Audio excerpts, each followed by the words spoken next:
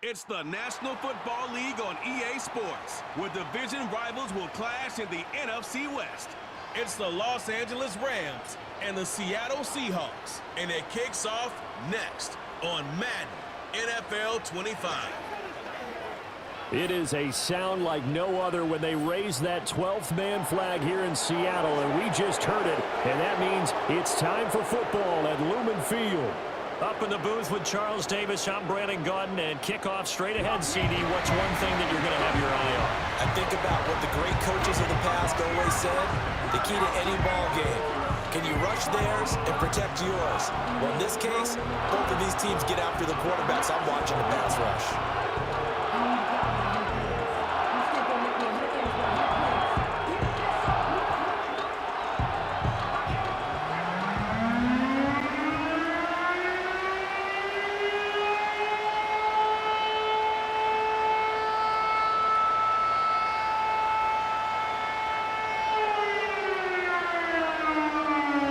Here's the kicker, Jason Myers, to get this one started. And off we go from Seattle.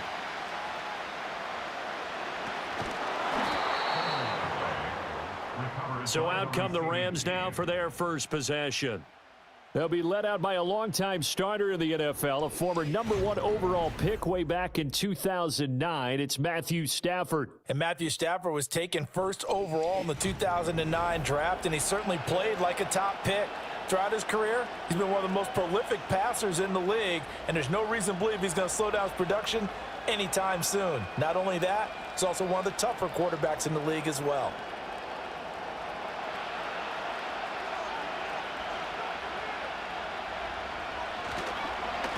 First run now for Kyron Williams.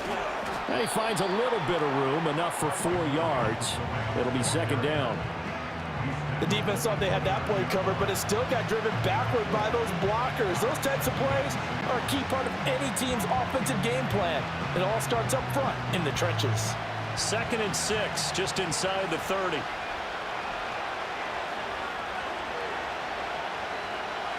They'll motion the tight end across the formation. Stafford now to throw. Short throw, it's Higbee. And he gets this up across the 35 before he's out of bounds. Stafford to Higbee there. Rams first down.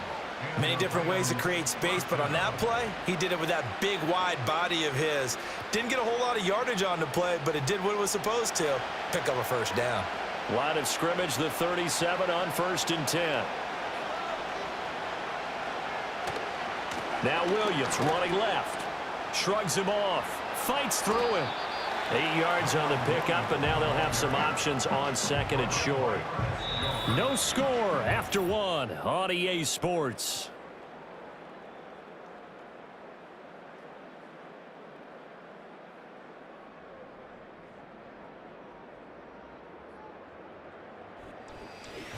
The Rams with the football here to begin the second quarter. Now a 2nd and 2. As they've got it as we resume action. To throw is Stafford. He's going to loft this one deep left sideline. He's got it at the 15. And they'll have it in the red zone before he crosses over out of bounds.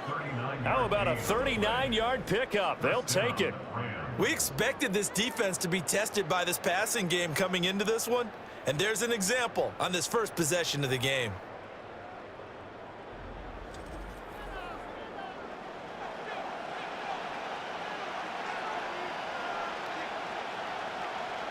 Could we get a touchdown in this first half after all? It's 1st and 10.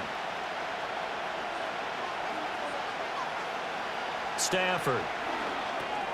He'll get this complete to Whittington. The Rams going to go ahead and use the first of their timeouts as they get the stoppage with a little over 50 seconds to go in the first half.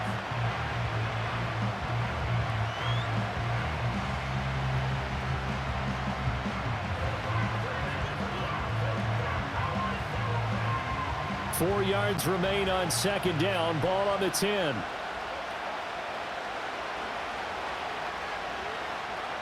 From the gun, here's Stafford. That's complete to Williams out of the backfield. And they go the wrong way on this one. Losing yardage back at the 12. Now the Rams will signal for a timeout, their second, as the clock will stop with 45 seconds to go in the first half.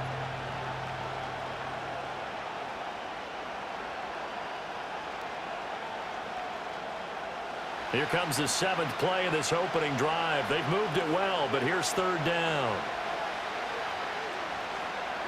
Again, it's Stafford. Open man right side is Cup, complete. And he'll get into the end zone. Touchdown, Rams. Matthew Stafford finding Cooper Kupp for the touchdown there. And the Rams will take the lead here in the final minute of the first half. And that touchdown gives them a touchdown lead before they attempt the extra point. What a great way to end the half. Yeah, great job to put themselves in front. And now, see on the sideline, special teams defense scrambling, saying we want to preserve this for the final moments of this second quarter.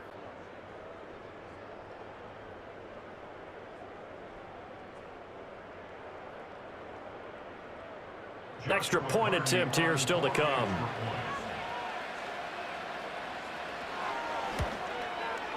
It's up, it's good, and the Rams take a 7-0 lead.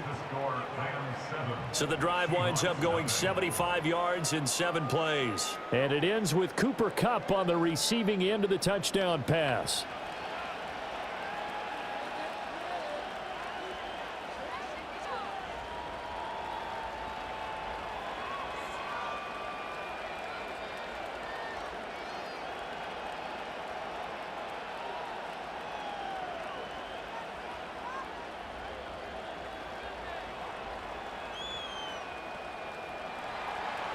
Out is the kickoff unit as they run up and send this one away.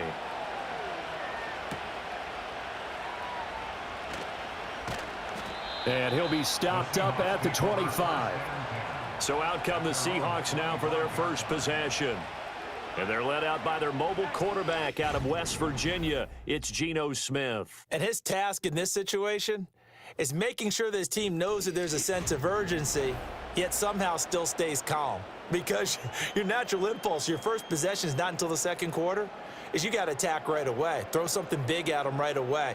Yeah, you've got to move the ball, but maybe be a little bit careful in doing so.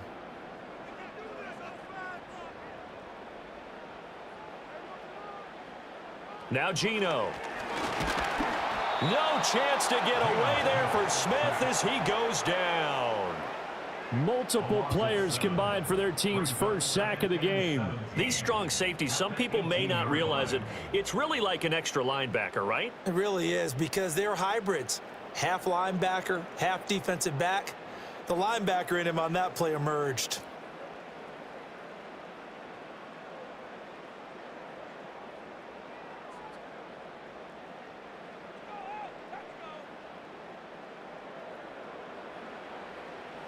The final shot here before break. Smith. And he'll slide to a halt here. Still a little shy of the first down marker. So we've come to halftime. It's the visiting Rams taking the lead to the break. As we'll send you eastward to Orlando. Standing by with that EA Sports halftime report now is Jonathan Coachman. Take it away, Coach.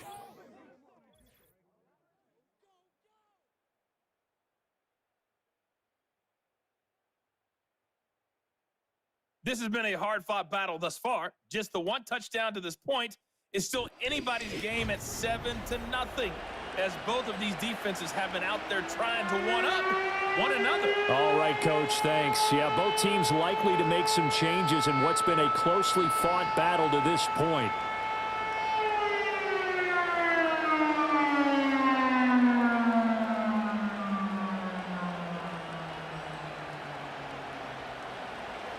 Just the one touchdown in that first half. 7-0 our score as we get going in quarter number 3.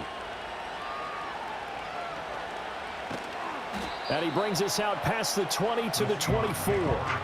Seattle's offense coming back onto the field, ready for their second drive.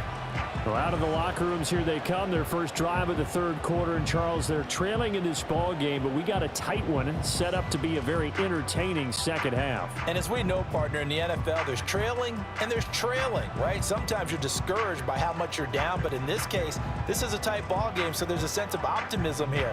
I think they went into half and looked at their play sheet and said, these are the plays we really like. What do you say we use them to start the second half and get us going? He's got Brown on the out route complete. And he's upended after a gain of 2 out to the 27. Well, it's time for them to be good teammates right here. And what I mean by that is possess the ball for a little while. Get at least 2 first downs. Give their defense a chance to settle down a little bit after they give up a touchdown. They'll break the huddle, come up on 2nd and 8 at the 27-yard line. First carry here for Ken Walker. And he stopped immediately there. Officially no gain on the play, and they're left with a 3rd and 8. As usual, the hallmark of a good run defense, linebackers making plays near the line of scrimmage. Absolutely nowhere to run there. They'll be in search of 8 yards here as they hope to convert the first down.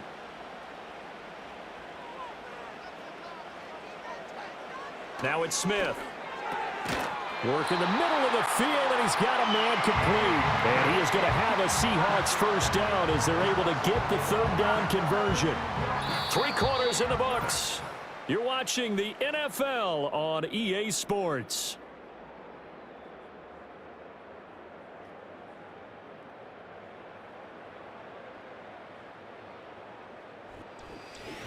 Back now in Seattle, Washington. All 3 timeouts still at their disposal. Here's 1st and 10 now. Up the middle they run. It's Walker. And a good swarm to the football defensively as they get him down at about the 40. That felt like a trap because it looked to me like the opposing front was on that play from the get-go. They had everyone crashing the ball carrier before he even made the line, and they hold him to just a yard. They'll come up now. 2nd and 9. Smith's going to throw it. 3rd and long coming up. Defensively, you pressure the quarterback or drape all over the passing lane? Yes, that's exactly what you do. It's both because they're not mutually exclusive. They may have been at one time in football, but not anymore. You want to have that pressure. And if you have a big-time pass rusher, send him after the quarterback and then make sure you blanket the field. Smith to throw. And he can't get a throw off. He's taken down. What a huge play at this point in the game. Now the Seahawks going to use the first of their timeouts as they'll stop the clock with 24 seconds to go in the game.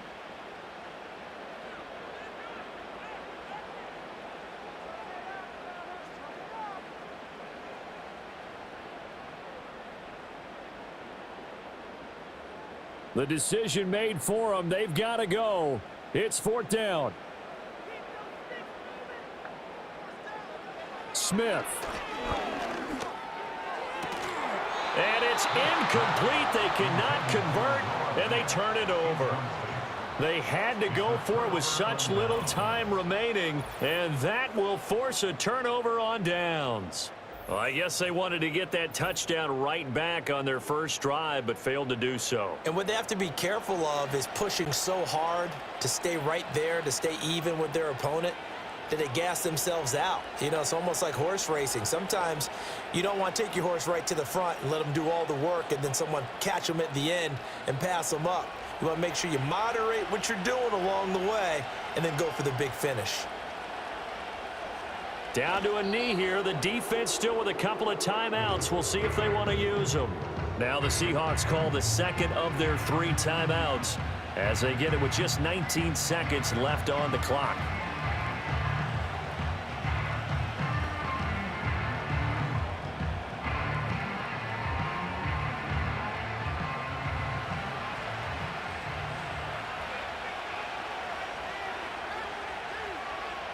The Rams go victory formation as they take the knee. Now the Seahawks forced to use their 3rd and final timeout.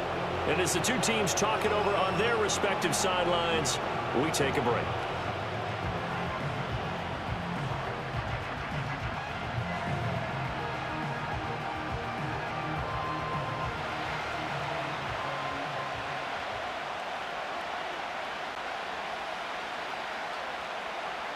Stafford down to a knee, and with it, he's going to ensure his guys a victory.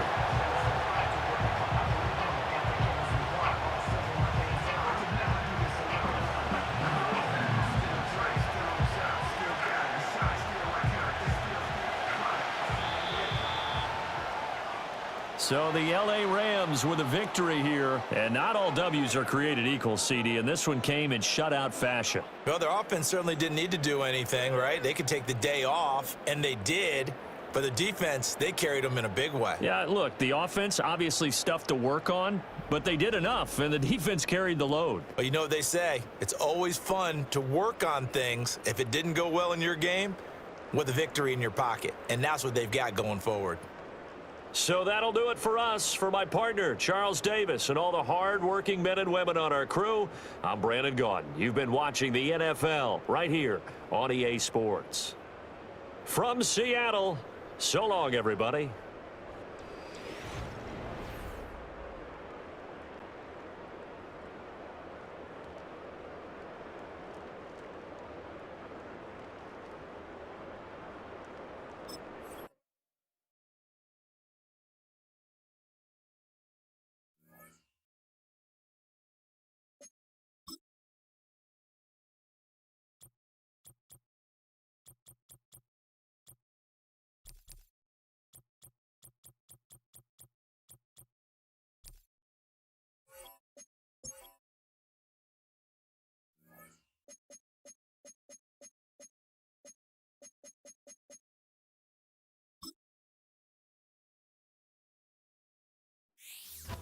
It's the NFL on EA Sports, and the wait is over for this rivalry game. It's the Philadelphia Eagles and the Washington Commanders, and it's coming up next.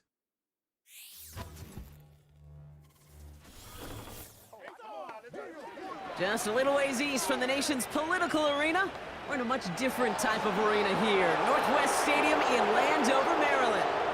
Hi there, everybody. Thanks so much for joining us. You picked a fun one to tune into. I'm Kate Scott, joined by former NFL quarterback Brock Huard. And we've got two quarterbacks here, Brock, who are known for playing a very exciting brand of football. Not just throwing the rock, but taking it themselves, too. Yep, these are two of the guys who really epitomize the direction that this position's going in the modern NFL. Yep. Pocket passers, they'll have their place. They always will. But a lot of teams look to somebody like this as the default. A great passer, but someone who can also mix in plenty of rushing yards and keep that defense honest.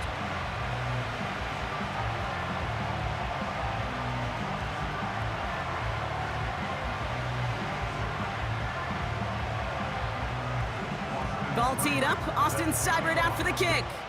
And we're off and running from Landover. On the return, Britton Covey. He's got a lane up past the 30. And it's a nice return here. They'll tackle him shy of the 35. So here come the Eagles for their opening drive. They're led out by an incredible score through the air and on the ground. He was picked 53rd back in 2020. It's Jalen Hurts. Kate, it's not often that we talk about quarterbacks having a nose for the end zone in football. It's usually reserved for the running backs. But Jalen Hurts has changed that conversation.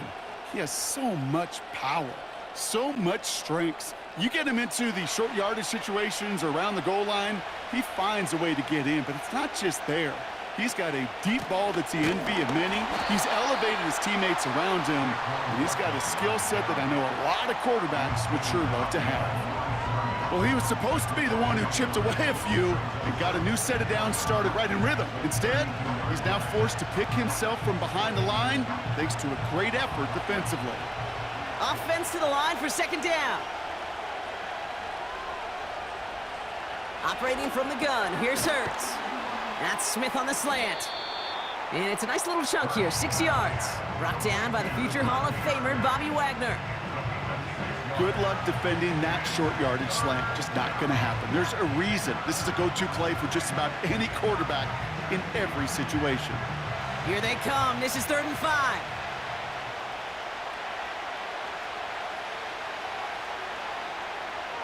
Hurts now from the gun. That winds up incomplete and brings an end to our opening quarter. 1 quarter down for these two NFC East teams. Couple of zeros on the board right now. We're back to Northwest Stadium right after this.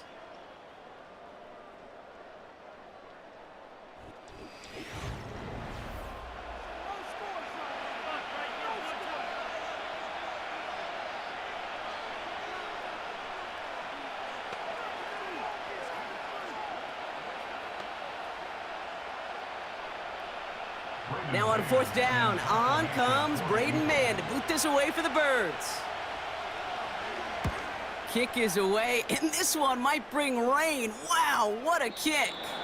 And oh, just a hair too much on that kick. The punt lands in the end zone. This one's coming out to the 20. So now the Commanders will get their turn at an opening drive of the game. They'll be led out by an elite runner, one of the game's top dual-threat young quarterbacks. He was taken second in 2024, Jaden Daniels. Jaden's the closest thing we've seen to Lamar Jackson. And while there's only one Lamar Jackson, the two-time MVP, Jaden's going to push him a little bit in this league. He is a tremendous athlete. Over 1,000 yards rushing down the SEC, and he's just got the instincts, the feel to know when to run it. But man, he can also sling it. A quick, compact, accurate release. I can't wait to watch this guy's skill set unfold in the NFL.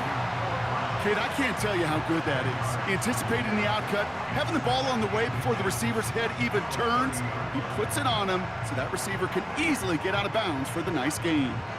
Let's see what they want to do here, partner. It's 2nd and inches. Shotgun snap to Daniels. Escapes the pocket. He's stepping up and takes off with this one. The Commanders take a timeout. It's their first. They'll have 2 left to work with before halftime.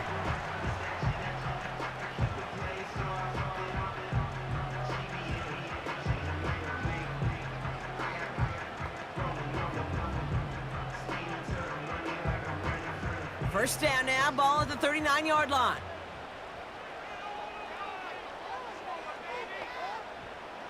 From the gun, it's Daniels. Couldn't connect right side, it's incomplete. Well, no look on his first look of the game, and it sets up 2nd down.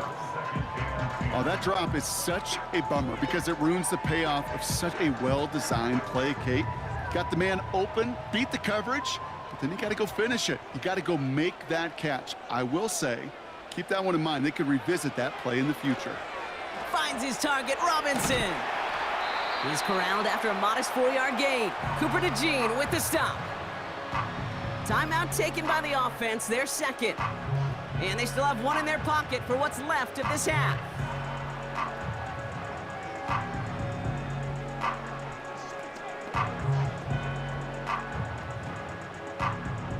Third and 6 for them to figure out now.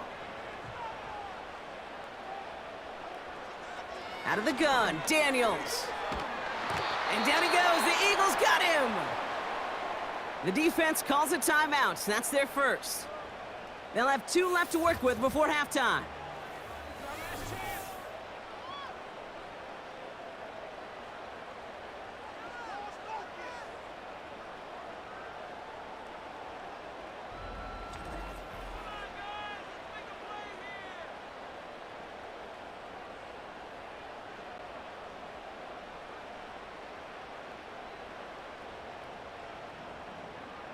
Commanders punting on 4th down, and they're going to bring out the ever-reliable lefty vets, Tressway.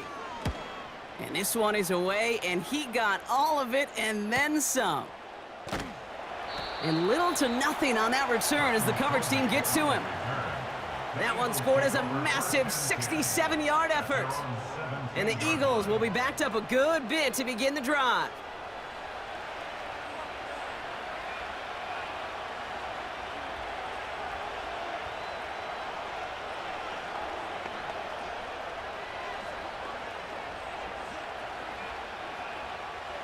The clock reads 24 seconds now as the final drive of this half begins.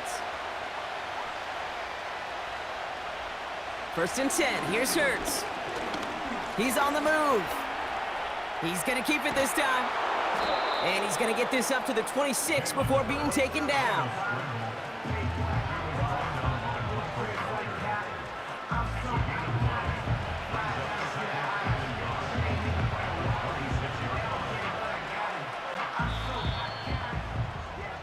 So we've reached halftime. A rough one for a former quarterback like my partner to watch so far. Hang in there. We're scoreless at the break.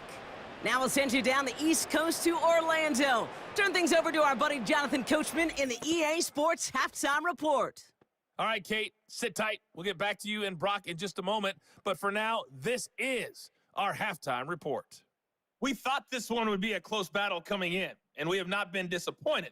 They're all even to this point. This has the feeling of a game that could go right down to the wire. One mistake or one big play could turn out to be the difference. All right, thank you, Coach, and we are back and about set to begin the second half.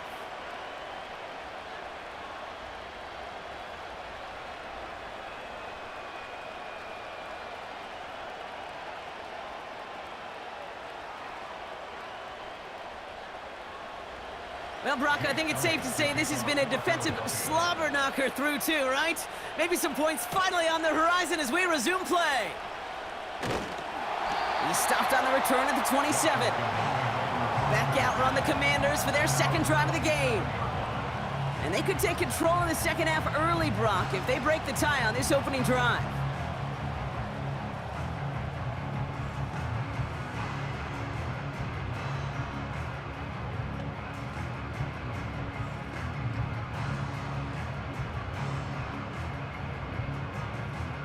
And the drive will start out with a 1st and 10.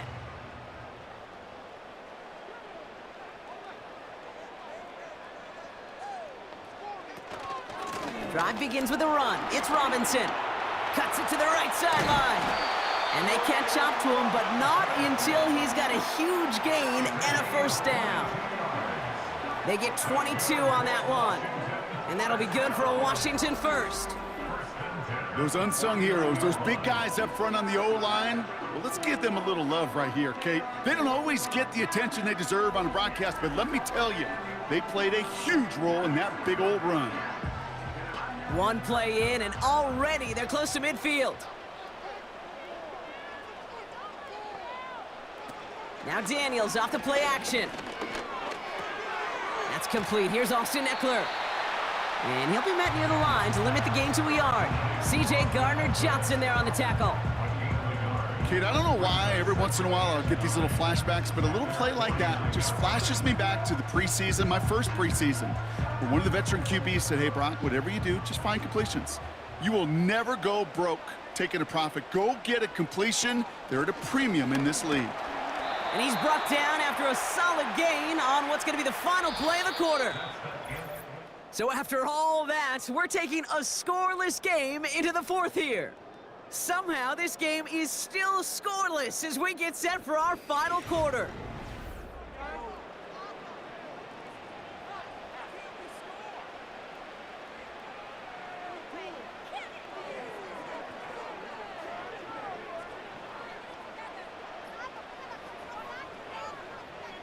Chance to move the chains here on 3rd and 4.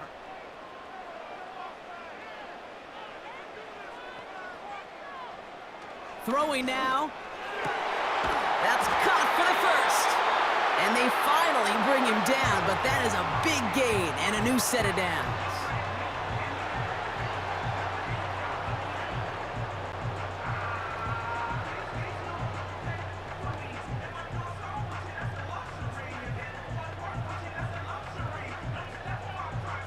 Wary of the clock here, Brock, but at least all their timeouts are still available. It's 1st and 10. Here's Robinson up the middle. And they try to power it forward, but only a couple of yards there. Timeout taken by the defense, their 2nd. Still one more in their pocket to use.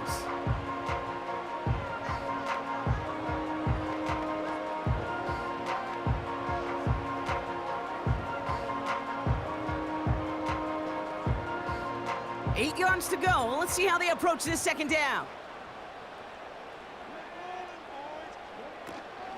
First carry now for Austin Eckler. And they take him down, but he's able to get this inside the red zone. The Eagles decide to spend their 3rd and final timeout. And now they're powerless to stop that clock with a timeout at least.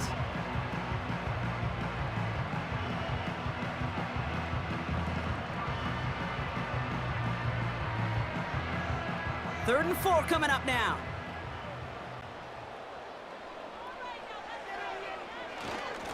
Robinson on the inside give. And he's brought down a little short. No, actually they do give him the 10-yard line. It's a pickup of 9 yards. And the Commanders will have a first. Calm, cool, collected from this offense. Love to see it. No tunnel vision on what down it was. Just focused on executing the play in front of them. Not first down. Here's Eckler.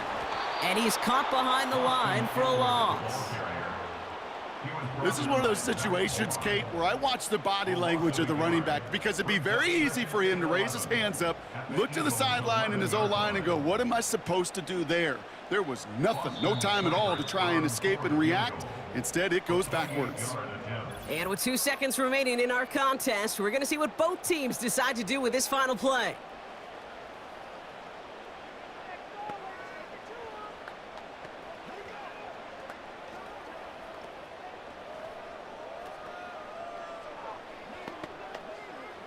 This game now resting on the try from Austin Seibert. This from 28 yards away.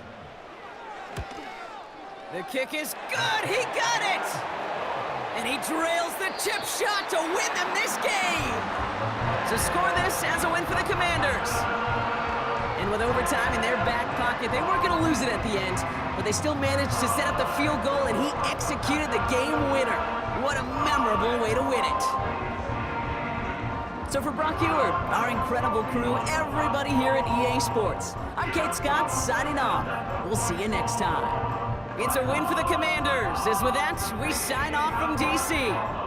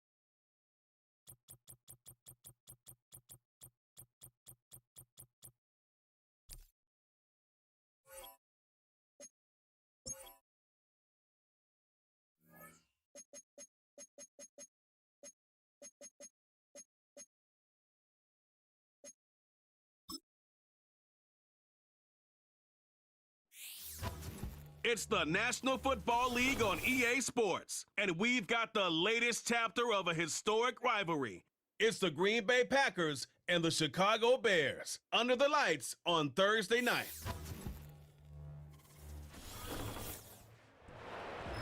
EA Sports coverage of the National Football League brings us to one of the legendary venues in the sport, historic Soldier Field in Chicago.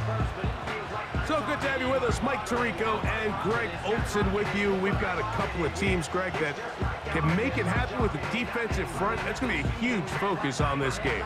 With the importance of the passing game in today's NFL, Mike, you know how great it is to be able to disrupt that timing and throw off the quarterback's rhythm.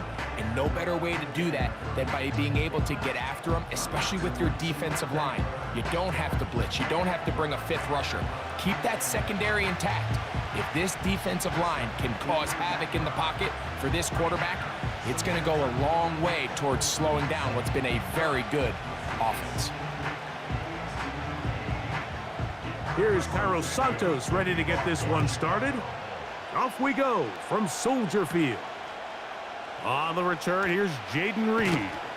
And this will work out quite well. He'll get it all the way out to the 30-yard line. The Green Bay offense set to go to work for the first time. And they're led by the man who waited his turn, the 2020 first-rounder, Jordan Love. There was a lot of questions surrounding Jordan Love. Was he the long-term answer in Green Bay following in the footsteps of the legendary Aaron Rodgers? And I think last year in his first season as a full-time starter, he certainly quieted a lot of those questions. He spent time early in his career watching from the sideline, and He wasted no time showing he's one of the top young quarterbacks in the entire league. And his initial touch, good for a couple. It'll be second down.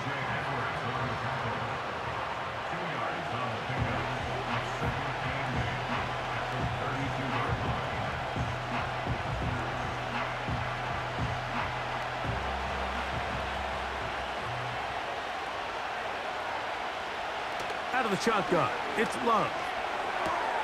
Completes this one. That's Christian Watson. And they will bring him down on the other side of midfield. This is clinic tape for any young wide receiver out there watching this guy run routes.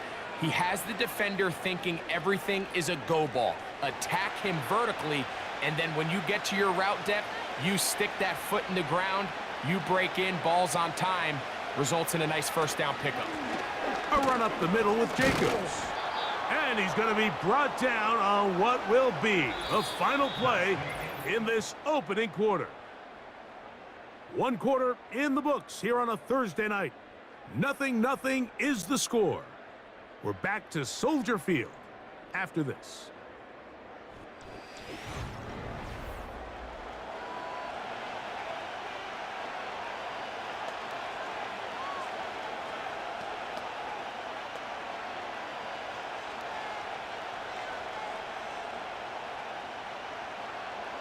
Here's 2nd and 6.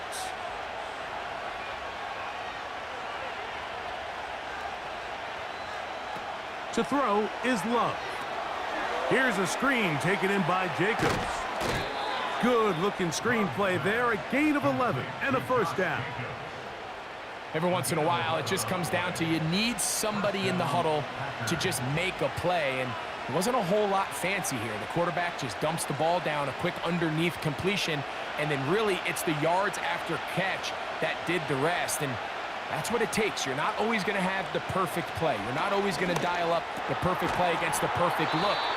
Sometimes players need to make plays, and that was a good one there.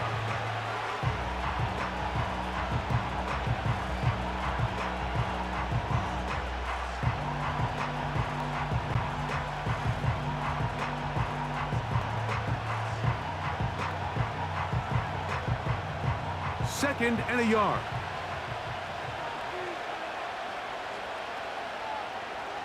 Love. He finds Jaden Reed for the grab. And this drive's going to continue. He's taken down, but they are set up with 1st and goal.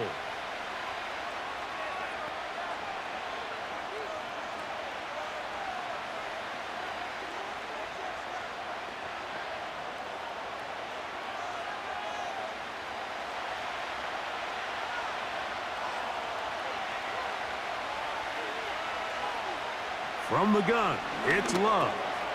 He pulls it in around the 5. And he's going to be down close to the goal line. Good job defensively to make sure he did not get to the end zone. Well, this is a great example of the old saying, Mike. You never go broke taking a profit. Give credit to this quarterback. I know it's not the big explosive play he was looking for, but getting the ball into the hands of his running back, allow him to pick up some extra yardage. Over the top, he's got it. Josh Jacobs, touchdown, Green Bay. You know, we spent so much time talking about the heroics of a game-winning drive to end the 4th quarter in 2-minute mode. But let's talk about a 2-minute mode, Mike, at the end of the first half. It might not be in walk-off fashion, but I'll tell you what, executing that here going into halftime changes this entire game.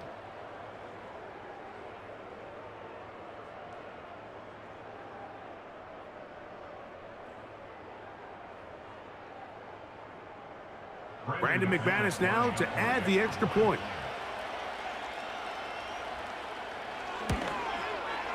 He's got it. And the Packers will take a 7-0 lead.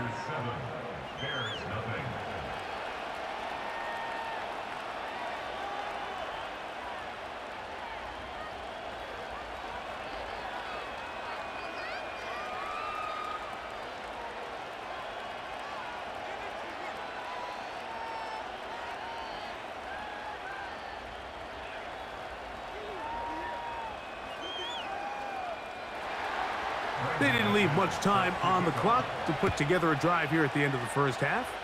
And the kickoff's coming their way. This kick is fielded in the end zone, but no move to bring it out. It's touchback, and that ball will come out to the 30-yard line. Here's the Chicago offense taking the field for the first time. They're led out by the quarterback from USC, Caleb Williams. As hard as it may be, Mike, to resist, I don't think they need to come out and think we have to match them big play for big play after just giving up that early score. Stick to your plan. Pick up the first down and allow this game to start unfolding and settle into a rhythm. Execute your game plan. Don't try to match what your opponent's doing. They will start it on the ground to run that clock. And it'll be stacked up at the line of scrimmage. No gain on the play. Just the lone touchdown in that first half of action. 7-0 is our score. As we'll get you down to Orlando now. That's where the coach is, Jonathan Coachman, and our EA Sports Halftime Report. All right, Mike, thanks very much, and welcome in everyone to our Halftime Report.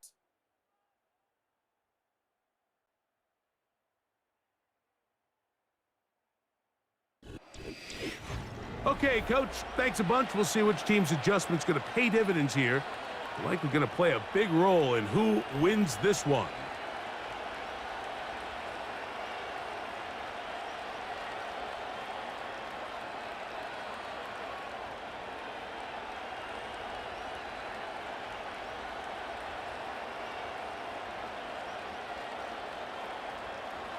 Just that one touchdown on the board. 7-0 the score as the third quarter begins.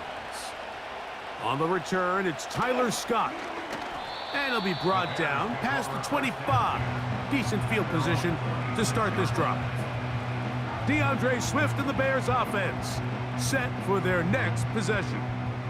They'll be hoping to match that touchdown from a moment ago. 7-0 our score as this drive begins with a first down.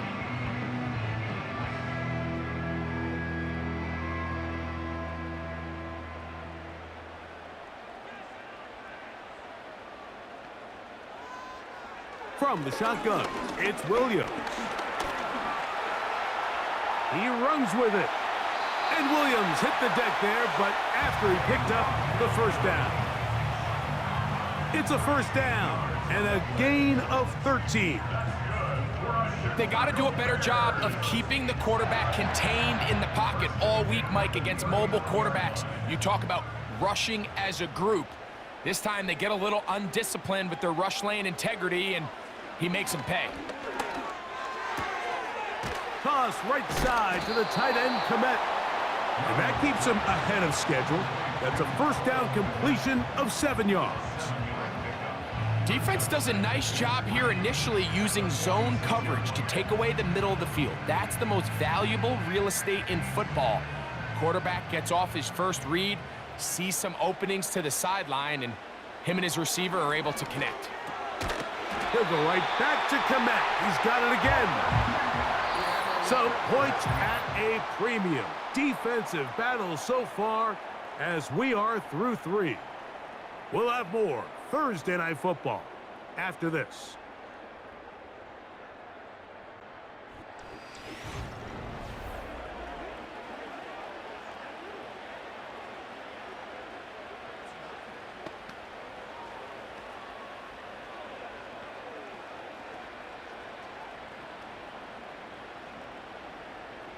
They still have all 3 timeouts, and here we go with 1st and 10.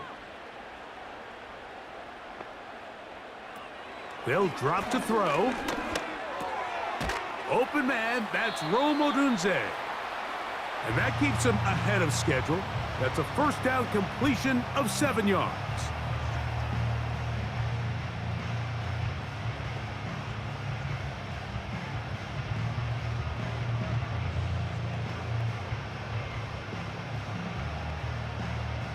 Here's 2nd down and 3. Williams to the air once more. He's got his man, Carter. A lot of terrific quarterbacks from Southern California, and here's another one. The rookie gets his team a first down. And now, after that catch, they've got a chance here late, Mike. They've got enough time to try to move this thing down. I think they can win the game on this possession. Here's first down.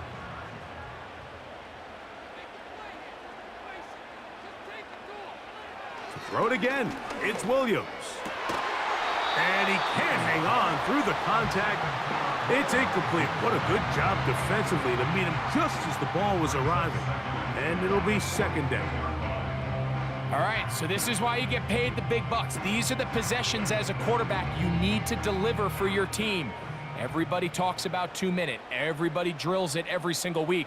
But when it comes down to this moment in the game, your quarterback needs to be on point. And they're going to track him down. He couldn't find a receiver, and down he goes.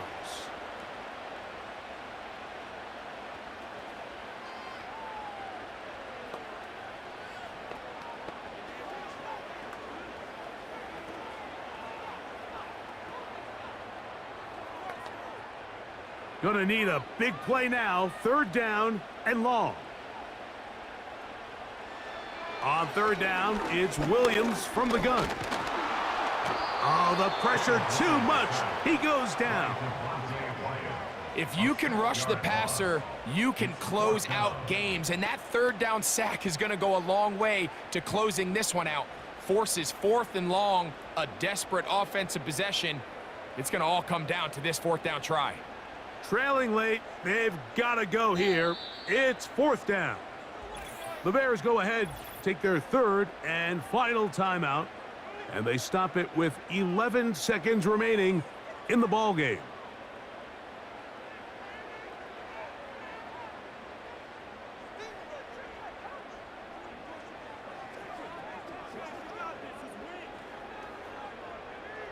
Going to leave the offense out there for fourth and long. They'll indeed go. It's Williams. And that is incomplete. They had their chance. They took it there. Look, they're trailing late. Got to let it fly. This will wind up a turnover on downs. And it all came down to that play. The offense finds themselves trailing, all out of their timeouts. The defense knew they were one stop away from ending this game, and they came up big when their team needed it. Victory formation here as he's down to a knee.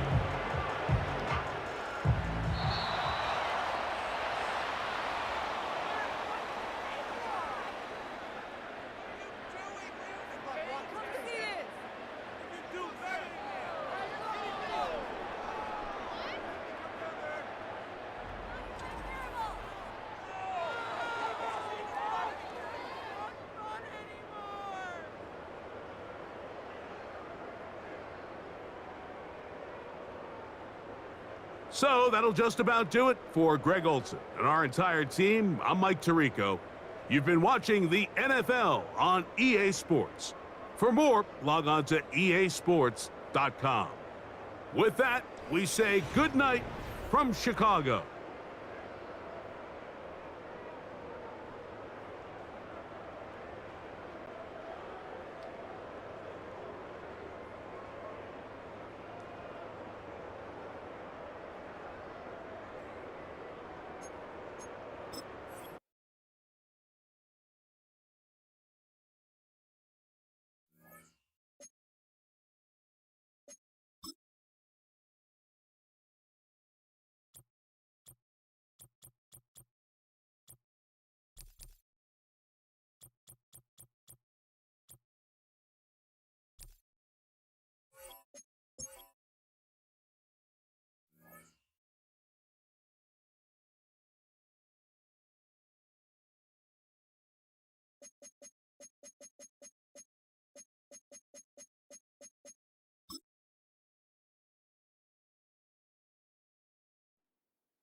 It's the NFL on EA Sports, and we'll get to see a battle for conference superiority. It's the Los Angeles Chargers and the Dallas Cowboys on Thursday night.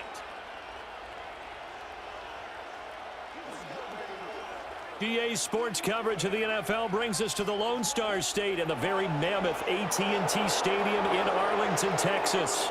Brandon Gaudin and Charles Davis on hand. Kickoff just moments away. Charles, quickly, keys to the game. For me, it's coaching. Who prepared his team the best going into this one to give them the confidence to believe that they would win the game? That's who's going to come out of this one on top.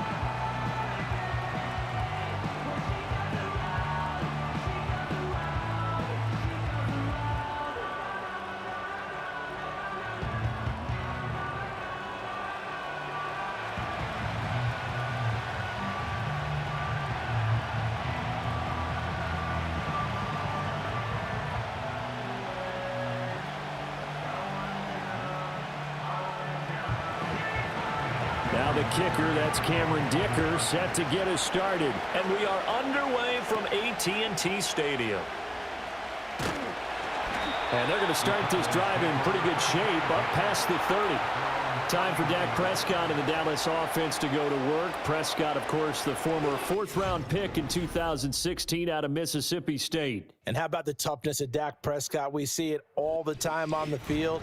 And remember when he had that serious ankle injury, would he return to form? Boy, did he ever. And he was better than ever, and that's great for the NFL. Terrific resilience, playing at a high level, capable of winning a championship with his arm and his legs.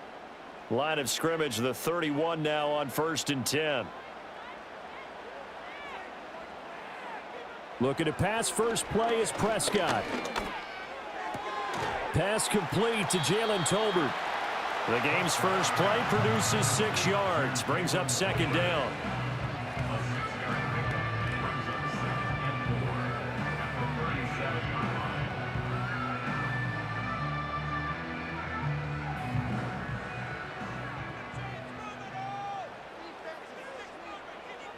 Prescott now. Flushed out right. And he's going to have to eat this one as down he goes. Joey Bosa coming in for that outside linebacker spot, and he buries him for a loss of 7. But just 2 plays in, and Charles already their first sack defensively. Yeah, how about that? That didn't take long, did it? And now they look at 3rd down, and that's another time to try and go and get the quarterback too. 3 and out, a real danger here on their opening drive as they come up on a 3rd and 12. Now Prescott. Now he'll dump it underneath to his running back, complete. And this effort won't be enough as they rally up to stop him a couple of yards short. We're scoreless after 1.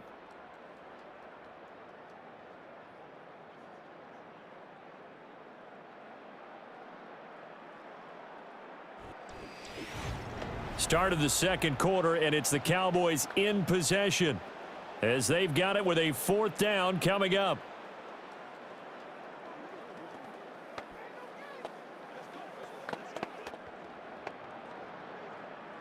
On 4th down, here's Brian Anger now to kick this one away. Back deep for L.A. is Darius Davis.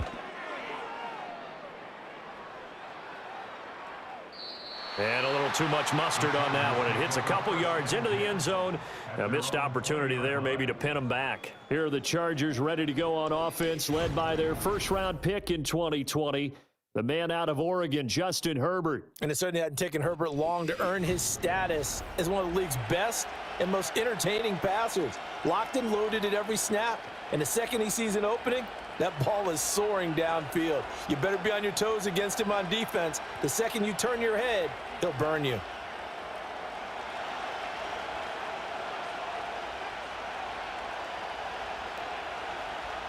Now it's Herbert.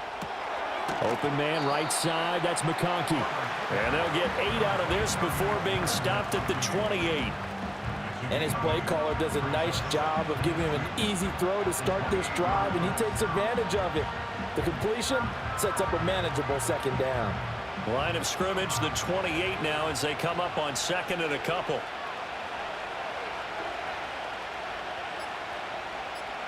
Here's Herbert. That'll be incomplete with 9 seconds now showing on the clock. We know it's not an easy job to go out and catch passes when people are trying to tackle you and knock the ball away. But the bottom line is, that's a pass he's got to have and a pass he should have caught. After the incompletion, here now, 3rd and 2. Palmer going in motion right. A fake on the jet sweep and a give to Dobbins. And that's going to be good for a Chargers first down as he's able to get this up past the 40. And with just 4 seconds left in this first half, a timeout call.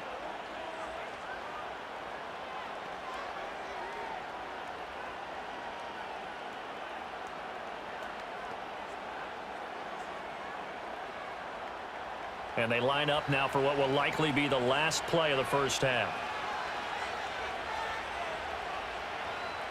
The final shot before the break for Herbert. And that's incomplete.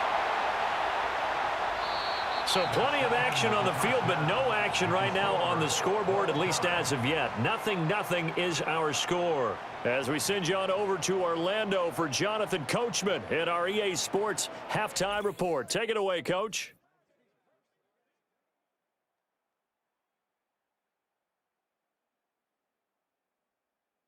We thought this one would be a close battle coming in, and we have not been disappointed. They're all even to this point. This has the feeling of a game that could go right down to the wire. One mistake or one big play could turn out to be the difference. Okay, Coach. Yeah, adjustments likely going to play a big role in this third quarter in what's been a tight contest so far.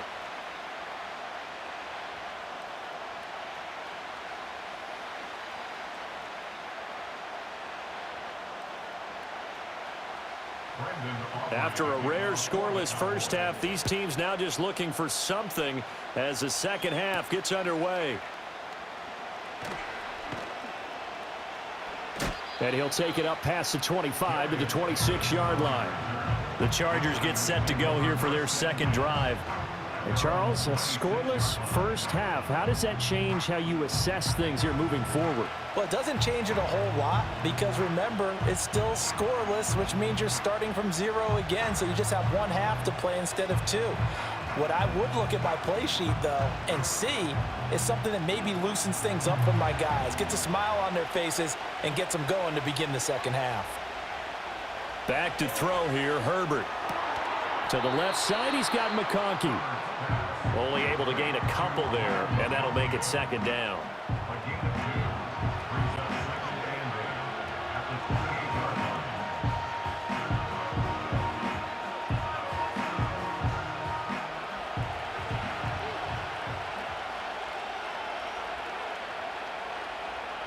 Here's Herbert. Right side, he has Johnston.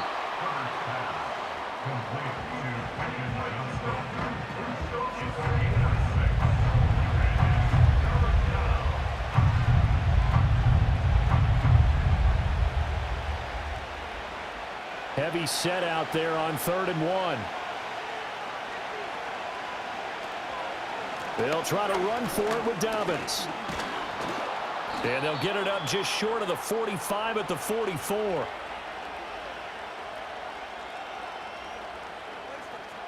One quarter remains here in this Thursday night matchup. We'll return with more after this. You're watching the NFL on EA Sports.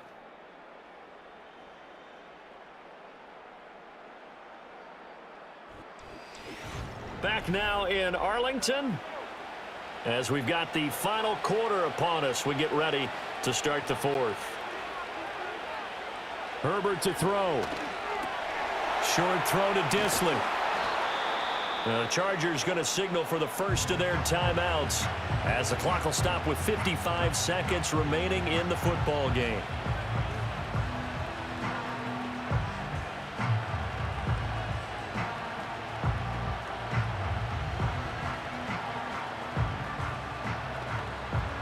Now second down and a few inches. Throwing, Herbert. Finds Johnston. Now the Chargers will use the second of their timeouts as they get the stoppage with a little over 50 seconds left to go in the game. And the Chargers first down.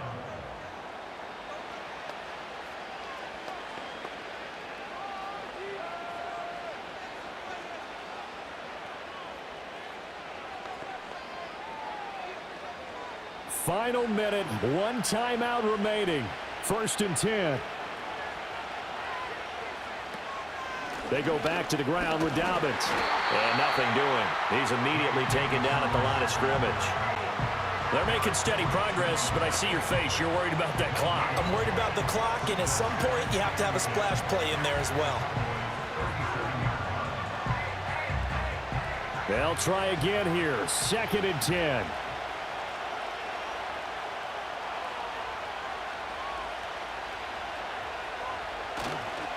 On the counter now, it's Dobbins.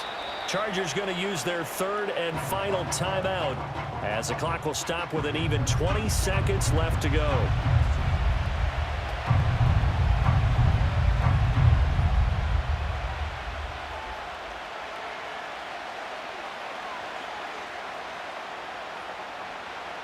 So now one of the biggest kicks of the night is forthcoming. This to almost certainly win the football game. Now the Cowboys going to burn the first of their timeouts. That'll leave them with 2 remaining. We'll be back after this.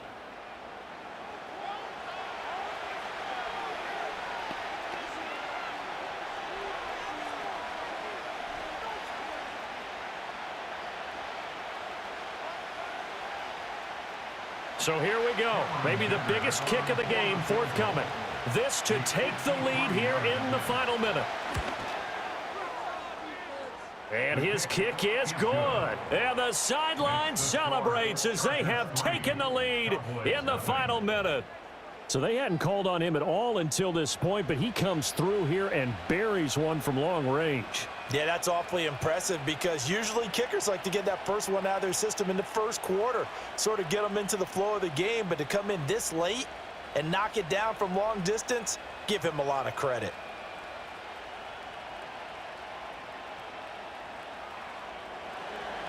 Now after the Dicker field goal, he's back out ready to send it away.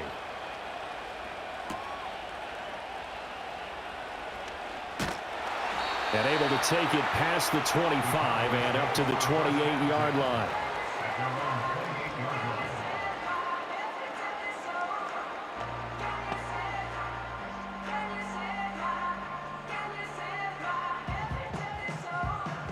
This is 1st and 10.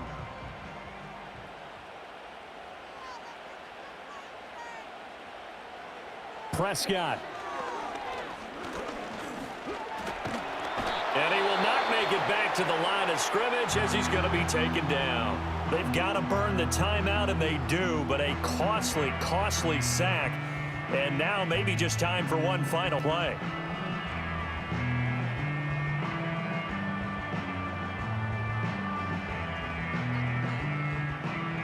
They'll come up now on 2nd down.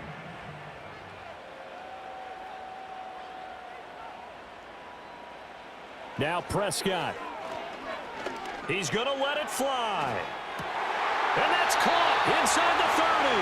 And he's going to be out of bounds inside the 25-yard line.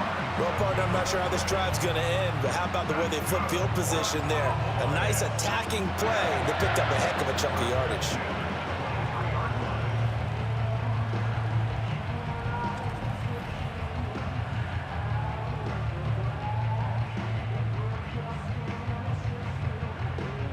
So on 4th down, out is Brandon Aubrey for the Cowboy field goal. With 2 seconds left in regulation, this to force overtime. And his kick is indeed good. And in the 4th quarter, this game is tied. 4 quarters not enough. We're all even, and to overtime we go. How much fun is this for everyone who's watching the game? How much fun is it for us to see this one get an extra period to get settled?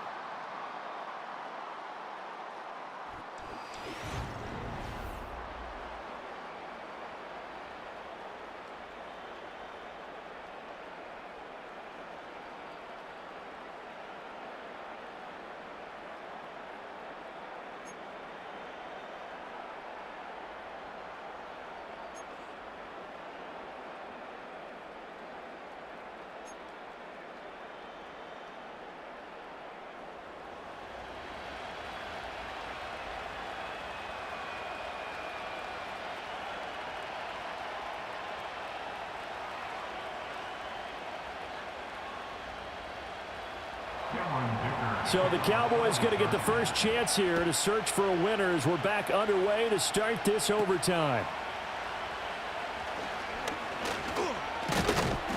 And they've got it up past the 35, so pretty good starting field position.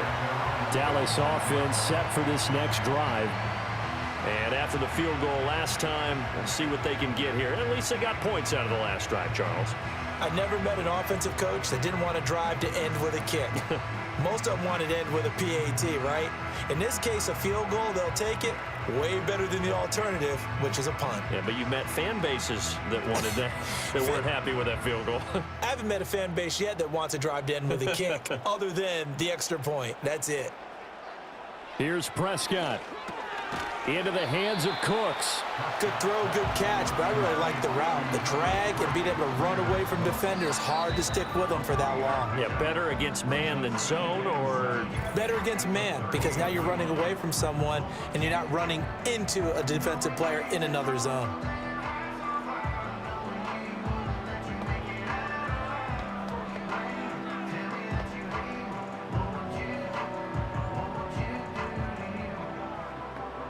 Opening drive of overtime. Both teams will get a possession, barring a defensive score. Here's second down.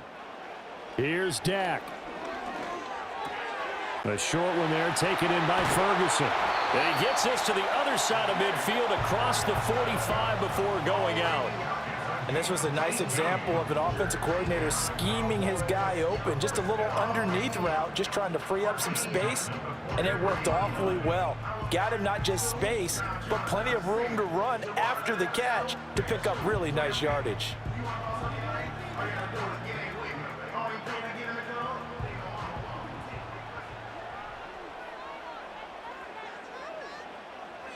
To throw, Prescott. And that is incomplete. He couldn't hold on through the contact. Brings up second down.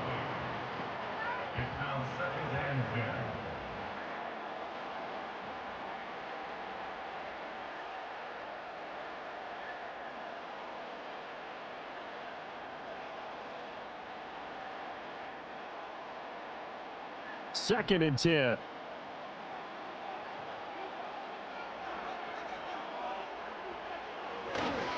They run here with Rico Dowdle.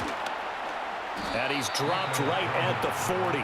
Gain of 3. Pretty good little two-play sequence there. You force the incompletion, then a very short pickup. Yeah, now maybe you bring in an extra defensive back or two because you want to try and defend on third down. They like to play those nickel or sub packages, don't they?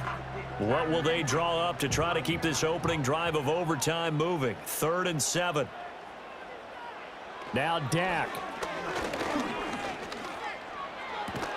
He'll find Lamb. That's complete. And he can only manage to take this thing to the 38, well shy of the first down.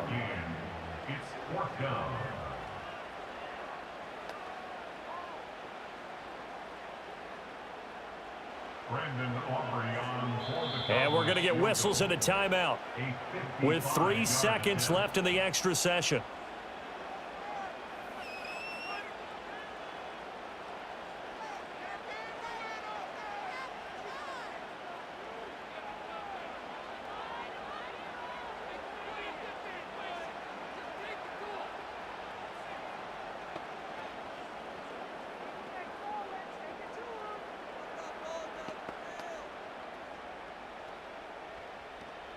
So on 4th down, out trots the kicker in a big spot here. This to at least get him a lead here in overtime. And he has got it from 55 yards away. That was never in doubt. And they will take the lead here in this battle of field goals at 6-3.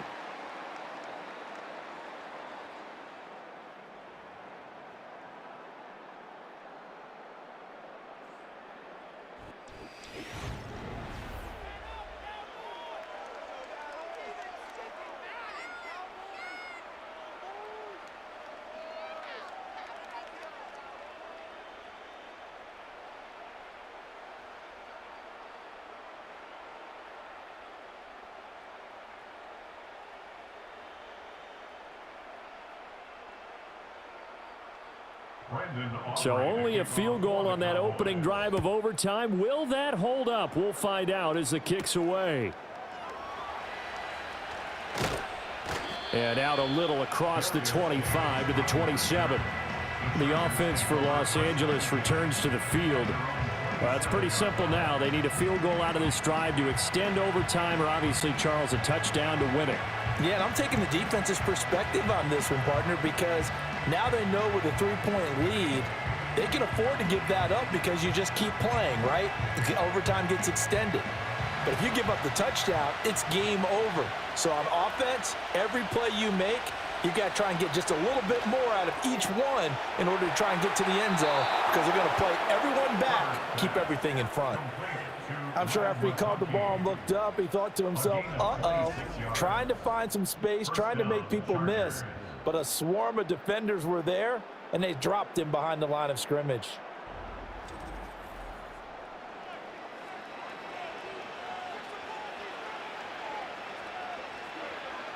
So from Cowboy territory now, here's 1st and 10 at the 47.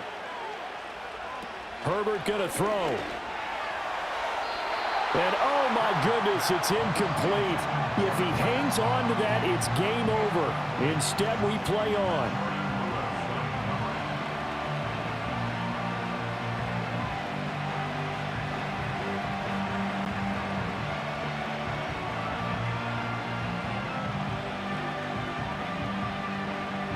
Here's 2nd and 10.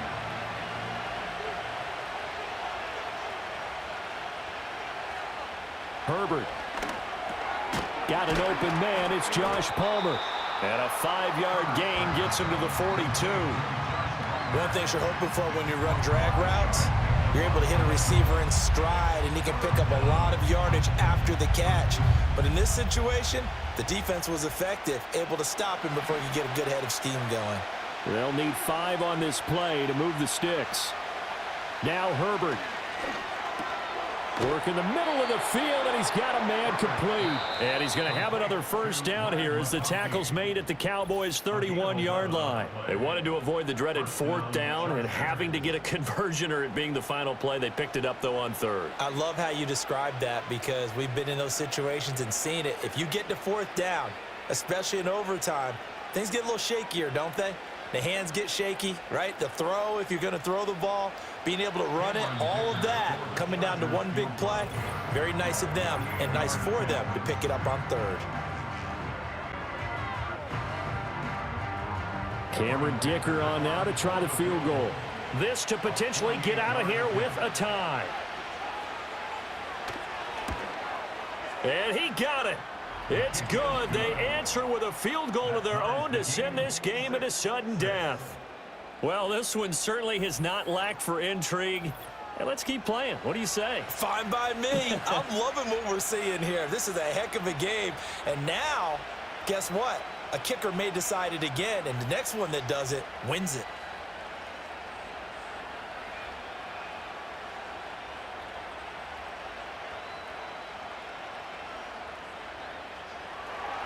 So a tie ball game here as the kick's away.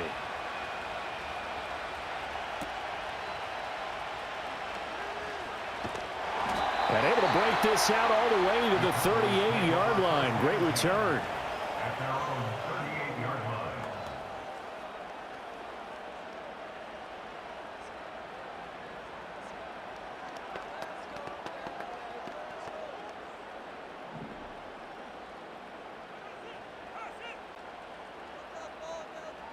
Prescott. Oh, and it's intercepted. And the Chargers are going to get it back here just past the 35. So the OT clock hit 0, and we're still not done. We'll switch sides and need at least one more OT to decide it after this.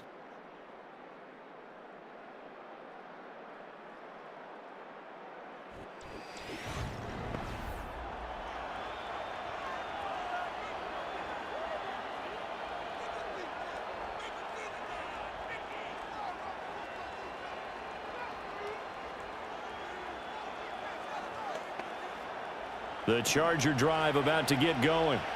And last time able to get 3. It's not what they wanted. They wanted 6, but they got at least something. They mustered something out of the drive. They'll take it. I like the way you've described it. Not ideal, but they'll take it. Anything to put some points on the board. But this time on offense, they don't even want to see the field goal kicker trot on the field. They want that ball in the end zone. Yeah, they'll be going for 6. Now a 2nd and 10. Herbert. That's caught by Palmer.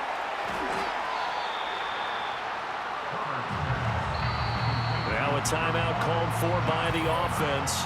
They'll be left with just 1 remaining here at OT.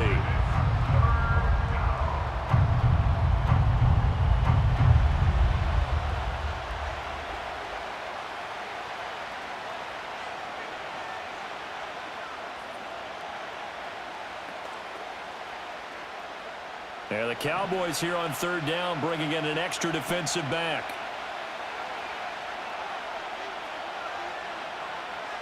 Now Herbert with it, looking to pass. Johnston hauls it in, and he is going to have the Chargers 1st down. They needed 4. He doubled that. He wound up getting 8. Would it be safe to say that as precise as routes are supposed to be run in the NFL, maybe they're not quite as precise in college ball? That's accurate, yeah. And I think we saw a college route in the NFL there. Just find the soft spot, find the dead zone, and find the 1st down. And that's what he just did. On 1st and 10, it's Dobbins.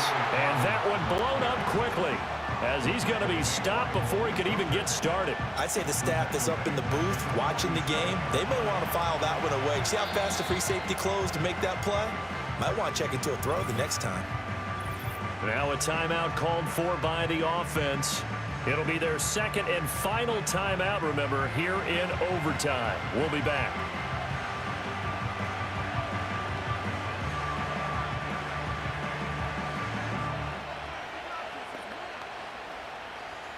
Behind the chains, 2nd and 13.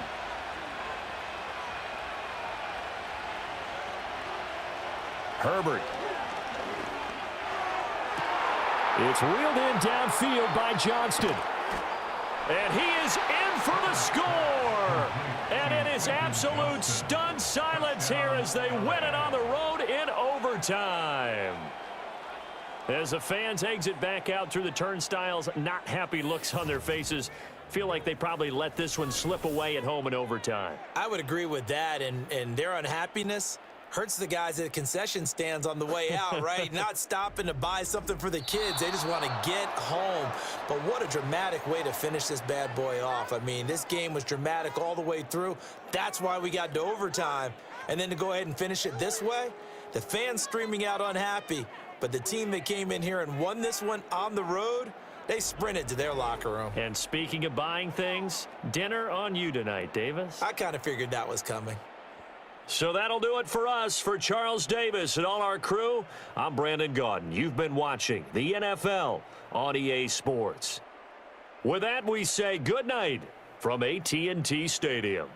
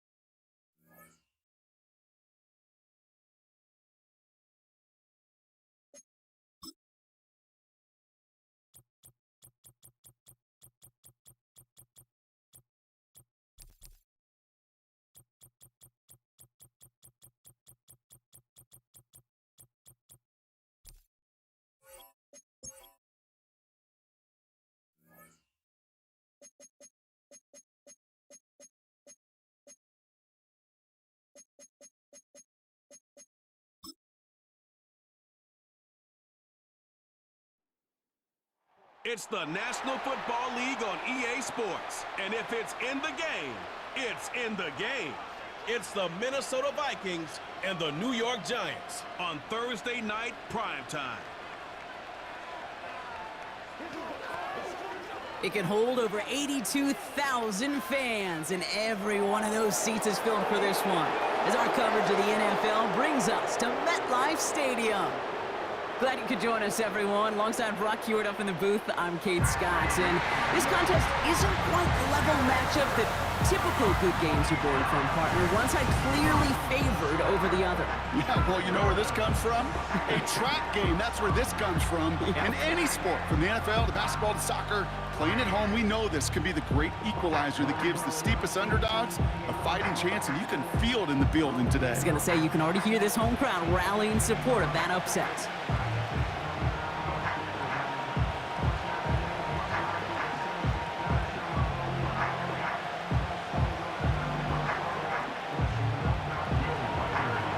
Reichert has it all teed up. And away we go from East Rutherford. Starting from the 5. Coverage team gets him down at the 26-yard line. So out come the Giants, their first drive of the game coming up. And we will get a look at their 6th-year signal caller.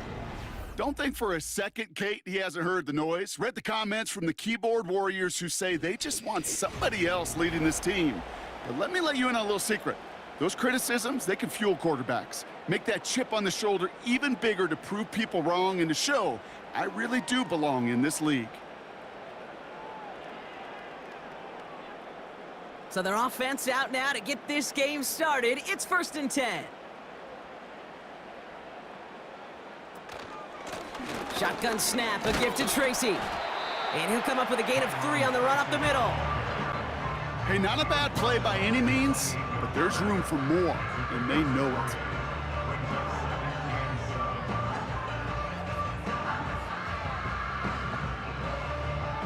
Second down now, 7 to go.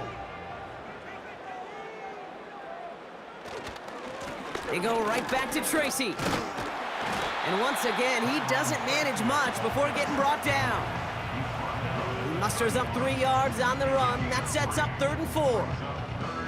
I think one thing you learn, Kate, when you transition from college to the NFL, not every run is going to be a big play. Some of them, well, they're just destined to end in a minimal gain, and some of them will set up that critical play action for later. Throwing off the play fake here. And that is how our first quarter will end, as that pass falls incomplete. We've arrived at the end of one on Thursday night. Couple of zeros on the board right now. We'll get back to East Rutherford after this.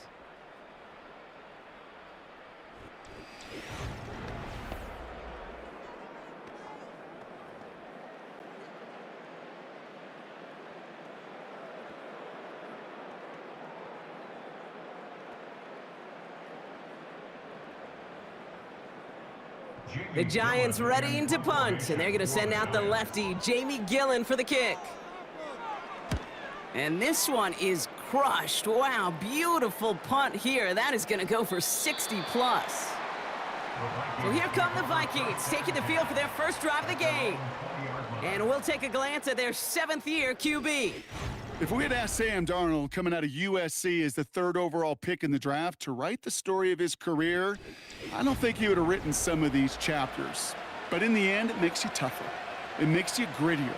And playing quarterback in the NFL is a lot about that. Your ability to just withstand adversity and to continue to get up time after time after time. And Sam Darnold has shown that kind of perseverance. Here's Darnold. Pass is caught. It's T.J. Hawkinson. And he's brought down after a nice gain and a first down.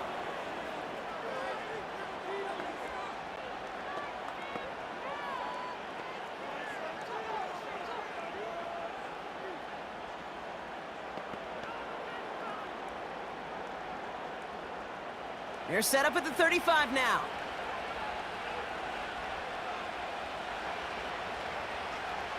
Now Darnold. He's got him. That's Addison. And they'll manage to contain him after about a 6-yard pickup. Brought to a halt by Deontay Banks.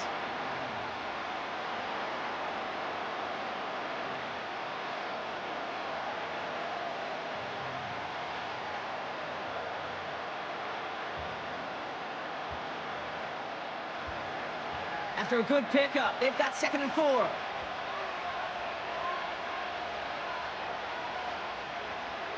From the 41.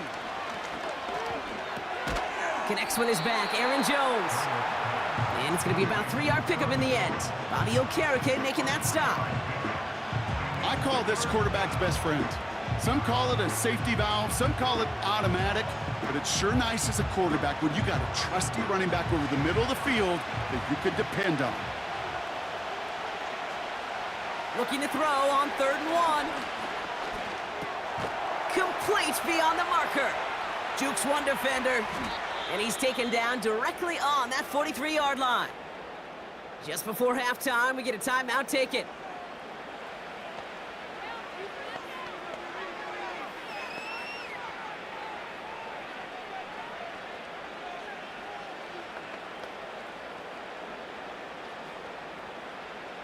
Let's see how they attack this first down, Brock, from the 43.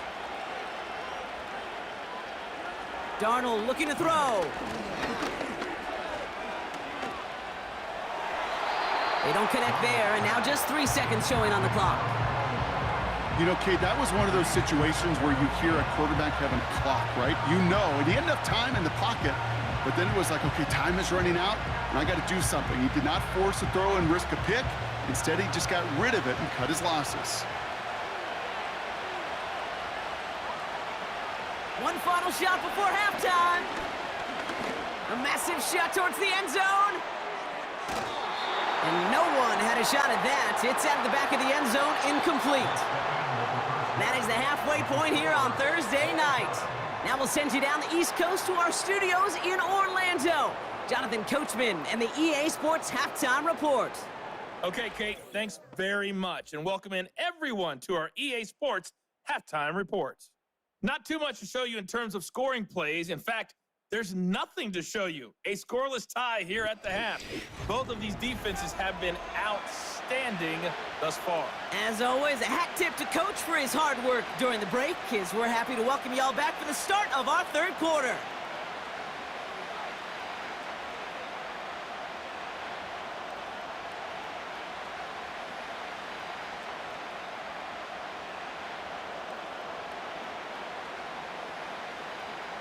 We've seen one half of football and no points just yet. Let's see who can finally break that deadlock here in our second half.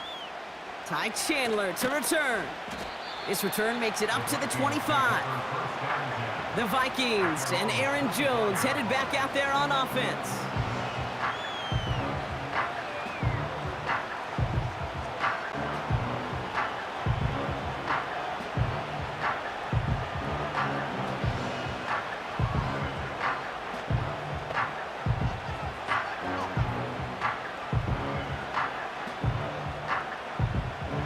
They're out and set, 1st and 10.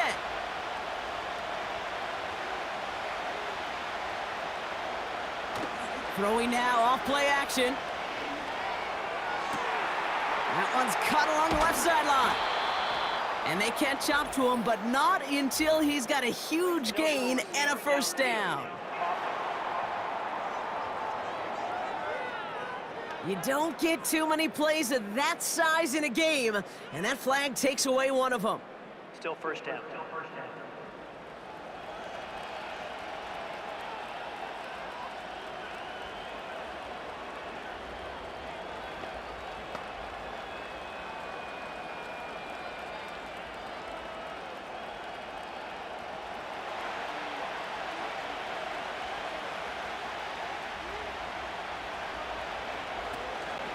From the gun, Jones gets it.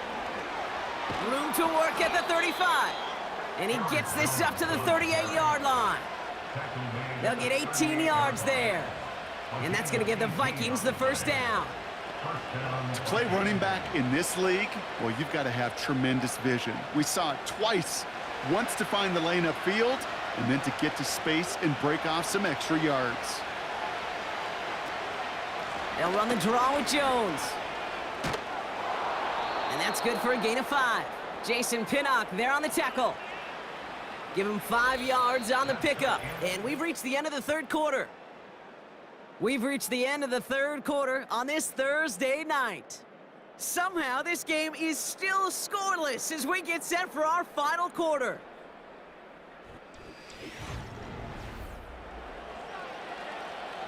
Halfway to the marker, it's 2nd and 5.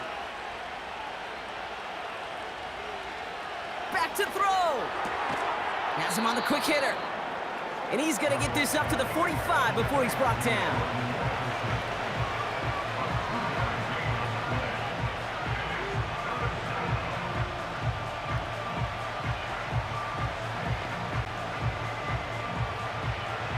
Vikings out of the hurry-up, need everyone back to the line. To throw. Escapes the pocket. He's running for it. And he wisely avoids contact, sliding down there, and that played good enough for a first. 5 yards on that play, and enough for a new set of downs. I love that play. I mean, that's quarterback 101. Nothing downfield, get what you can with your legs, but so much more importantly, protect yourself. Availability, one of the most important abilities for any quarterback. He keeps those feet in and makes the catch. So they're going to go ahead and call a timeout here. Only 3 seconds left in the game.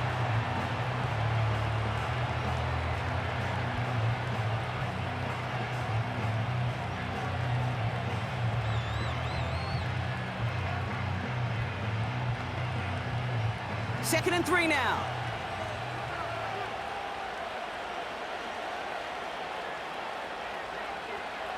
Setting up to pass.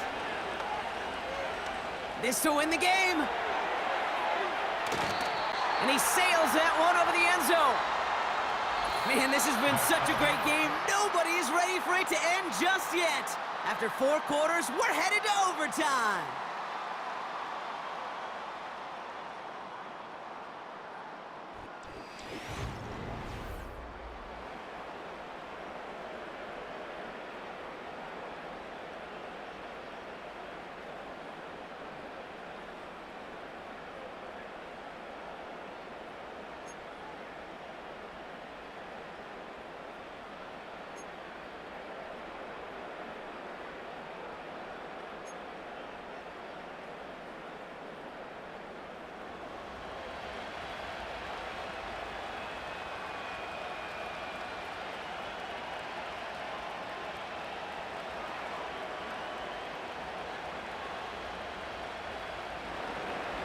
And hopefully this conclusion will be just as exciting as our opening 4 quarters. The kick is away here in overtime. Return coming from the 6. And a decent return ends as they bring him down inside the 30. Now for the second time this game, we get a look at the New York offense. And they haven't gotten their legs under them on offense just yet, Brock. 3 plays and a punt on their opening drive.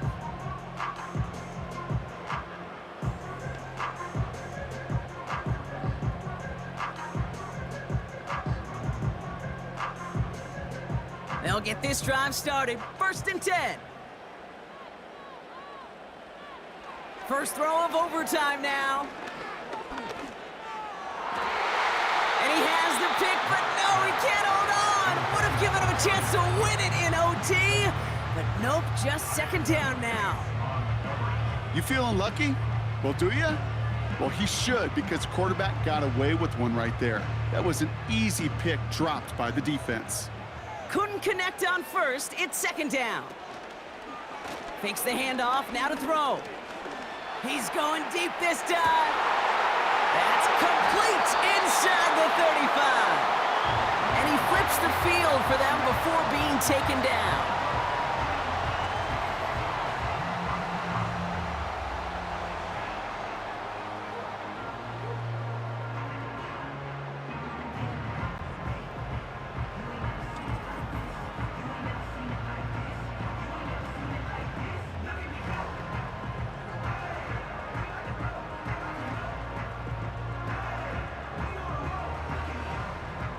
So the big play has him well into enemy territory and field goal range. They're inside the 30.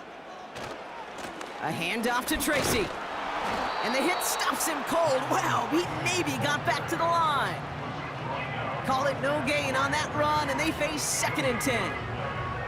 When you rush the passer, it's kind of like tracking down a runner. That same pass, same athleticism comes to life.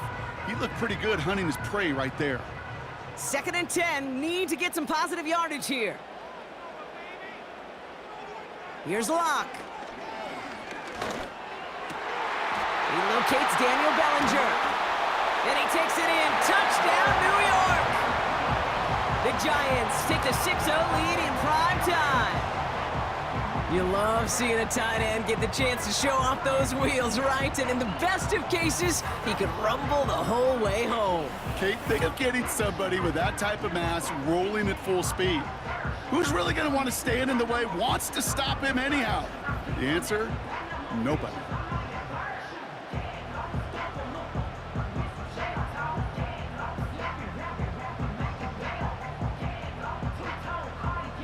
Graham Gano to tack on the extra point.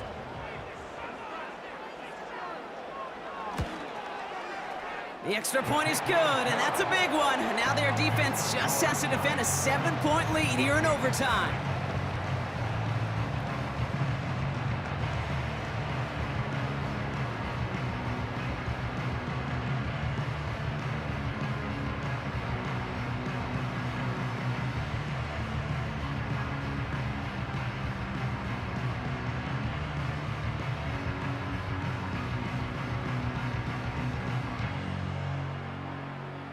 Gano ready to send this away. Chandler now on the return. And he's going to make this to the 28 before going down. The Minnesota offense ready to set up shop again.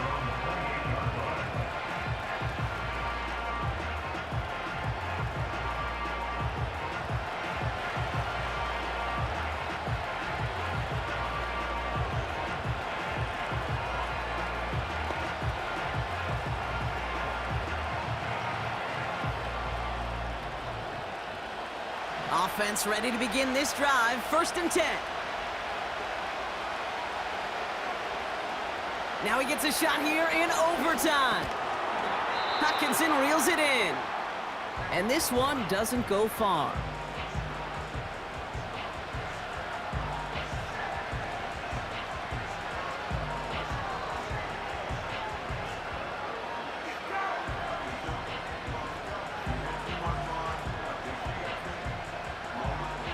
Second down now, 7 to go.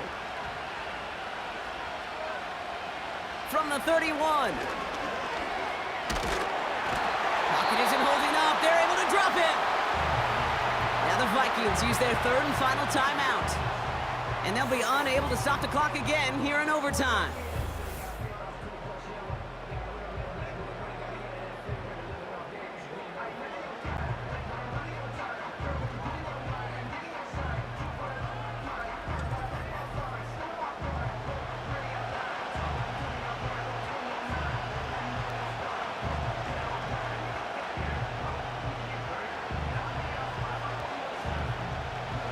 Let's see what they went with on 3rd down.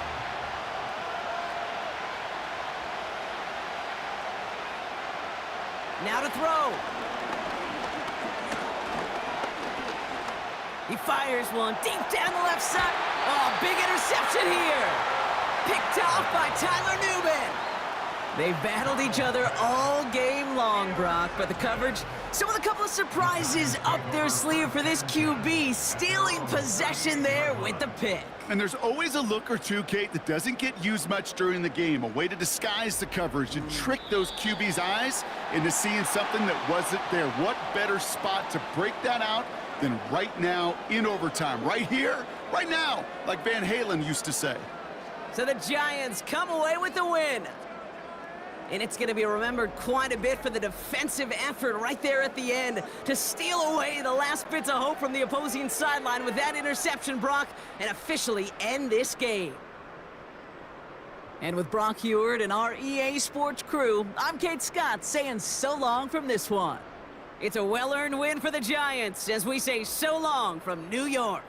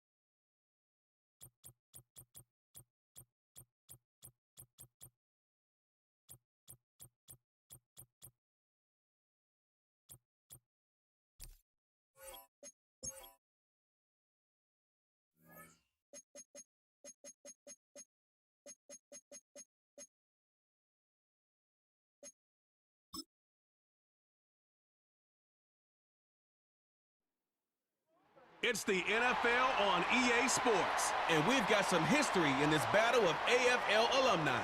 It's the Cincinnati Bengals and the Miami Dolphins under the lights on Thursday night. Got an absolutely perfect late autumn night. No better place to be than Hard Rock Stadium in Miami. Alongside Charles Davis, I'm Brandon Gaudin, and Charles, kickoff moments away. Quickly, what are you watching in this one? The offensive line for both teams, because both teams have a terrific pass rush. They've got to keep their passers upright. If they have a chance to do that, they can both thrive on offense and move the ball downfield. If you're trying to do something, you got to lead with the backs.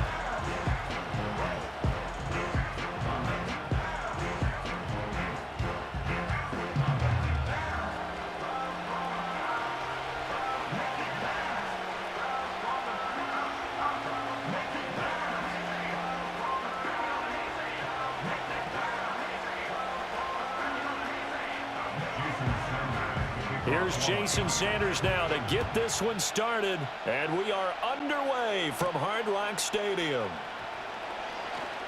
Oh, a good-looking return set up here. And good starting field position. He'll get this one all the way up to about the 35-yard line. The Bengals offense here ready to rock and roll. Joe Burrow is the man at quarterback. And when you come into the league as the #1 guy selected, a lot of hype comes with it. And sometimes that weight can be unbearable. But this young man, he took that weight on and handled it as well as you can imagine. And I love his ability to make a second, third reaction play and create downfield. Ball up to the 35 now as they come up on 1st and 10. Here's Burrow to throw right away. That's caught by his big tight end, Mike Gesicki. And they'll get him down after a pickup of 8, 2nd and 2. Good job there to locate his tight end, Charles, in the middle of the field. Yeah, he has good pass-catching abilities, and if they're able to continue to find him here in the early going, I think it'll help out his teammates out on the perimeter. You can take the big shots later if he occupies their attention. That's caught, Andre Yoshivas. And they'll get this well past midfield before being stopped just before the 35. 22 yards there, a 1st down. 2nd and short, that's a rundown, so it's definitely a good time to go play action if you're feeling it. And they do so and pick up a 1st down.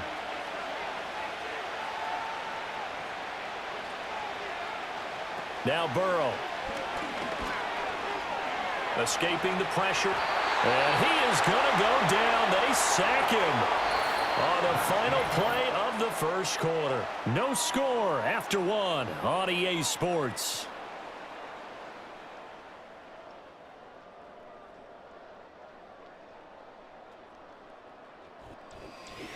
Start of the 2nd quarter, and it's the Bengals in control of the football as they've got it facing a 2nd and long situation.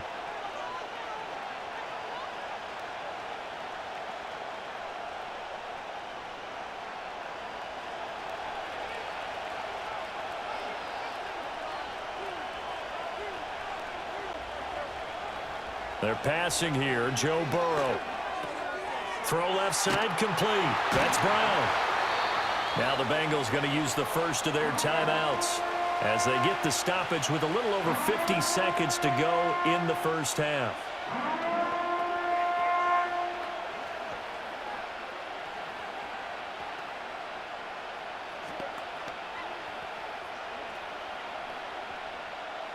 Third down and 13. Burrow will throw. The decision to tuck and run gets him 3, but that's not enough. Now it's 4th. Like any team plan, they're looking for touchdowns to try and help their cause. But in this case, he does get them a little closer at least if they think a field goal turns out to be the better call here.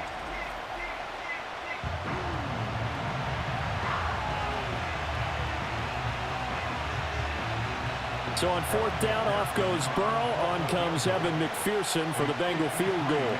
From the right hash, this from 53. McPherson's kick is good. And we have action on the scoreboard just before halftime. It's 3-0. So our initial drive this afternoon results in 3. Not sure that that's a statement necessarily, but getting points on the road, never a bad thing. You're exactly right about that. I love how you framed it, right? Not sure it's a statement, but at the same time, you're putting something out there, aren't you? Letting them know, hey, we came to play today.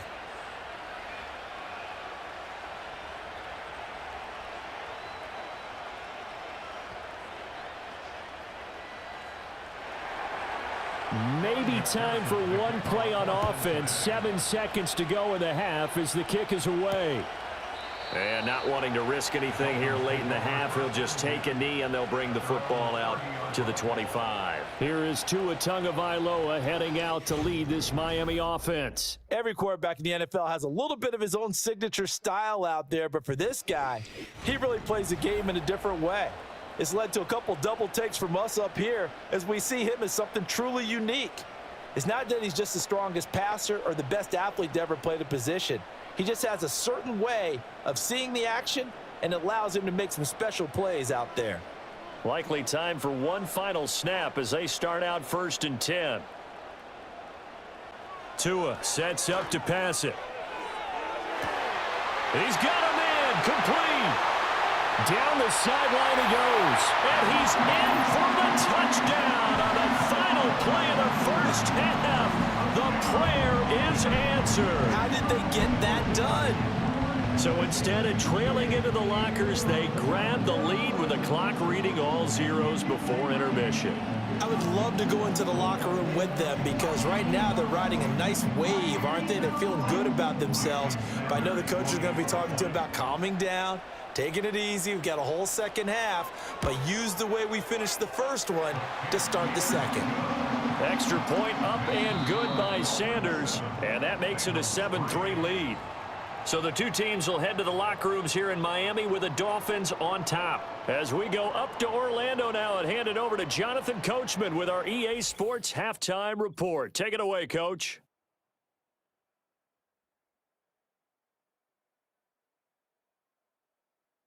It was a strong first half from the lefty, Tua Tagovailoa.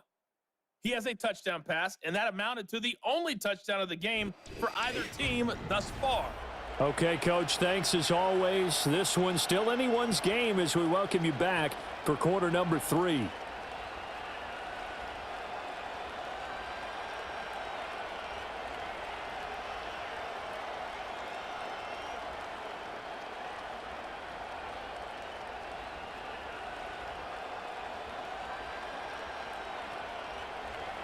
The Dolphins in front, and they'll be in possession of the football first as the second half gets started.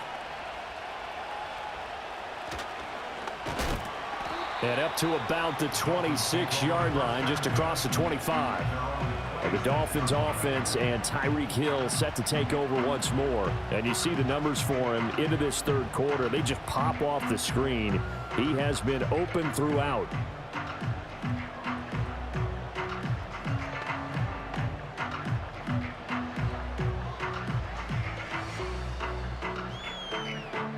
The Dolphins at the line ready for their next drive.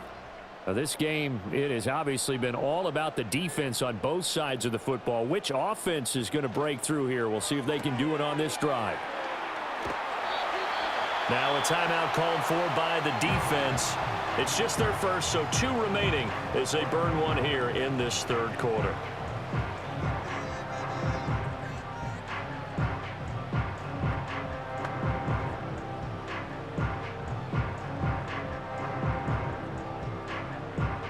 From the 32-yard line now, here's 2nd and 4. And they'll send the tight end in motion. They'll swing this complete out to Hill. And tackled down after a gain of 3. Leaves him with 1 yard to go on 3rd down.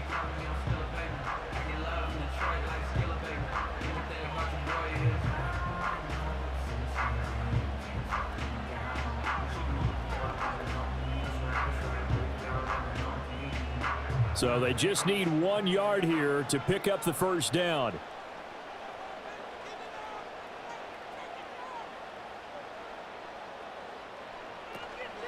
They'll run for it with Achane.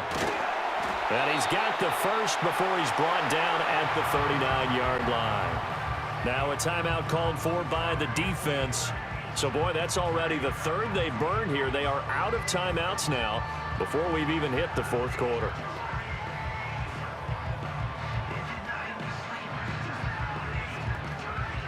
So from the 39 now, they'll come up on a 1st and 10.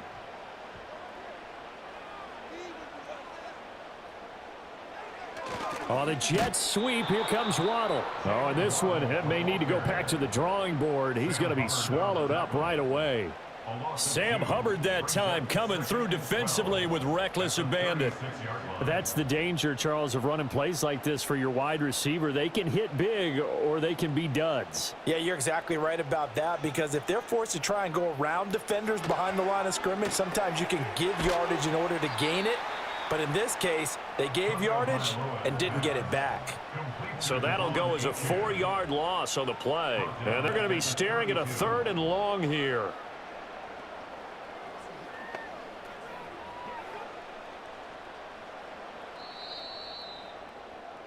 One quarter remains here in this Thursday night matchup. This is the National Football League on EA Sports.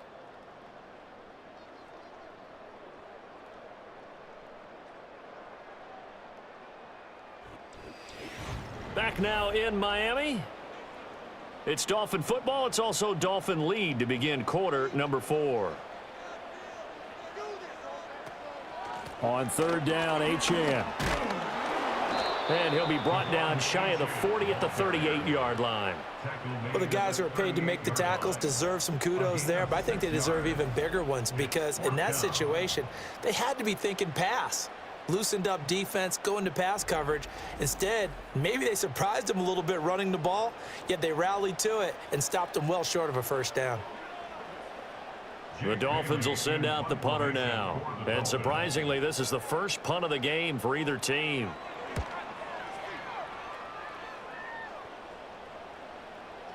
And that is very well done there, as this will be marked out of bounds at the 5-yard line. You hate to give the ball away here in the 4th quarter while you're just holding a slim lead, but that punt, absolutely ideal. They pin them inside the 5-yard line. They give their defense a really nice opportunity.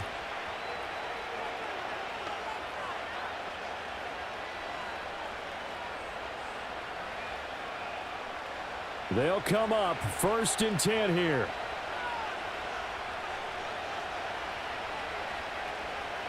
Here's Burrow.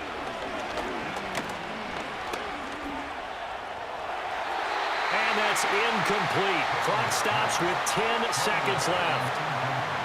Probably time for 2 more shots, and ideally, they'd like to get to midfield or so they have a chance at a Hail Mary on the final play. Here's 2nd down.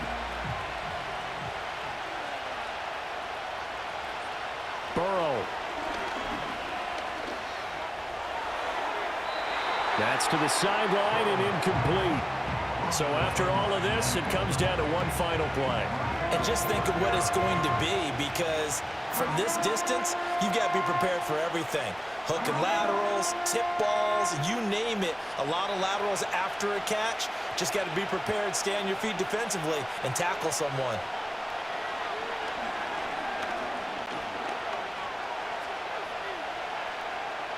Trying to improvise. And he'll be out of bounds just shy of the 10. Well, it took us until the final play, Charles, to officially decide a winner. Although on that last play they were so backed up, it would have taken a miracle, and they couldn't get that miracle done. Well, I like how you stayed with it, because we both knew that this had to go down to the last play, and neither side was going to exhale until that play concluded, because we've seen the improbable before. A couple of laterals, maybe some poor defense on the back end. They might have gone all the way to the end zone. In this case, though, it didn't happen. Perhaps next time. So that's a wrap for Charles Davis. I'm Brandon Gunn, and this has been a presentation of the NFL on EA Sports. For more, check us out at easports.com. The Dolphins are winners here as we say so long from South.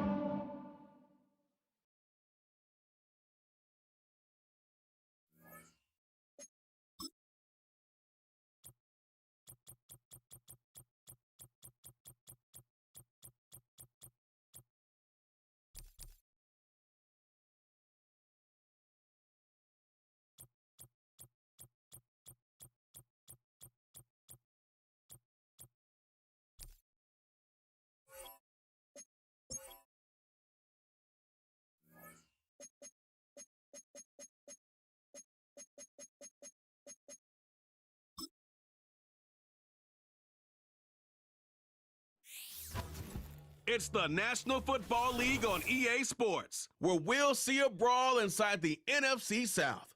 Hope y'all ready for this one on Thursday night.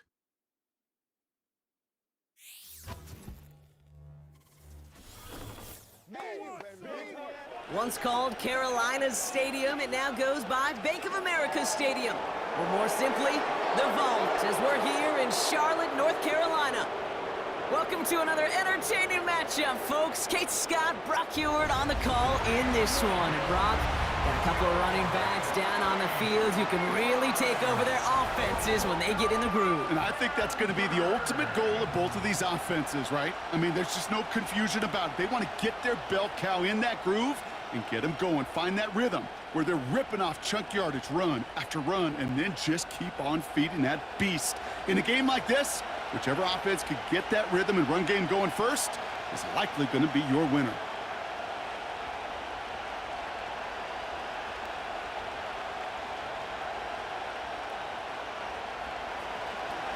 We're just seconds away from getting this one started.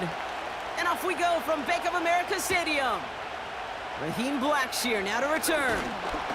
He stopped on the return at the 27.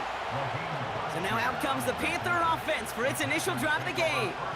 They'll be led out by the first player picked in the 2023 NFL Draft from Alabama. It's Bryce Young. Watching Bryce Young at Alabama, he just made the game look so easy. One of those rare prospects where everything just feels like it's in slow motion and he's in total control. Well, fast forward to the NFL, and he took a beating early in his career. Everything must have felt like a blur. But there's no denying the promise he has as a quarterback, that high upside that made him the #1 pick overall. Straight to the air here, it's Young. Throw is there for Jatavion Sanders. He's got a gain of 6 there. Stopped that time by Jamel Dean. He's just one of those guys, Kate. Even when he's not open, he's still a target thanks to that physicality and his ability to just play bully ball. They don't like forcing into coverage, but sometimes when you got a bully like him that can create space, you just find a way to get him the ball. Receiver in motion, headed right. From the 34. Catch made by Chuba Hubbard. This is one of those plays, Kate. I could just hear defensive buzzwords. Pursue, effort, run him down. Just a total effort defensively to knock that running back right out of bounds and put a negative yardage mark on the stat sheet.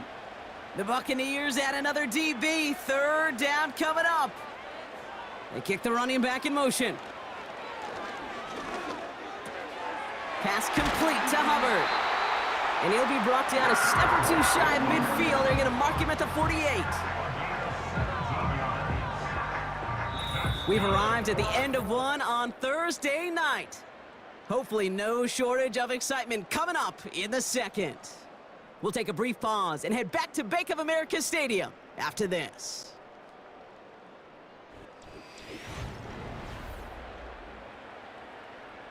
We're ready to go with the second quarter. It's Panthers football. They're looking at 1st down here. Sticking to the air, it's Young. Gets this to Sanders. And he takes it past midfield and starts the drive into Buccaneers territory.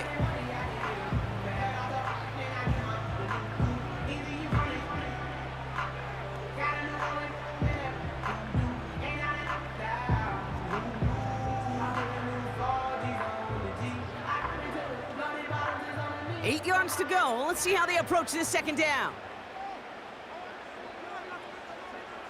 Out of the gun, Young. He's on the move. He takes it himself. It's a gain of 19 on the play. And that'll be good for a Carolina 1st. That is so demoralizing for a defense. You lock things down in coverage. You do everything right on the back end. You need to see the quarterback escape, evade the pressure, and get that 1st down anyway. Ugh.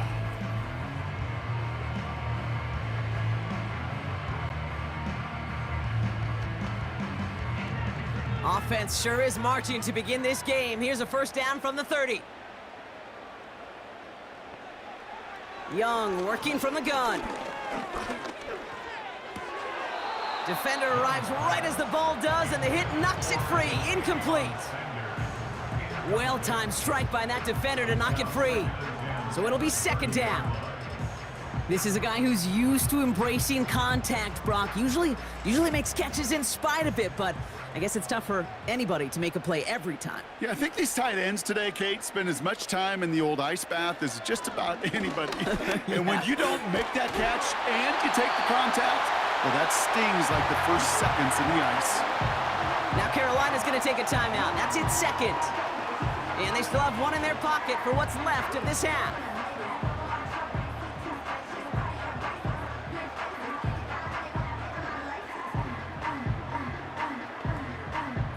He brings the offense up now for a 1st and 10.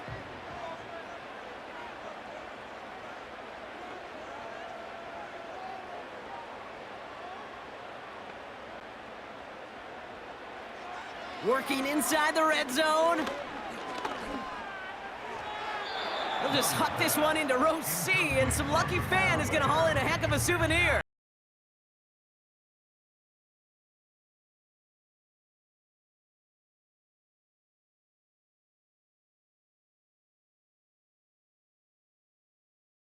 Pass, here's second down.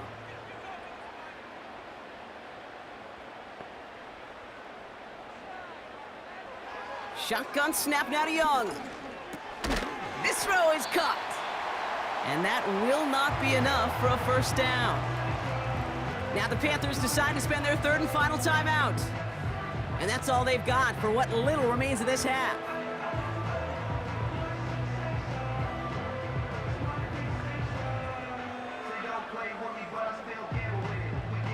Third and just 2 to go. Back to throw. Here's Young. And it's cut in the end zone. Touchdown, Carolina. The Panthers take the lead just before halftime. He finds one of his great receivers, Brock, and they are off to a great start to begin this ball game. Yeah, it's such a positive offensively when you can go find not just a field goal, but a touchdown on that opening drive. And defensively, this starts to shake the foundation of your preparation and makes you wonder what's in store.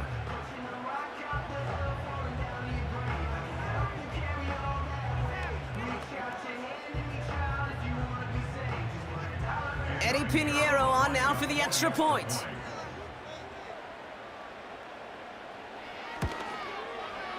Extra point sent right down the middle.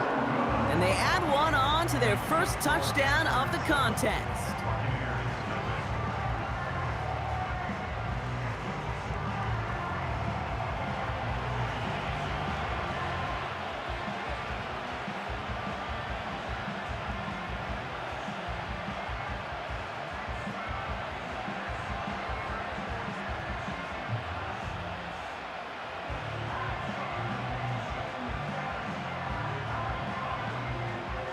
Now Pinheiro on to handle the kickoff.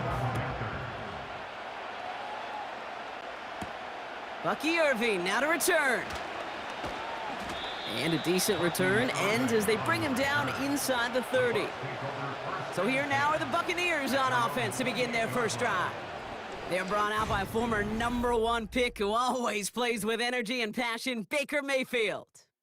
Well, we've had to wait until the second quarter to finally see him and his offense out there.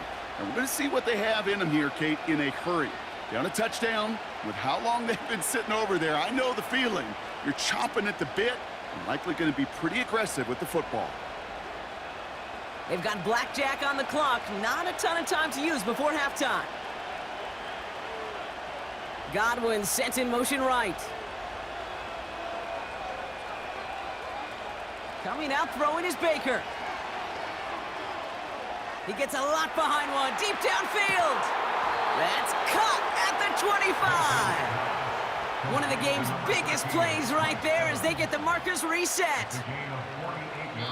Now, just before the break, a timeout taken by the offense, and they can try for some points going into the break.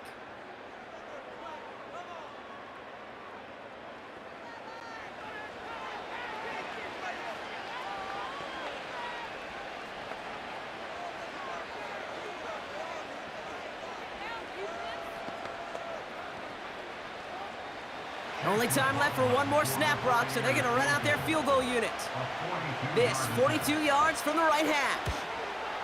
The kick by McLaughlin is good. And it's dropped back down now to a 4-point game. You'd expect him to make most of those attempts from this distance, but it's never a lock. So they'll happily take this and finish off the drive with points.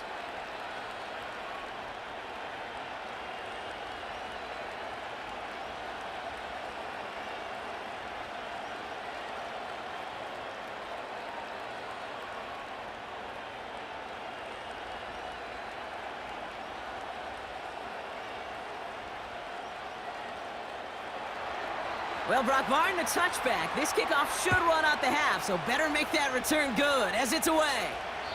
And the kickoff is into and then out of the end zone. Touchback, this drive starting from the 30.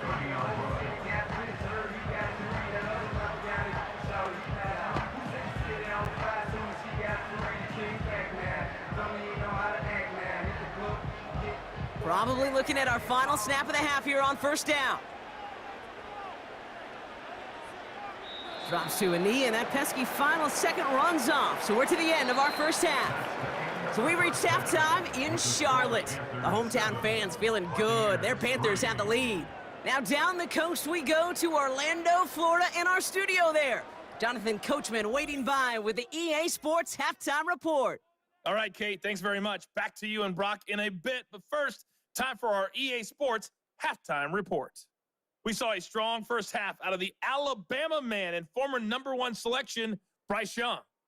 He has a touchdown pass, and that amounted to the only touchdown of the game for either team thus far. All right, thank you, Coach, and we are back and about set to begin the second half.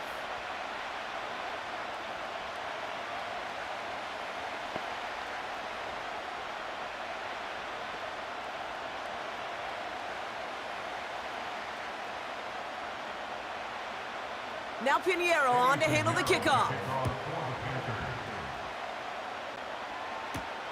Tucker now on the return. He stopped on the return at the 27. So the Buccaneer offense getting out there for their second drive. And their defense sure has kept this game close. Now it's time for them to come through, get some points for their team in this low-scoring affair.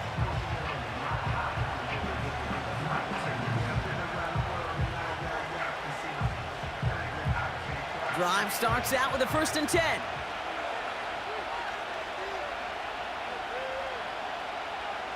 They motion the tight end over. First down, here's Baker. Ooh, almost a throw that cost him. Defender had it in his hands, but he dropped it. It's incomplete. Second down coming up. I think I could see his eyes from the booth.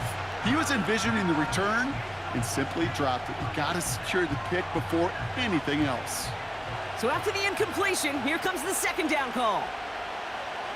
Putting one of the tight ends in motion right. Second down, Mayfield to pass.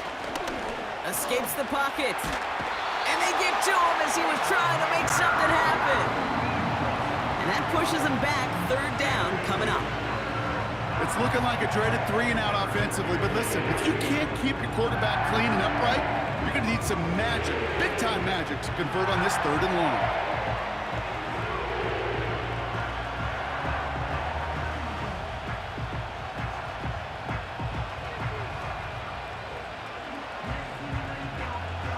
This offense looking to convert as they come up on 3rd down. Evans, the motion man here. 3rd and long, Mayfield. No one open, so he chucks this to another county. You know, it's a point of emphasis in practice each and every week, no matter where we go. How are we going to attack the coverage on 3rd down? If it chose the wrong play off that call sheet that time. Tampa Bay in punt formation now. And this somehow is only going to be our first punt of the game.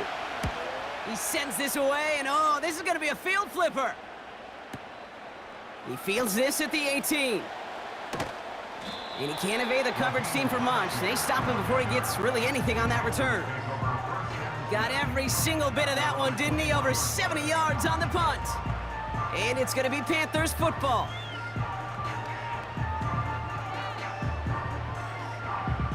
And the drive will start out with a 1st and 10.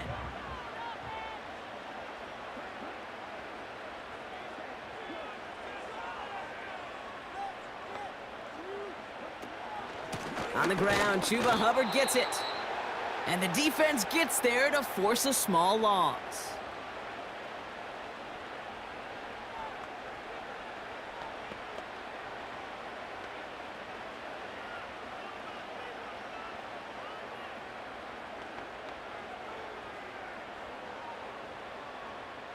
Back to the line they go. It's 2nd down.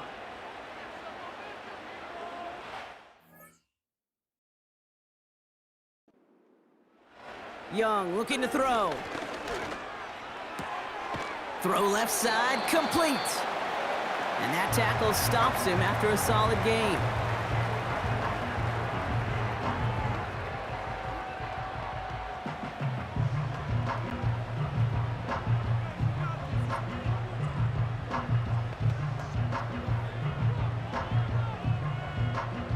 Chance here for one final play before the end of the quarter.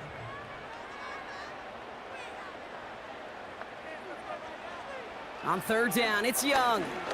He's on the move. Oh, he's going to run for it. And they finally bring him down, but that is a big gain and a new set of downs. We've reached the end of the 3rd quarter on this Thursday night. It's the Panthers in possession of it, needing to preserve that lead over one final quarter.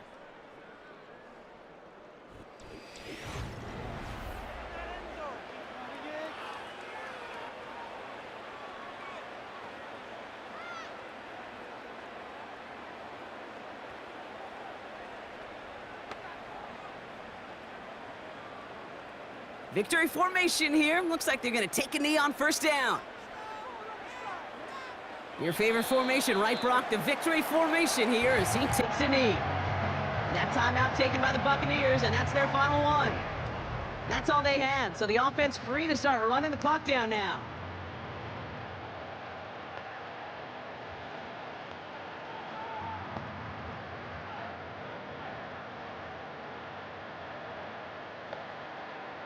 This won't run out the clock just yet, Brock. They're going to have to kneel it again after this one. With the win in hands, they'll take the knee, let this clock run out. This is situational football at its best. There's still some time left to bleed off the clock, but the really important thing here is you've got to bleed every second of that clock that you can. Out for one final kneel down, partner, and this should do it.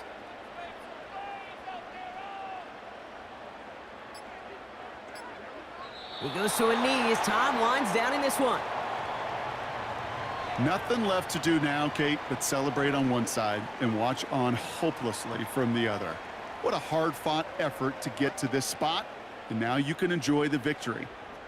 Johnny Hecker in punt formation for the Panthers. So the Panthers guard the vault and get the win at home. And it still shows up as a victory for them, Brock, whether they score 50 or they have a rough day putting points on the board.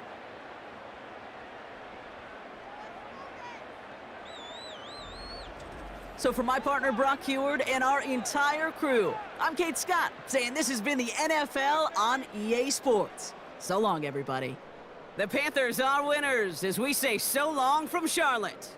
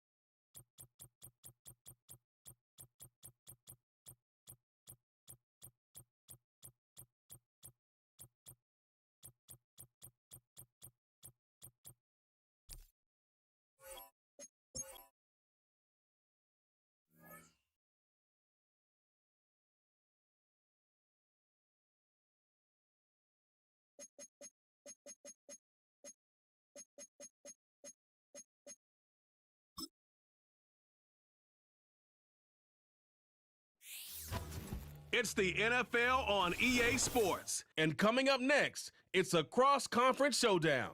It's the New York Jets and the New Orleans Saints. All that and more coming up next.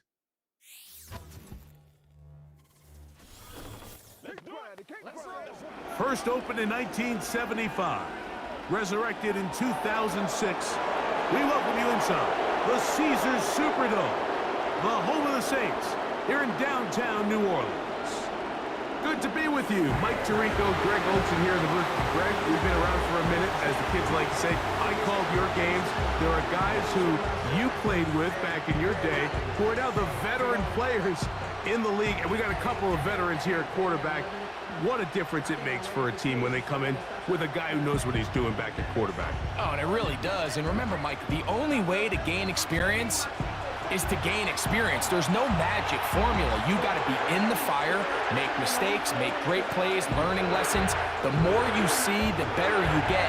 And no position is that more magnified than in the NFL at the quarterback position. So the fact that these guys have played so many games, so many seasons, they've seen so much, that's a huge advantage for each of these teams. Now the question is, in today's matchup, who comes out on top? And they'll bring him down just shy of the 30-yard line. So the Saints ready to go to work on offense for the first time. And their quarterback is the all-time leading passer for the Raiders, Derek Carr, the veteran. Ever since Derek Carr came into the league, Mike, he's been historically a very passionate and productive NFL quarterback. He has the arm that can make every throw, but sometimes it's that arm that gets him into trouble. So he's got to find a little balance, a happy medium between aggressiveness and recklessness, because when he's playing well, they have as good a shot to win games as anybody.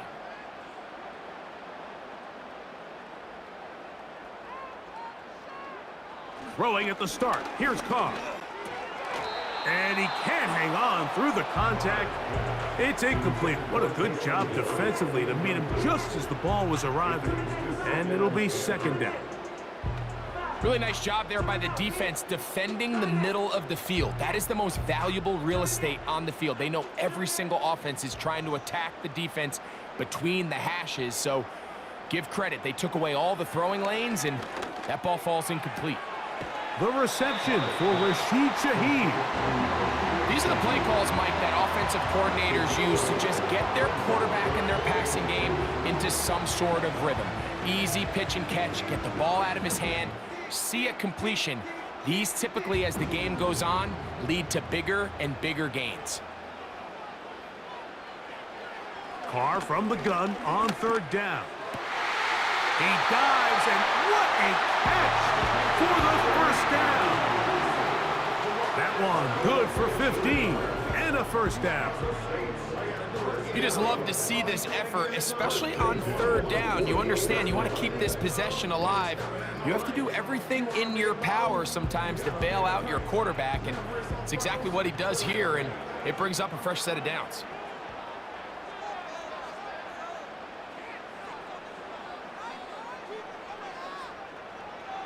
Carr now to throw on first down.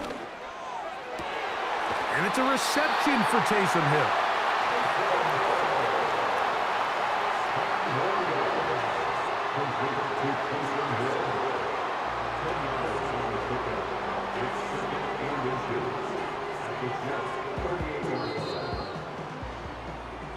So that'll do it for a fast-moving first quarter of play. Nothing yet on the scoreboard. More from New Orleans after this.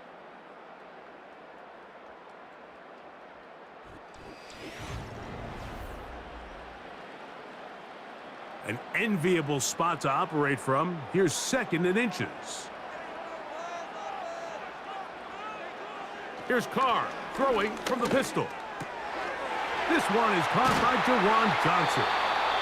And they will take him down at the 20-yard line.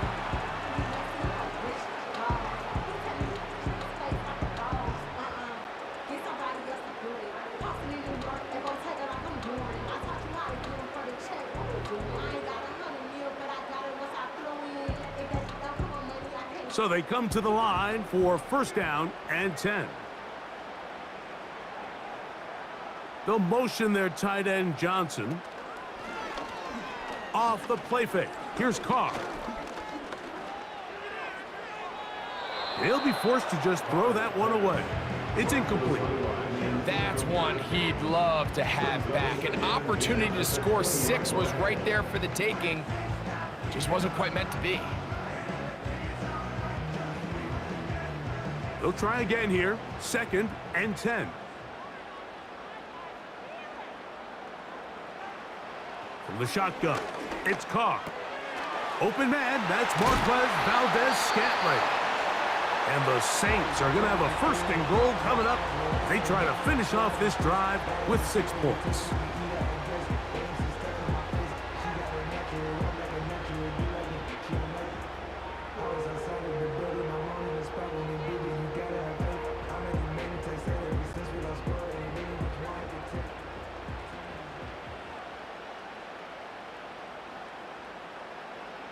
Carr working out of the gun.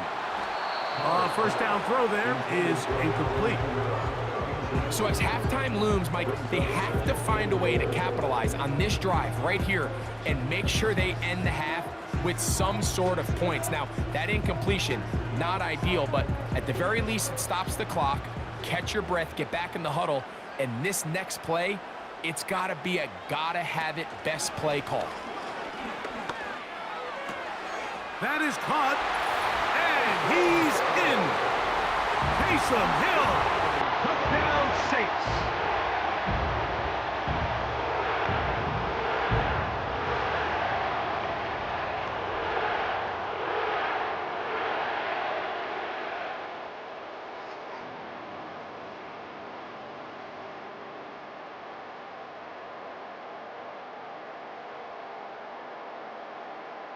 Blake Rupe comes on for the extra point.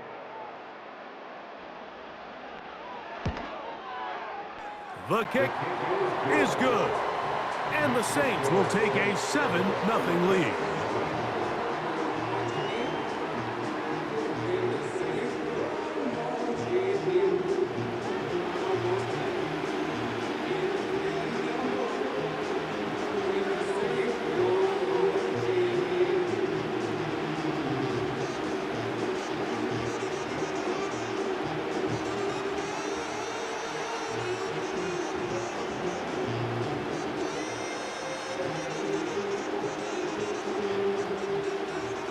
Still a little time. Final minute of this first half.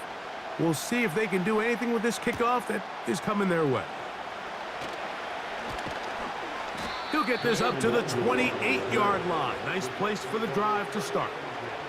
So the Jets offense ready to take over for the first time.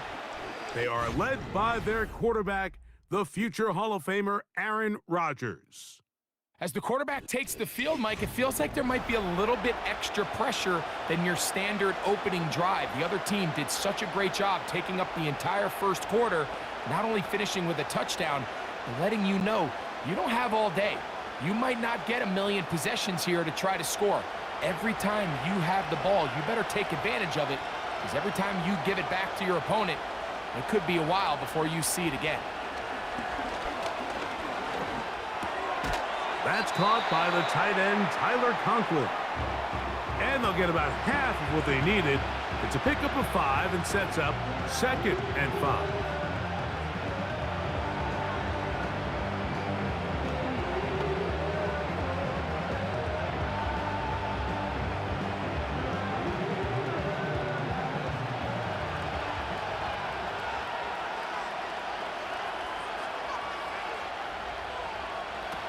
From the gun, Rodgers.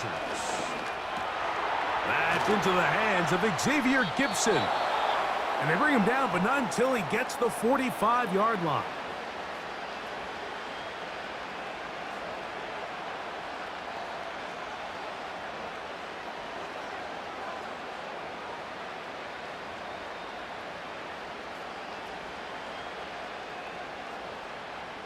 They'll break the huddle. Coming up now for 1st and 10. From the shotgun, it's A-Rod.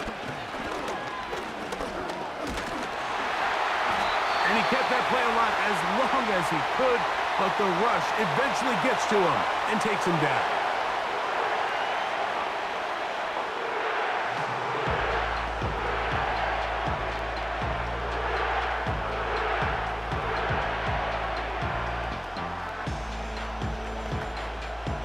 Work to do now as they come up on 2nd and long.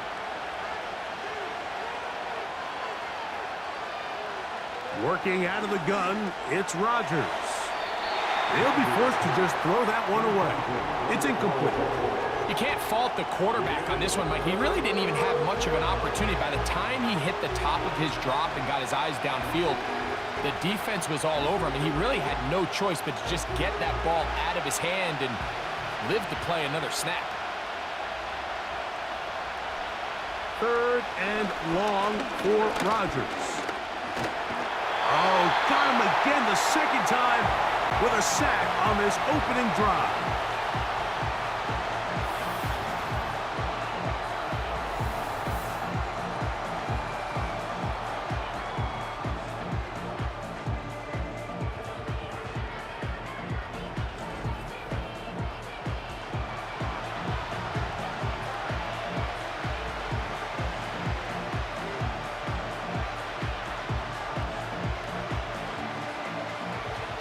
On 4th down, the Jets turn it to the veteran Thomas Morstead to punt.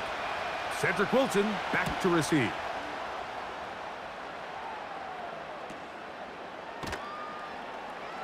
And no chance to turn upfield. He's forced out of bounds after a very short return. Just the lone touchdown in that first half of action. 7-0 is our score. As we'll send you over to Orlando. Jonathan Coachman standing by. He's got the EA Sports halftime report. Coach. Okay, Mike, thank you. More from you and Greg in a moment. But for now, welcome one and all to our EA Sports halftime report. Coach, thank you. Both teams trying to find the right formula to come out on top in this second half. Coming up.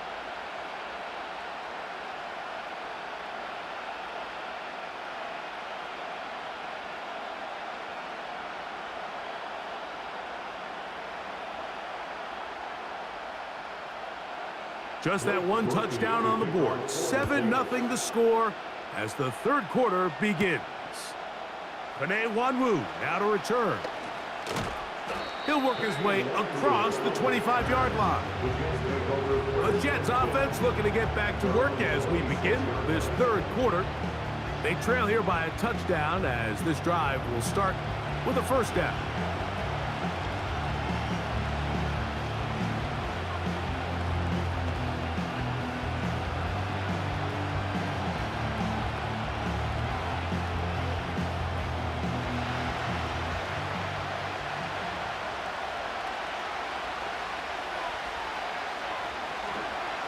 We're going to start this drive on the ground. It's Hall.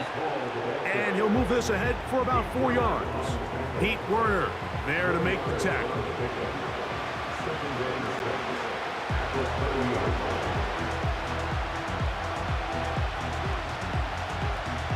Here's 2nd and 6. Here's Rodgers. Over the middle, that's the tight end Conklin. And they'll whistle him down, but not before he picks up a first down after a gain of 7. One of the easiest ways to negate these really good pass rushes in the NFL, Mike, is just to simply get the ball out of the quarterback's hand as fast as possible. And sometimes it's by design, sometimes it's based on need. But really nice job there by the quarterback, getting into the hands of his receiver and then see what he can do after the catch. And he's going to be brought down here on what will turn out to be the final play of the third quarter. So, points at a premium. Defensive battle so far as we are through 3. We'll return with more after this. This is the NFL on EA Sports.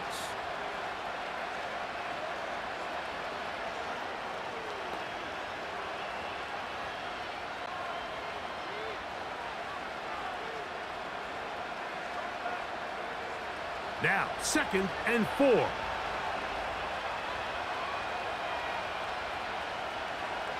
They'll drop to throw. You know, Mike, nice job here by the quarterback, just understanding on these early downs, you just don't want to go backwards. So he's able to avoid the negative play, pick up a little bit, and mostly avoid the sack. Noise reverberating off the roof. Very loud before third down. Rodgers. And that could be the dagger. It's intercepted. Picked off by Paulson Adebo. And at this point in the game, Mike, we all know one play can be the difference between winning and losing. And now after that poor throw, we'll see, can they capitalize on this extra possession that they just stole?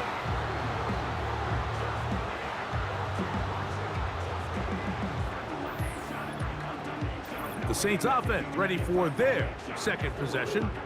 They lead 7-0 thanks to the touchdown on the opening drive. So try to double up here as they begin this drive 1st and 10.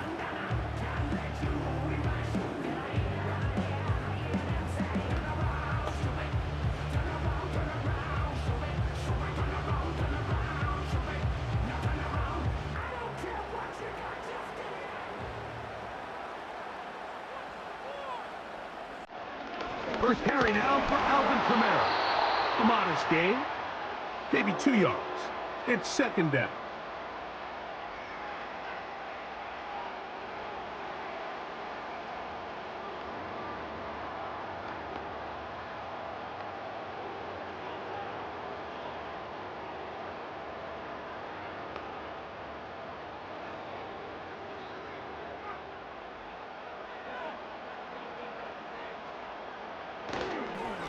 They're going to go right back to Kamara. Now a timeout, Jets. It'll be their second.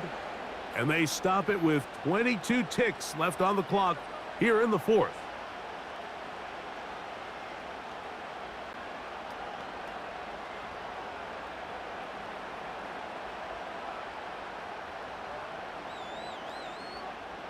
They come to the line needing 11 here on 3rd down.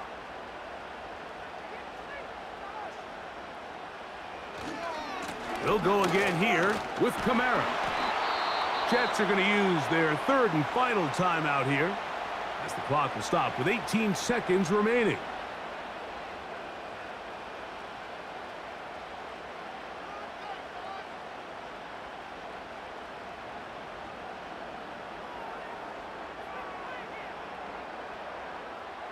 The Saints lining up in punt formation. Xavier Gibson deep to return.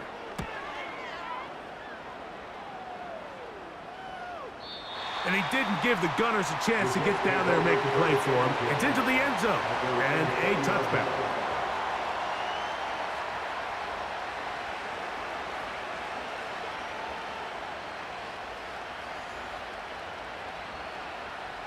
Here's 1st and 10.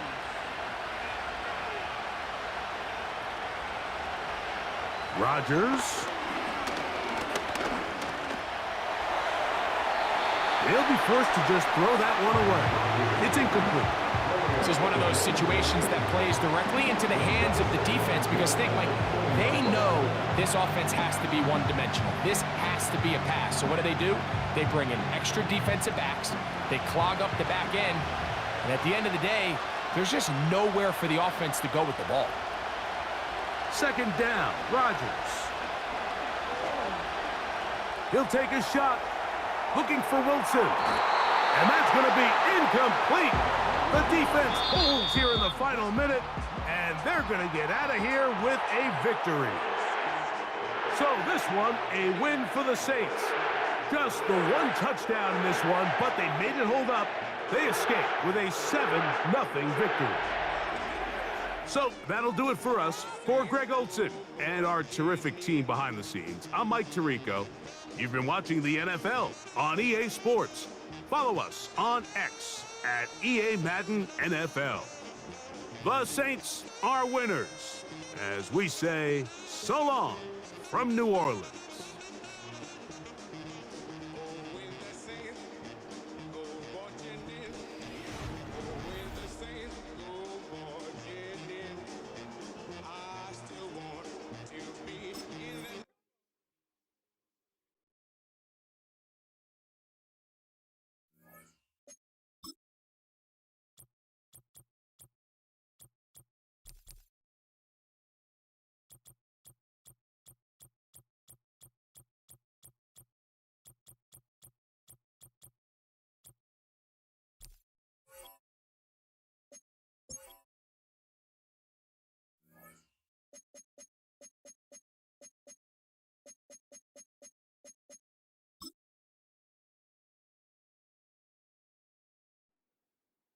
It's the National Football League on EA Sports. And if it's in the game, it's in the game. It's the Buffalo Bills and the Cleveland Browns. And it's coming up next on Madden Football. It's the city of rock and roll, and this place sure is rocking as they await the start of this one. We're here at Huntington Bank Field in Cleveland, Ohio. Glad you could join us, everyone. Alongside Brock Hewitt up in the booth, I'm Kate Scott. And this contest isn't quite the level matchup that typical good games are born from, partner. One side clearly favored over the other. Yeah, well, you know where this comes from? A trap game. That's where this comes from.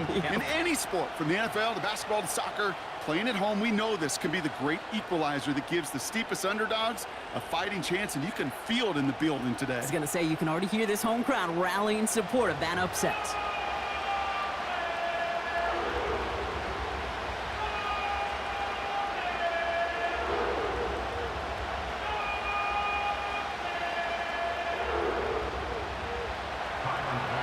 Here's Tyler Bass to get this one started. And off we go from Cleveland. His return starts at the 5. And he gets across the 30 before he's brought down. So here are the Browns now, headed out for their first drive. They'll be led out by the former first-rounder back in 2017, Deshaun Watson. After winning the national title at Clemson and early success at Houston, there's no question that Deshaun's career has been slowed by some injuries and other challenges. But when he is on the field, at every level he's ever played, he's just got a calm. And that calm comes with the trusting of talent that he has in himself. He knows how to run, he knows how to throw, and when he's available, he's still a difference maker. Shotgun snap, a gift to Ford. And they're on him after about a 2-yard gain. Making the stop that time, Taron Johnson. He gets a couple on first, and they'll come up 2nd and 8. Okay, that's a run that's ho-hum on the stat sheet, but if you see a bigger play on the ground later on, it'll largely be because of a play just like that one, softening up the front and opening the door for a bigger gap in the future. 2nd and 8. An all-around tough play for him. He took a shot on the release, and it definitely affected the throw. It's incomplete. You need to buy your receivers enough time to get open along their route, and your quarterback enough time to find and hit them with the throw. When the line doesn't hold up, incompletions follow. Last pass unsuccessful, and they have 3rd down here. Working from the gun, Watson. That's caught for the first. And they finally bring him down, but that is a big gain and a new set of downs. This play goes for 36. And that's good for a Cleveland first down.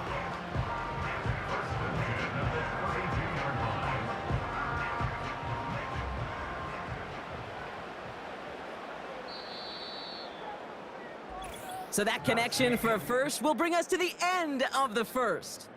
Hopefully no shortage of excitement coming up in the second. We'll return to Huntington Bank Field after this.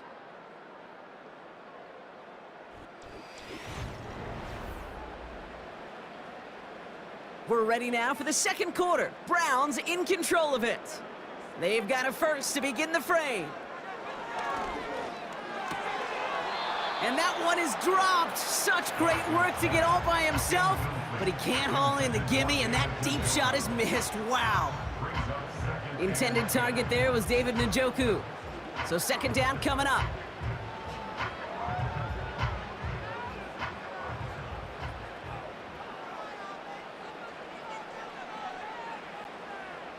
Back to the air, Watson. He'll get this to Tillman. And they haul him down just a foot or 2 shy of the red zone. The Browns take the first of their 3 timeouts. They'll have 2 left to work with before halftime.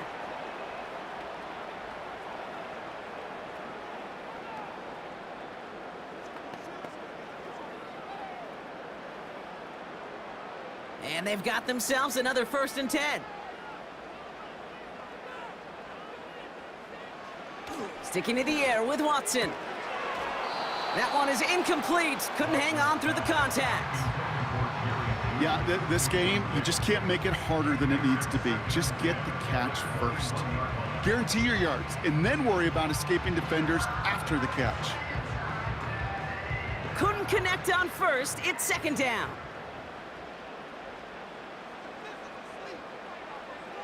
From the gun, Watson. And he just got it away before the hit, but the pass winds up incomplete. It's going to be third down. You know, that was a play, Kate, right there where you need to buy your receivers just enough time to get open along their routes, and your quarterback enough time to find and hit him with the throw.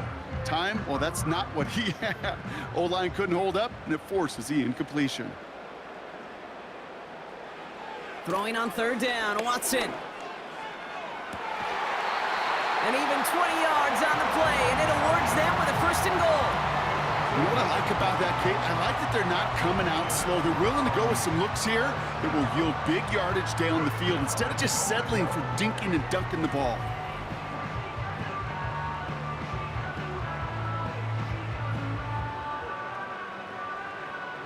This offense in position now. It's first and goal. Chubb has the Cleveland touchdown. The Browns get some late points and the lead. It's a Nick Chubb touchdown. For the offense, you gotta love it, Brock. Points to begin the game as he runs it in for an opening drive touchdown. And you've got one very happy running back right over there on the sideline right now. These backs, they do feel the pressure to find the end zone every single week. It's not easy to do, but to do it this early and get out of the way, big time. On comes Dustin Hopkins to try the extra point.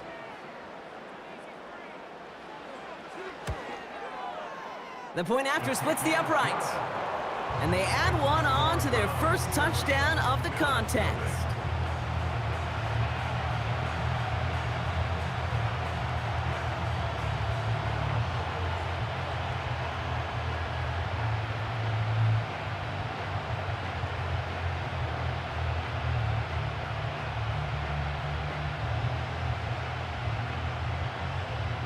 Hopkins has it on the tee and is ready to send it flying.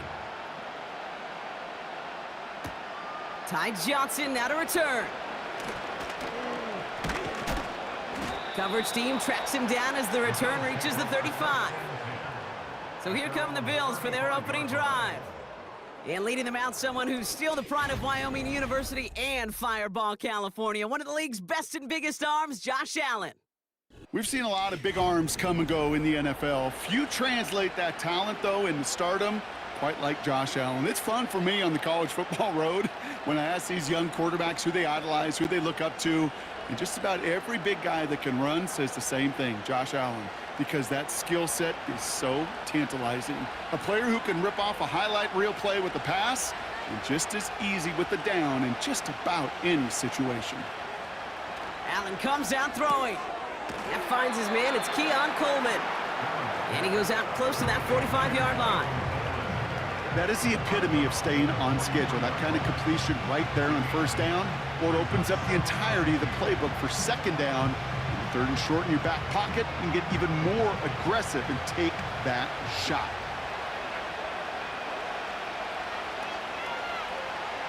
Receiver in motion going left. From the 43. And there's a man there. It's intercepted. Denzel Ward makes the play.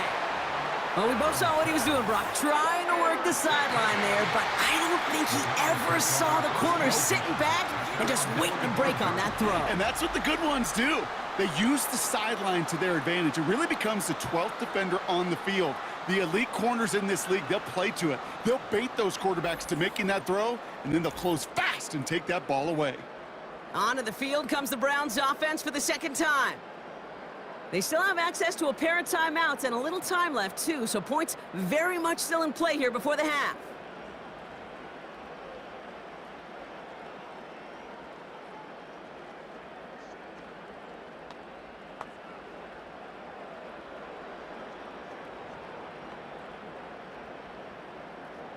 The Browns, nice field position here as they start out 1st and 10. Out of the gun, here's Watson. Bails out of the pocket quick.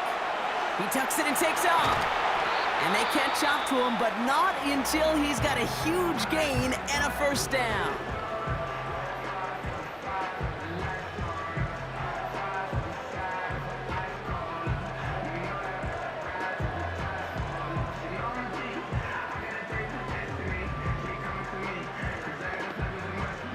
It's a new set of downs for him at the 32. Watson on 1st and 10. Judy there to grab it. And he's going to be out of bounds. Looks like a yard or two short of the 25. Well, that's a pretty similar result to a first down run play. Moves it forward, keeps you on schedule, and makes 2nd and 3rd down a whole lot easier to manage. Halfway to the marker, it's 2nd and 5. From the 27. Getting out to his left. Now he takes it. And they finally bring him down, but that is a big gain and a new set of downs.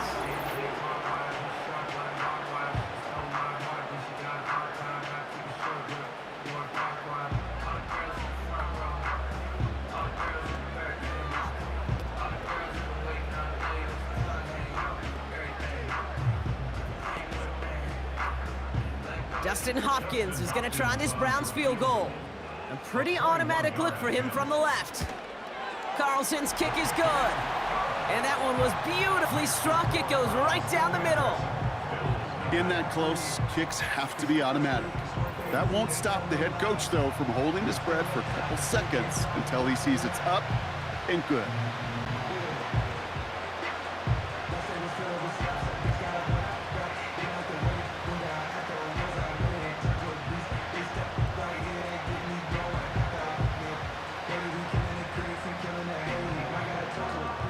Well, Brock, barring the touchback, this kickoff should run out the half, so better make that return good as it's away. And no return as this bounces through the end zone for a touchback.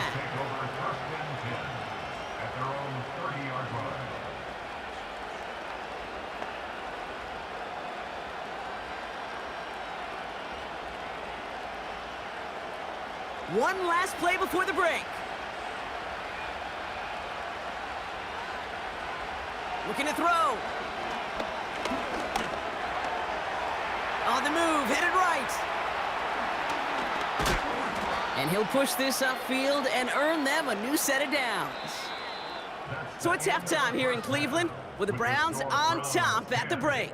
Now we'll send you south to Orlando for a check-in around the league via Jonathan Coachman and the EA Sports Halftime Report. Coach, what you got for us? All right, Kate, thanks very much. We'll let you and Brock catch your breath as we welcome the rest of you to our EA Sports Halftime Report. We saw a solid first half out of the workhorse Nick Chubb. He wound up finding the end zone on a touchdown run to help give his guys the advantage here at the break. As always, a hat tip to Coach for his hard work during the break, as we're happy to welcome y'all back for the start of our third quarter.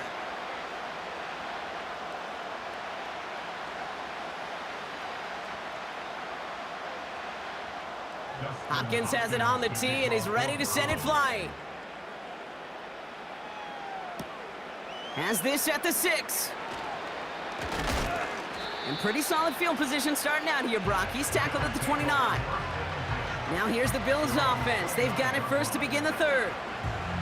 They now trail by double digits after that last score, Brock. It's 10-0 partway through here.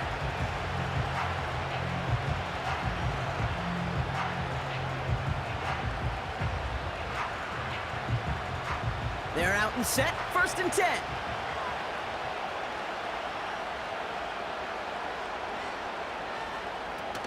First tone of the game for James Cook.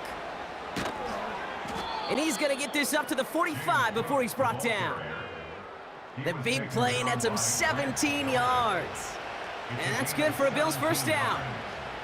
They had the first down by a comfortable margin right there. Remember that play call. Put that one away. Could be a money play for them the next time they're in a similar spot.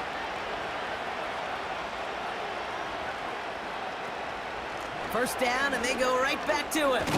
And he's got it up to midfield and into Browns territory. Good rip on first down. That brings up 2nd and 2. So much to like about that run, Kate, particularly what he was able to get out of it. The defense I think feels a little fortunate they were able to track him down before an even bigger run and crossing that first down marker.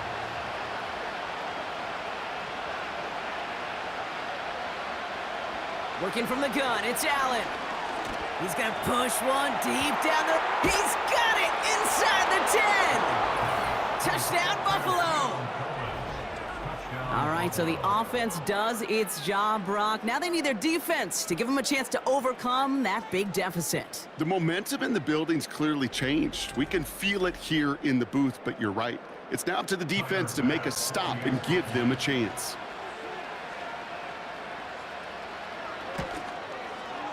Bass gets the extra point to go. And the Bills cut it to a field goal game. 3 quarters in the books from this one. And after that last-second score in the third, we'll resume play with a kickoff.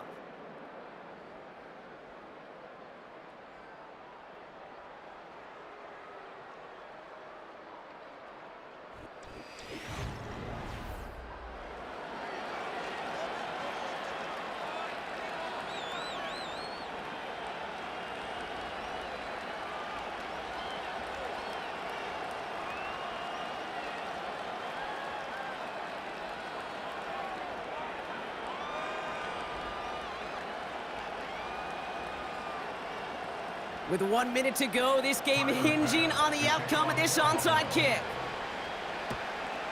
And the Browns are on that one, so that should just about do it here.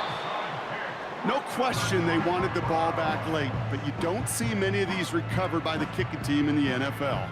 You see even fewer recovered when they're actually expecting it, like they certainly were right there.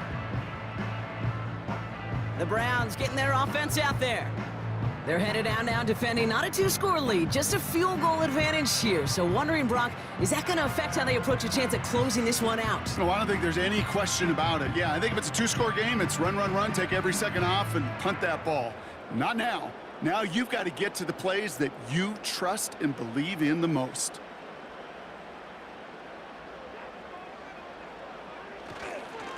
Here's Chubb up the middle. And they beat him to the edge. That run stopped back at the line. The Bills are going to go ahead and call their first time out. And they still have 2 available for them as we approach the end of this game.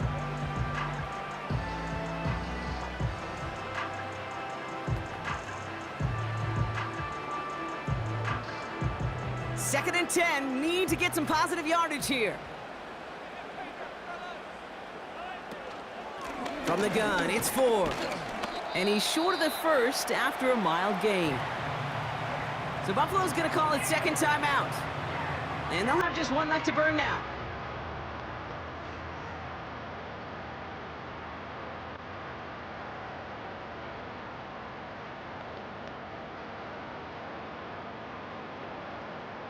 Chance to move the chains here on 3rd and 4.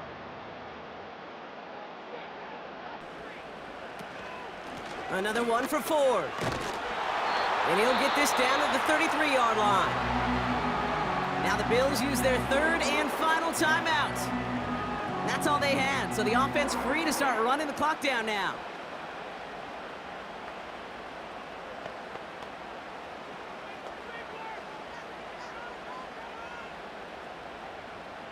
Victory formation here. Looks like they're going to take a knee on first down. Browns just kneeling out the clock in this victory now. There's still some time to bleed off the clock, but the important factor is that the defense is helpless to stop it. You could just run that clock down as far as you're able and take off every single second. A kneel down here, and they can start to celebrate this win.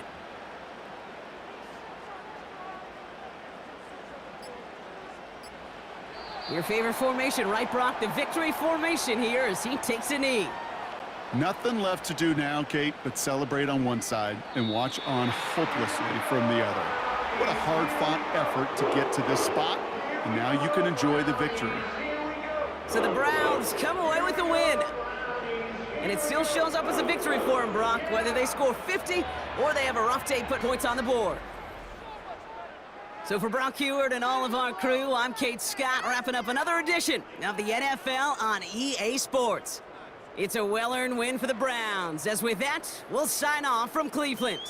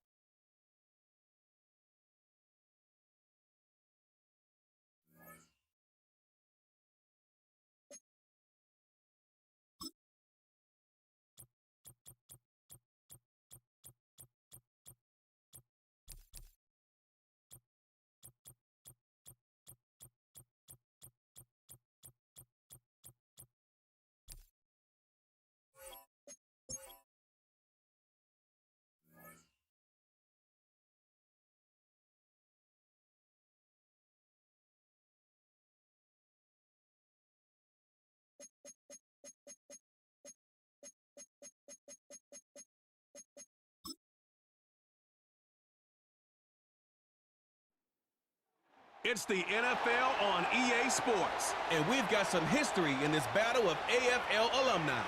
It's the Kansas City Chiefs and the Tennessee Titans, and it's coming up next on Madden NFL 25. From the capital of Tennessee and of country music, for any of you fans out there, welcome to Nashville. We're at Nissan Stadium. Glad you could join us, everyone. Alongside Brock Hewitt up in the booth, I'm Kate Scott. And this contest isn't quite the level matchup that typical good games are born from, partner. One side clearly favored over the other. Yeah, well, you know where this comes from? A trap game. That's where this comes from. In any sport, from the NFL to basketball to soccer, playing at home, we know this could be the great equalizer that gives the steepest underdogs a fighting chance, and you can feel it in the building today. I was going to say, you can already hear this home crowd rallying in support of that upset.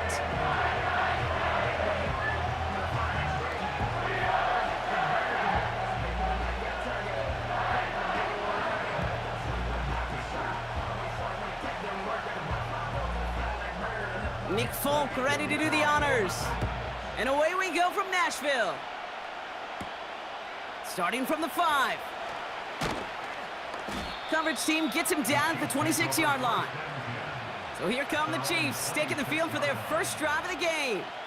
Leading them out, someone who, Brock, I think needs less introduction than anyone in the NFL today. It's Patrick Mahomes. All of us as sports fans, we know those players in the other sports that when we just think of the greatest to ever do it, a skill set that's different than everybody else, immediately a player pops in your mind. And while we have seen GOATs like Tom Brady and Super Bowl winners many times over like Bradshaw, Montana, and Aikman, there's just not many that have ever done it with the flair, the style, and the skill set of Patrick Mahomes. Mahomes going to throw on this first play. Pocket isn't holding up. They're able to drop it. And the big play drives them backwards. Second down coming up. Playing in your own building, a little extra adrenaline as they take the field. No surprise, this home team feeds and plays off the crowd. First play of the game, and already we're seeing an impact being made defensively. All right, here we go. Second down.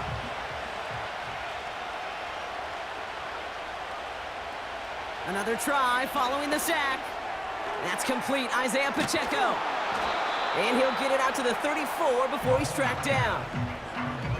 Year after year, the best offenses are multifaceted. It's not just the receivers or the tight ends that can make plays through the air. When you get running backs that can attack the middle of the field like that, man, is it difficult on the defense. Third and a lone yard coming up. From the gun, Piron has the first, but wants more. He's past the 45. And they'll bring him down to put an end to this opening quarter. So that connection for a first will bring us to the end of the first. Couple of zeros on the board right now. More from Nissan Stadium coming up after the break.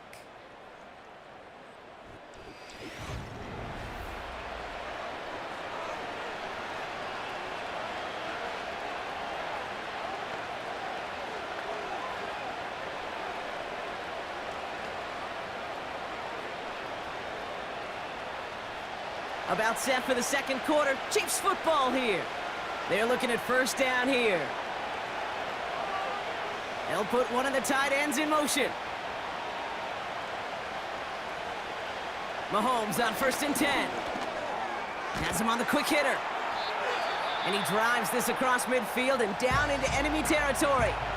The Chiefs signal for a timeout. That's going to be their first. They'll have 2 left to work with before halftime.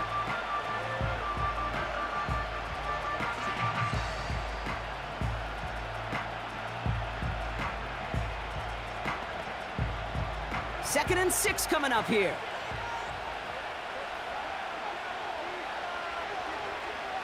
From the gun, it's Mahomes. This one finds Kelsey. And they're going to bring him down at the 36. That's an 11-yard pickup, and it gives them the first down. I'm sure coach and play caller doesn't mind making the job a little bit easier. You know, play calling's a lot simpler and easier when you count on the offense to move the chains on those early downs.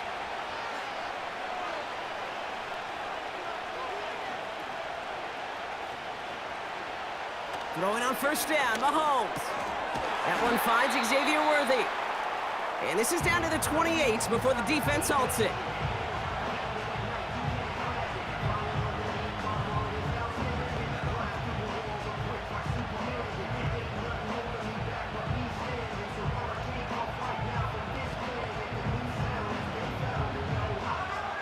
After a good pickup, they're set up with 2nd and short.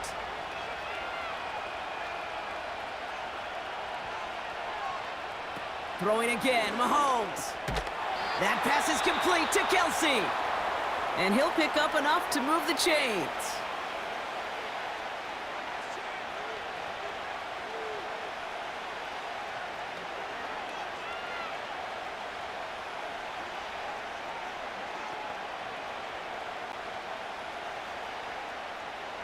First red zone opportunity now for the Chiefs. They've got 1st and 10 right along the 20. Another throw for Mahomes. Hauled in by Worthy. And they're going to get this down to the 4 before being stopped.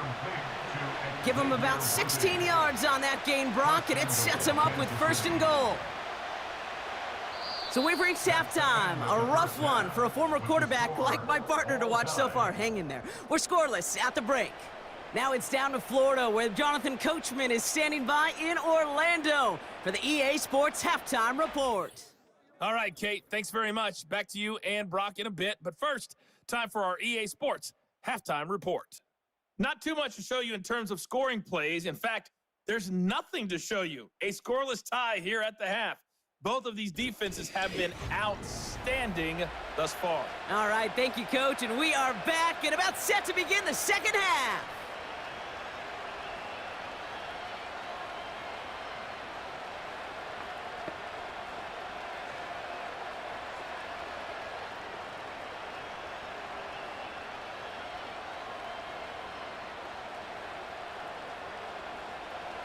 Well, Brock, I think it's safe to say this has been a defensive slobber knocker through two, right?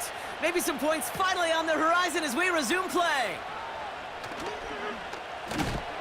He stopped on the return at the 27. So here's the Tennessee offense getting ready to start our third quarter.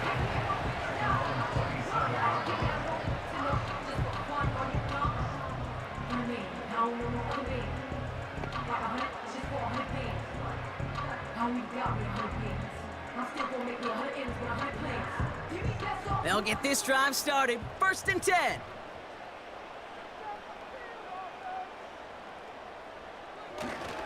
The first carry here for Tony Pollard. And he breaks even, but that's it. Brought down at that line of scrimmage. Brought to a halt by Brian Cook. No gain there that time, and it's 2nd and 10. So close to a big loss of yards for those guys up front. 1 second sooner, and they got him tackled behind the line. But a stop to celebrate nonetheless. 2nd and 10 now. And oh, someone stepped in. It's intercepted. Trent McDuffie in to pick it off. Well, Brock, it was an absolute battle in the first half as they played to a tie, heading into the locker rooms. And already we have the first big play of half number 2 with that INT. Yeah, not just the first big play, but maybe the first separating play here, Kate. There's always a moment in the second half, especially where one of these teams makes the play, right? That one that we're going to circle and look back to as the defining play of the half. We may just have witnessed it right there.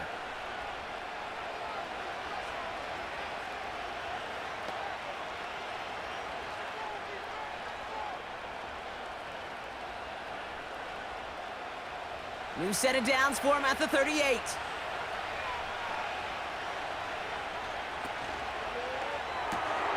Quick throw completed by Mahomes. Now we get a timeout taken by the Titans. That's their first. As that'll leave him with just 2 to use the rest of the way.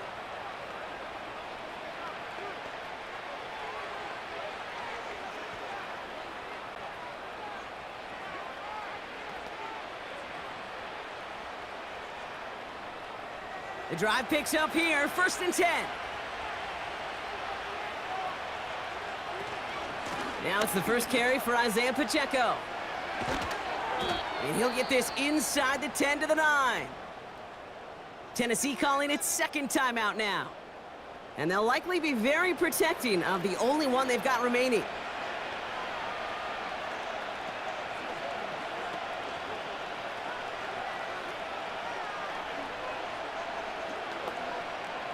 Four downs now to get in. Here's first and goal.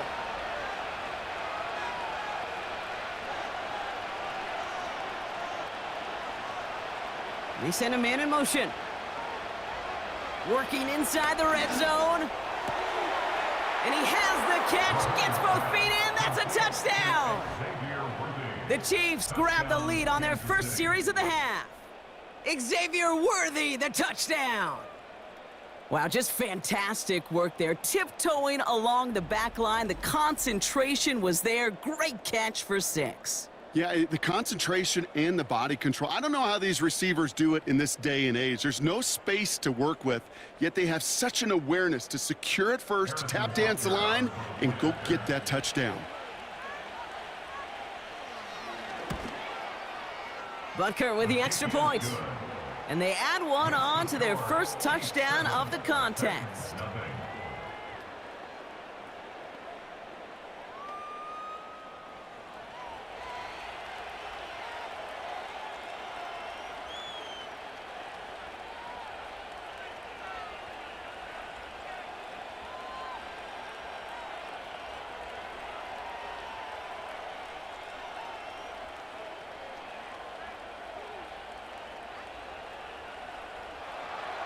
Reed now to kick this one away.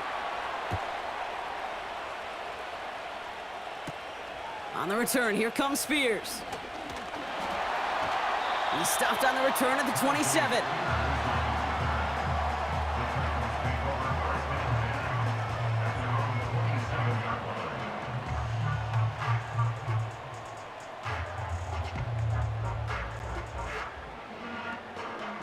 Offense ready to begin this drive. First and 10. Trying to shake off the interception. He's looking to throw. And disaster averted. He knocks away the deep ball. Incomplete.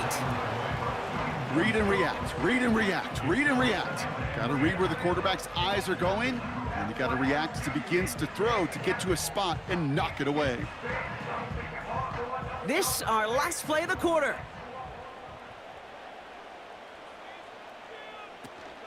The give on second to Pollard. And without much room to work, he has a minimal gain on the final play of the third quarter. We'll see what they come up with for third down in just a bit. We've reached the end of 3. It's Titans ball, and they could use a score. They come into the fourth trailing.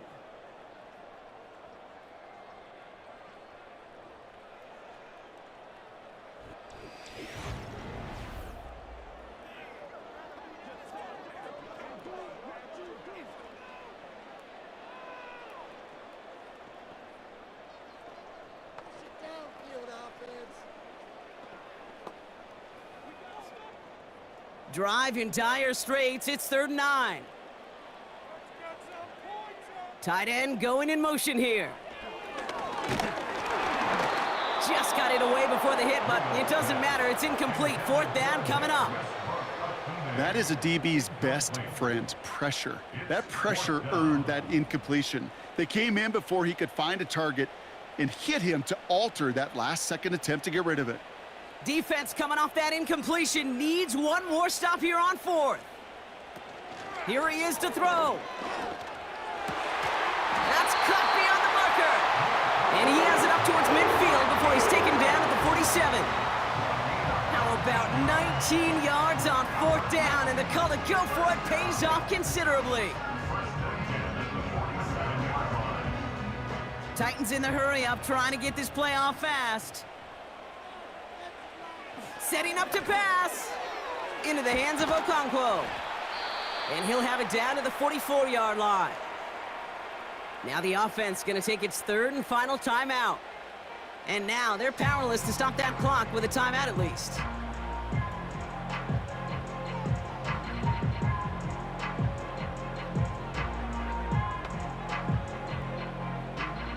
Nice spot here for the offense. It's 2nd and 1.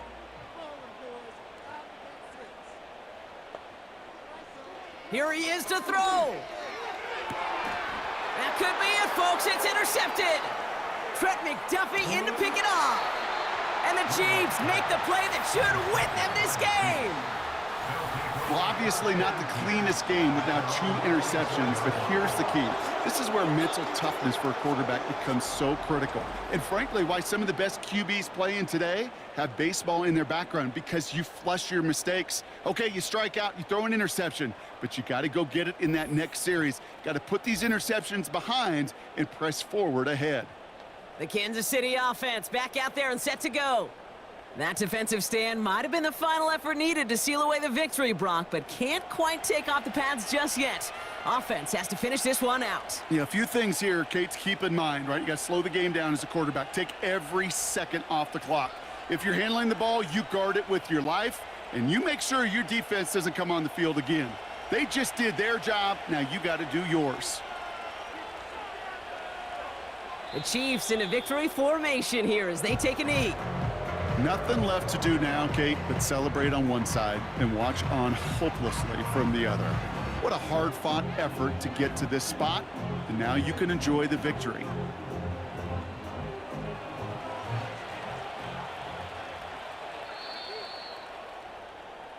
So it's a win for the visiting Chiefs.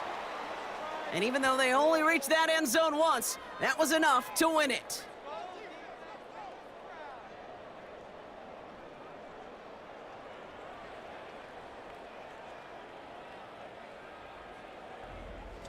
So for Brock Eward, our incredible crew, everybody here at EA Sports, I'm Kate Scott signing off. We'll see you next time. It's a win for the Chiefs as we say goodbye from Nashville.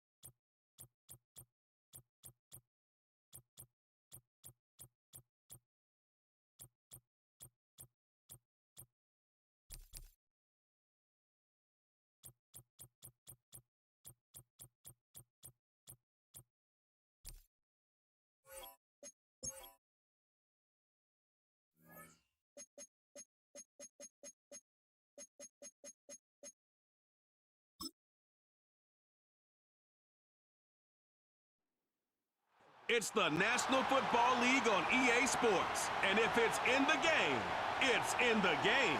It's the Jacksonville Jaguars and the Denver Broncos. And it comes your way next. EA Sports coverage of the National Football League brings us to the capital city of Colorado. Welcome to Denver and Empower Field at Mile High. Thanks for having us in. Mike Tirico with Greg Olson, partner. A couple of teams that feel like they have all the pieces. Just came up short last year. They were so excited to get 2024 going and try to make another run to get into the postseason. Yeah, both these teams absolutely fall into that category. And just last year, going into the season, Mike, not only did they have playoff expectations, but in a lot of ways, they had Super Bowl aspirations. They believe that if the things fall their way, they catch a break, they continue to stay healthy, the roster they have put together is a playoff roster, if not a Super Bowl roster.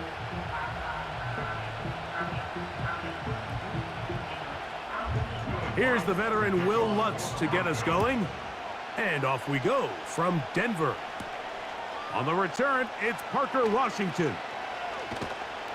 And he'll work this one past the 25 to right about the 28-yard line. The Jacksonville offense ready to go to work for the first time. Leading them out, the former #1 overall pick back in the 2021 draft, it's Trevor Lawrence. You think back just a few years ago, Mike, Trevor Lawrence coming out of Clemson, he was regarded as one of the top quarterback prospects of the last decade, and at times, he's fit the billing, but it's been the inconsistency, protect the ball, turnovers. If he can clean up a lot of those miscues, he could be one of the top quarterbacks in this league. On the ground, here's the Clemson product, Travis Etienne. And a short pickup to about the 30.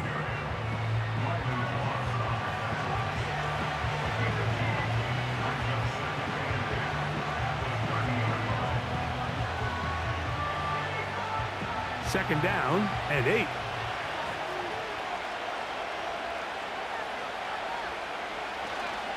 They'll run it once more with Etienne. And nothing doing on that run. He'll get back to the line of scrimmage, nothing more. We have an early third down coming up. The integrity of the defense, Mike, is based on every defender holding their gap. That's exactly what we saw out of this defensive tackle. Not only did he hold his gap, he's able to shed his block and make the play. From the shotgun, it's Lawrence.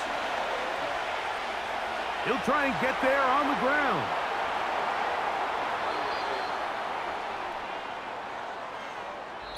So we've come to the end of a fairly evenly played opening quarter. 0-0 is the score. Greg and I back in Denver in just a moment.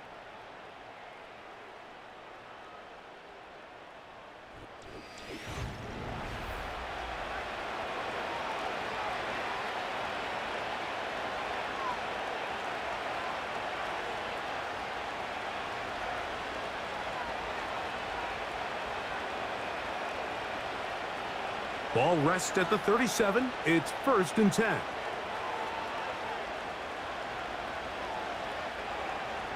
Working out of the gun, it's Lawrence. A pass complete to the tight end, Evan Ingram. The Jags will use the first of their timeouts here. Clock stops with a little under a minute to go in the second quarter.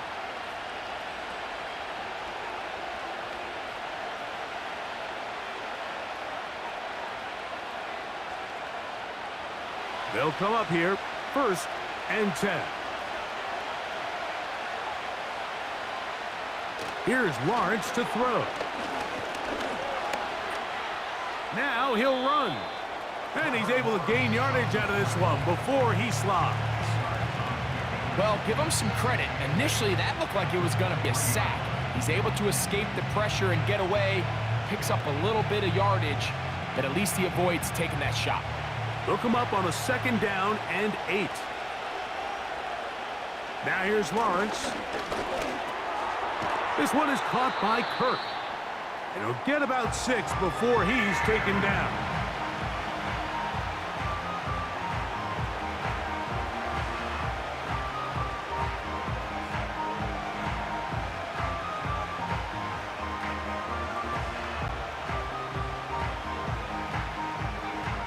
Here's 3rd and 2. Throwing is Lawrence. That is caught by Washington. And they're going to have enough to convert here. And it sets up 1st and goal.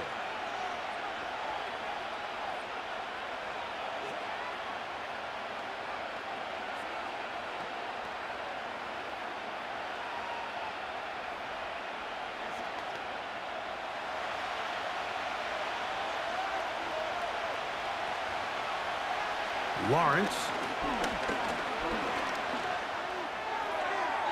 He'll be forced to just throw that one away. It's incomplete. Nice example there, Mike, of the quarterback just being smart with the ball, understanding it didn't quite develop the way he had intended. Throw that ball out of harm's way, live to play another down.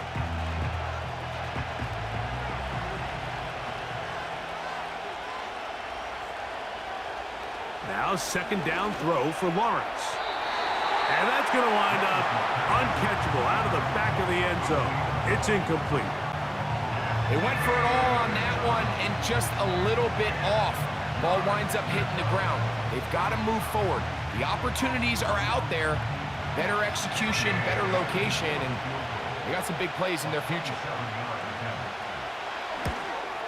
Little's kick is good. And the Jaguars get 3 here late in the first half to take the lead. And that's a really nice boost here before the break. I mean, you work the clock well, you're able to steal some points. The biggest thing is you're able to build a little momentum now going into the locker room at halftime.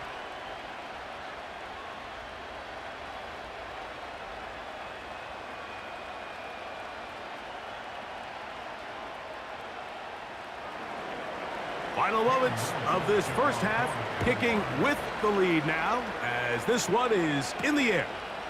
Marvin Mims now from his own end zone.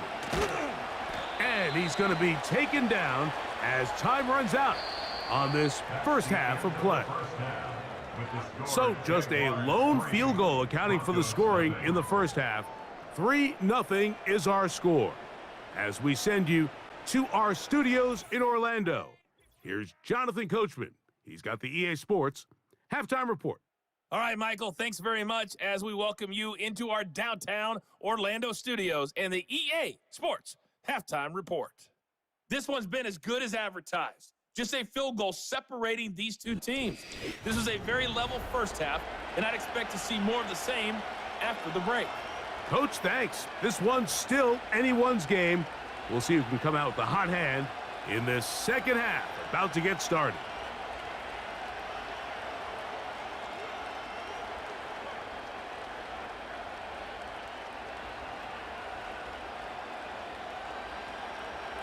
Just one score, one lone field goal. All these two teams could muster in half number one.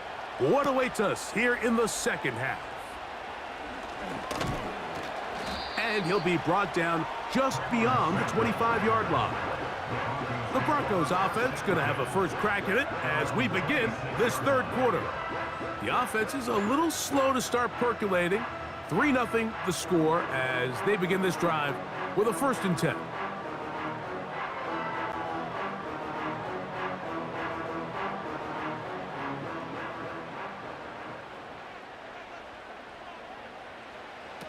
From the shotgun, here's Nix. He's going to air this one out. That one broken up. It is incomplete. They tried the shot on first down, couldn't connect. It'll bring up second down. They told us this week they were going to try to come out fast, and tell you what, that's exactly what they did. Put immediate pressure on this secondary and let them know, hey, all game long today, you better defend every blade of grass because we're coming out firing. And even though that ball falls incomplete, it goes a long way in setting up the rest of this game plan as the game unfolds.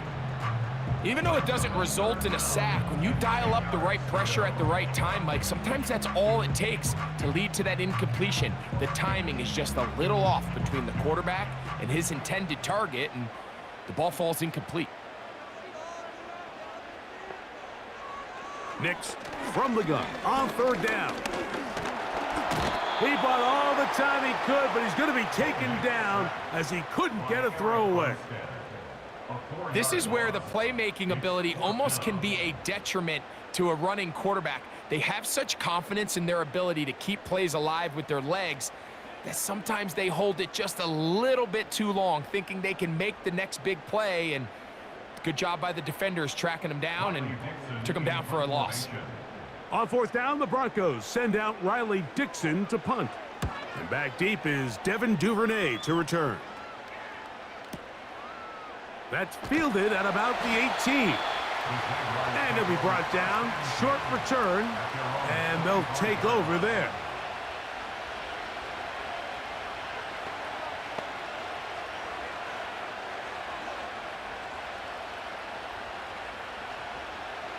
From the 25, they'll go to work.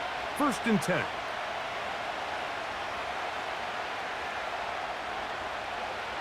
Now Lawrence.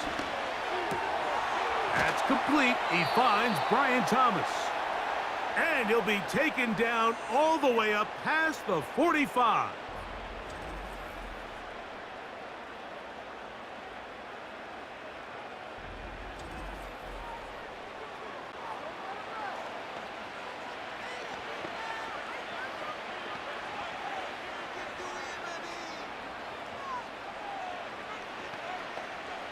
A fresh set of downs to work with. It is 1st down and 10. In motion comes Thomas. Using the jet sweep for the fake, they run it up the middle. And it'll be brought down as we tick towards the end of this third quarter.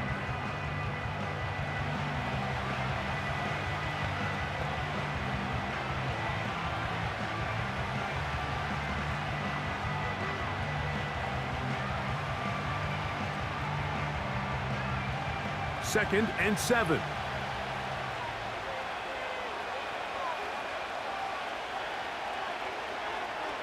Lawrence now. And he'll be brought down on what will be the final act here in this third quarter. So, points at a premium. Defensive battle so far as we are through 3. Back with more after the break. You're tuned in to the NFL on EA Sports.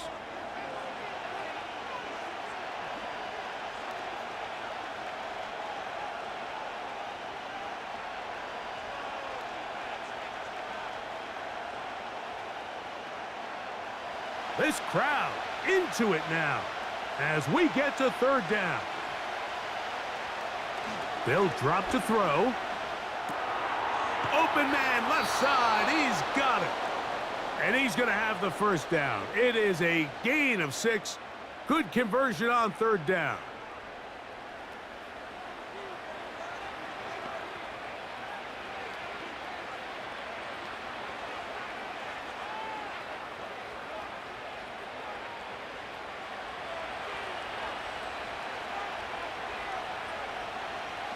The defense still with all 3 timeouts at their disposal as the quarterback's down to a knee.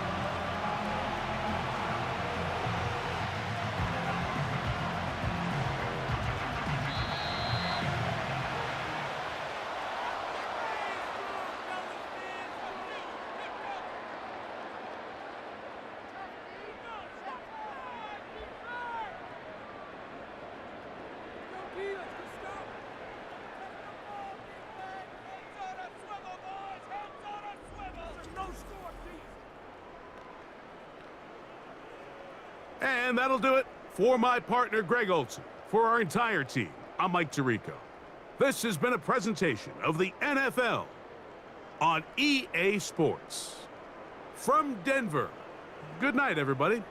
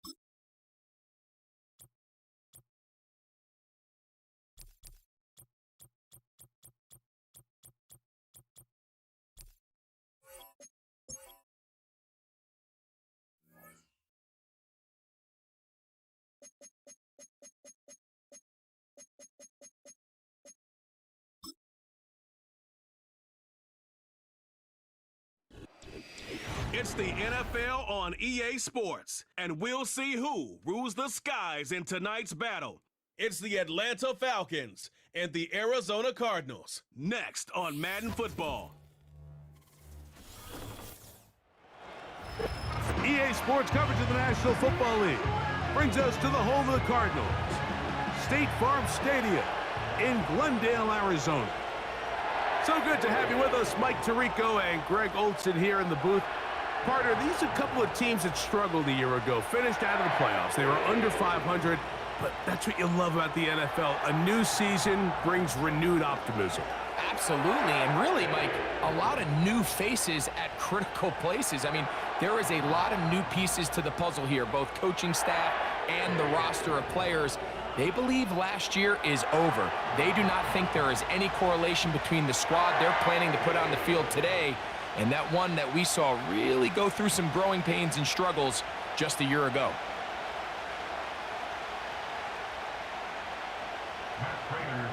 Matt Prater has been around a long time. Will get us started here. And off we go from Glendale. Avery Williams on the return. And he is stopped at the 25. The drive will begin there. The Falcons set to take over here on offense. They'll be led out by the lefty from the University of Washington. It's Michael Penix. Mike, I remember the first time I watched one of his college games, and I was blown away. I mean, the accuracy. That ball looks like it's jumping out of his hand. He is physically talented. He's mature. He's played a lot of football. He has overcome a lot of adversity, man. That is a formula for success in the NFL. He might have to wait a little bit to find his time, but the more opportunities he gets like here in this one, I think he has a bright future.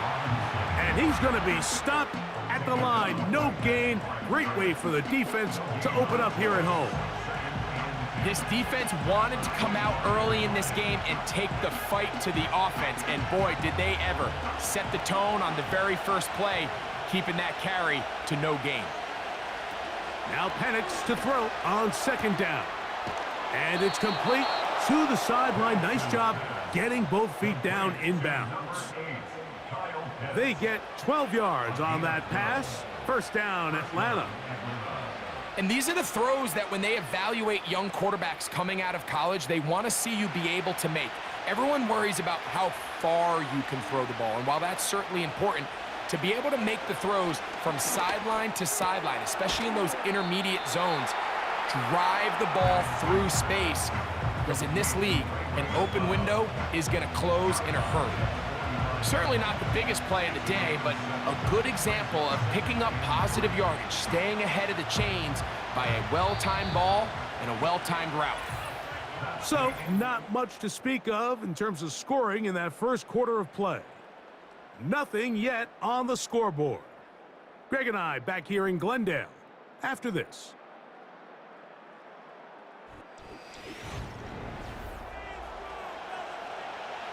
Second down and 3. Out of the shotgun, it's Penix. He finds Darnell Mooney for the catch. Now a timeout, Atlanta. That's their first. Clock stops with a little under a minute to go in this second quarter. You can see the eyes of the quarterback. He's trying to push this ball initially downfield, but with the defense doing a good job keeping a lid on the coverage, he's forced to check this ball down to the shallow route. But this is something that they know in the future. If I need a couple yards, they can come back to this play. That'll be caught by McLeod. Falcons go ahead and take their second timeout. They get the stoppage with just over 50 seconds to play in this first half.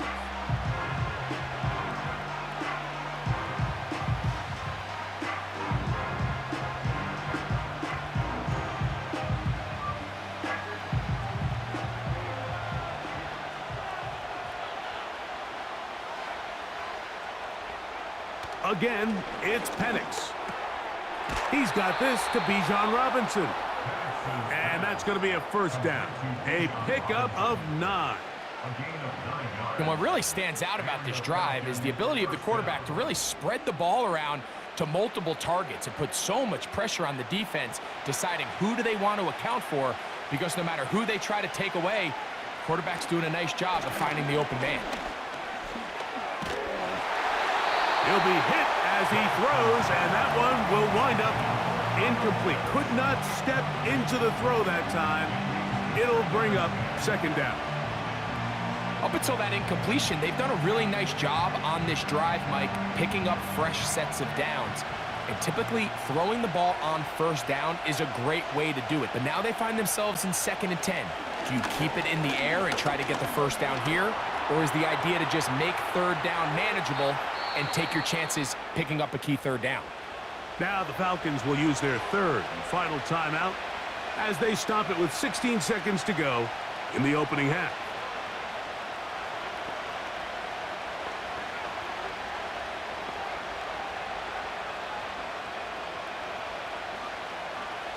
So here's a 1st and 10 now, down inside the 20. From the gun, it's Penix. And this time the rush gets home, and down he goes.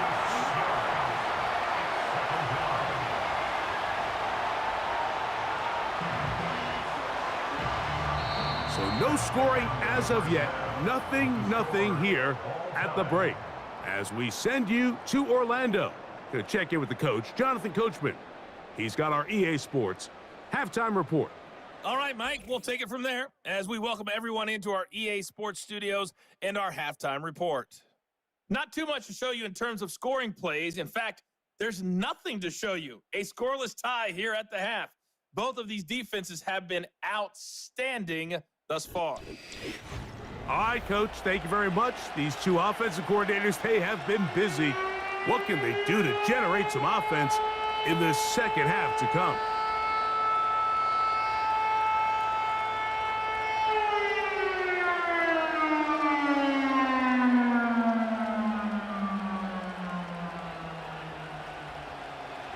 Defenses control the first half, but when will we see some points?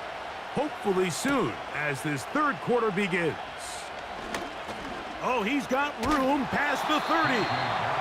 And they will finally get him down, but he gets all the way close to the 40-yard line. The Cardinals offense ready to get going again. They'll have it first in this third quarter. They'll search for the first points of this game as they begin the drive on 1st and 10.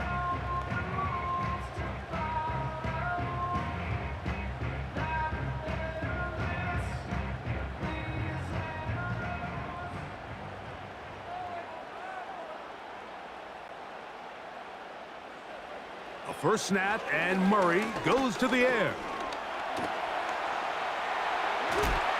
And they're going to work this down inside the 45. You know, Mike, I like everything about this play except the very end.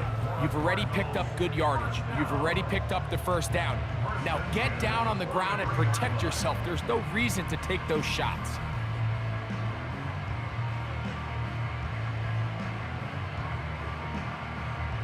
Here's 1st and 10.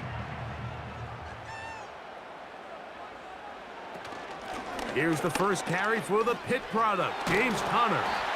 And they bring him down, but not until they get inside the 30-yard line.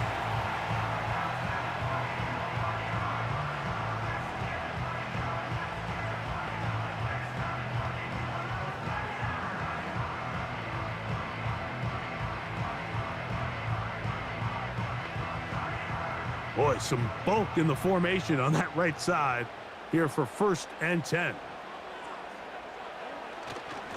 They'll go again here to Conner. And he surges forward for a gain of about 5.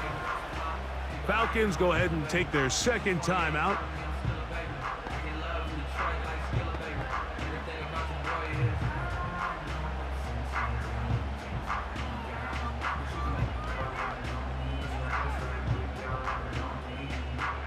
They'll come up here on 2nd down and 5.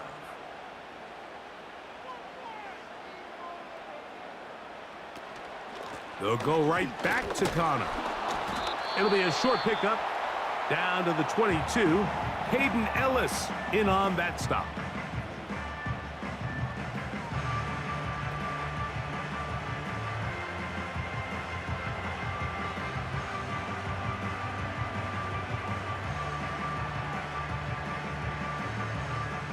Here's a 3rd down and 4. From the gun, it's Murray. The pressure, too much, and he goes down. By Grady Jarrett. A loss of 9 brings up 4th down.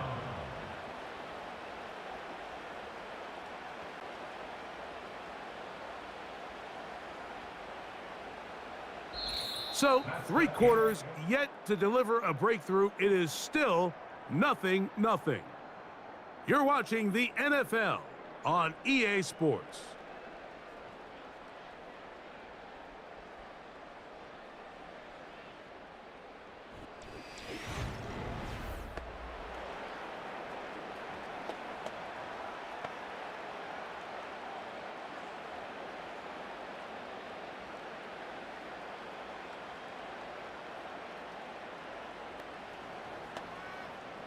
So, a big kick coming for the veteran Matt Prater. This a potential game winner. This kick is good. And they take the lead in the final minute of this game.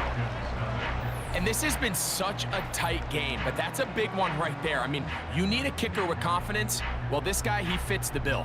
He steps up and knocks it through to give his guys a lead here in the fourth quarter.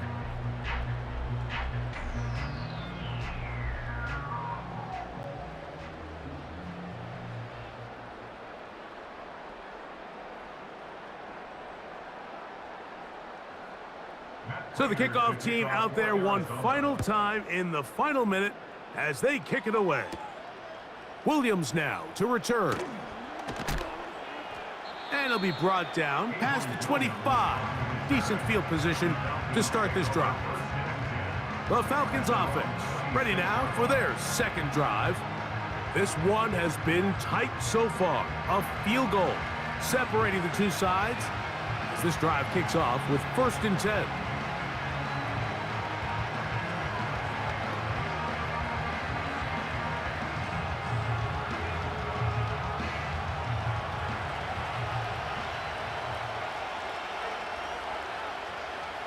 From the gun, here is Penix. And he's going to get this to the 37-yard line.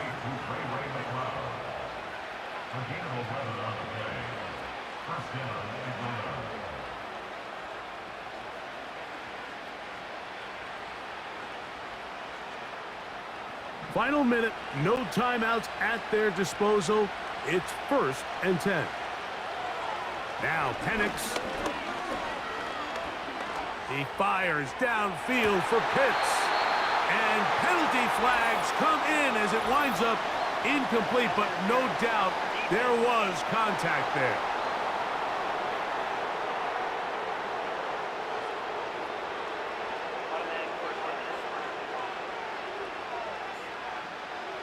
They'll come up for 1st and 10.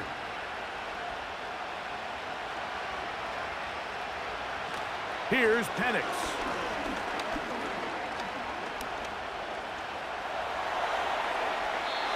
They'll be forced to just throw that one away. It's incomplete. Can't exactly put my finger on it, but it just seems like this entire game, like this passing game and this quarterback specifically, they've just been off. And whether it's missing these big shots downfield like he did there or just simple underneath layups, there's just something about him today that doesn't look right. And I think it's a big part of the reason they find themselves trailing here in the fourth quarter.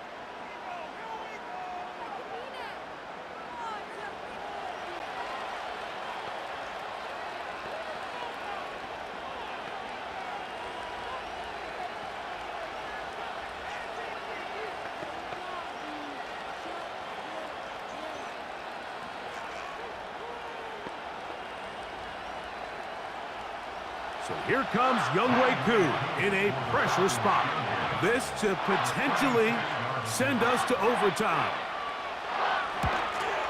This one is on target, and it is good. And we are almost certainly bound for overtime. And that's just a big-time kick right there. I mean, think about all the things running through this kicker's head. He knows if he misses it, this game's over. But he's cool, he's calm, he steps up, takes a deep breath, and he knocks it through to extend this game.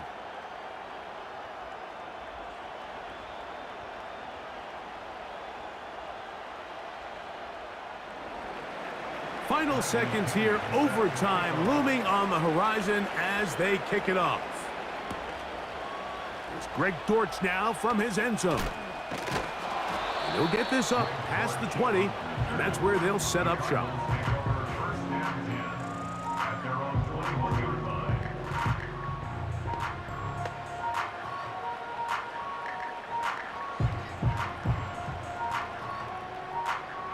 Here's first down.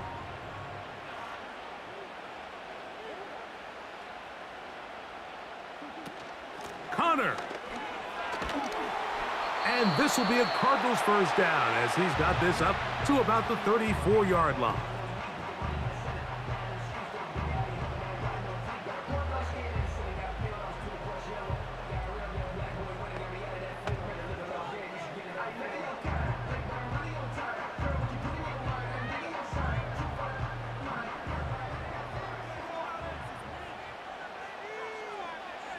Here we go. One final play. He's going to go up top here for McBride. That ball intercepted. That's the safety, Jesse Bates.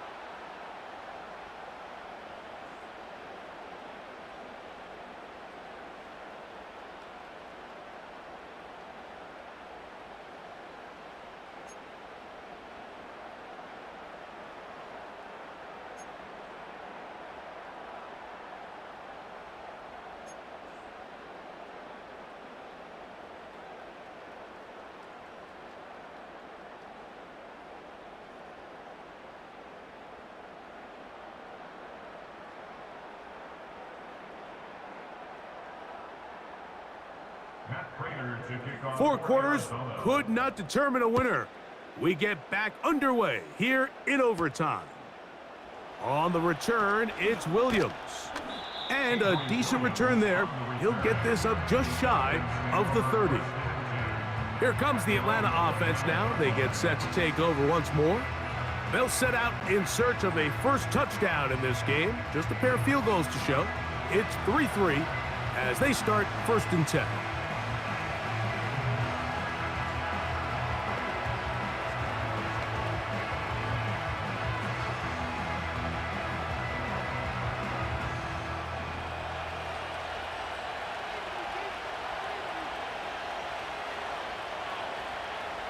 To throw is Penix. Under pressure, and down he goes. They got him. This is a great example of the game within the game. They're making what they call Mike declaration, and that's what sets the responsibilities of all the protectors. And in this case, the Mike was the one who came. He's unblocked, and he's able to get home.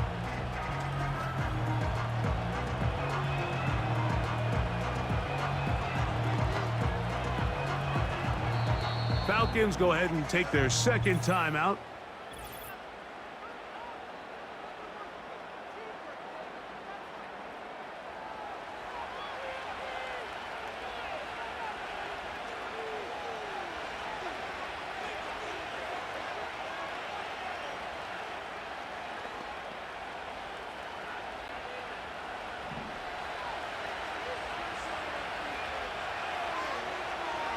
Now a first throw here in overtime. Over the middle, that's his tight end, Pitts.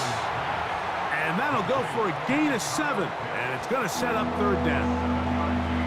And this is where the versatility of the tight end position really starts coming into play. Not only do they have to line up with their hand on the ground, but they can occasionally split out in the slot. And man, they're too fast for linebackers, and a lot of times they're too big for defensive backs. He'll be forced to just throw that one away. It's incomplete. This offense has to find a way to be better on 1st and 2nd down, Mike. Living in these 3rd and long situations, must pass, is not a recipe that their offensive coordinator wants to operate in. So on 4th down, the Falcons bring on Bradley Pinion to punt. Greg Dortch deep to return. But he cannot get away. Great job down there to hold him to a short return. Out comes the Arizona offense. They get ready for their next possession. They'll start it here with a 1st and 10.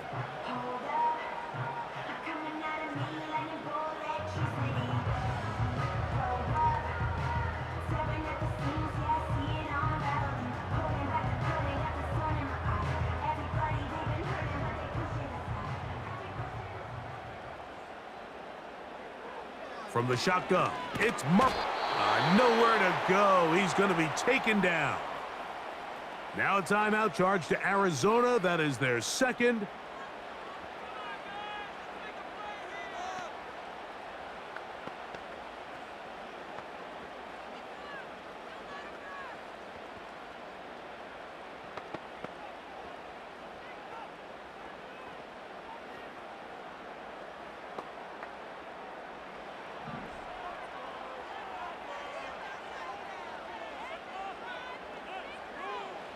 Second down, Murray. Gets it away quickly, and it's caught. Well, it's brought down. That pass is going to pick up 4 and bring up third down.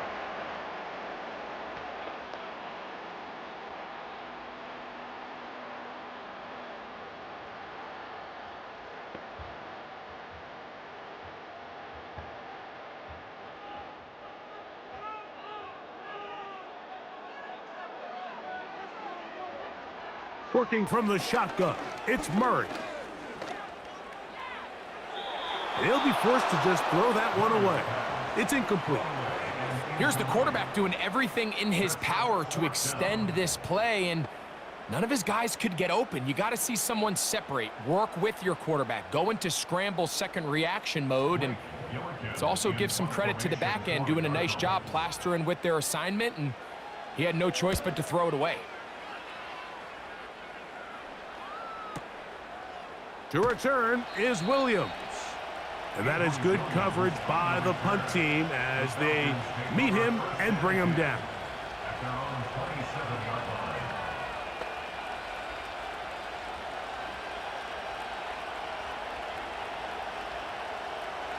Set to go now on 1st and 10.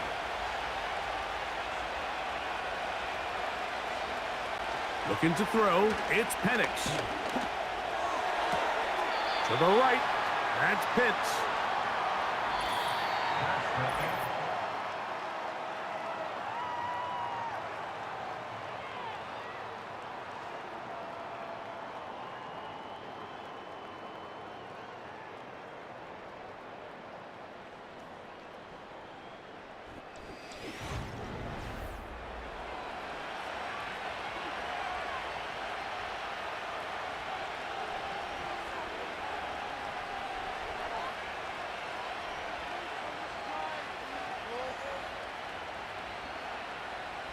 Here's 2nd and 2.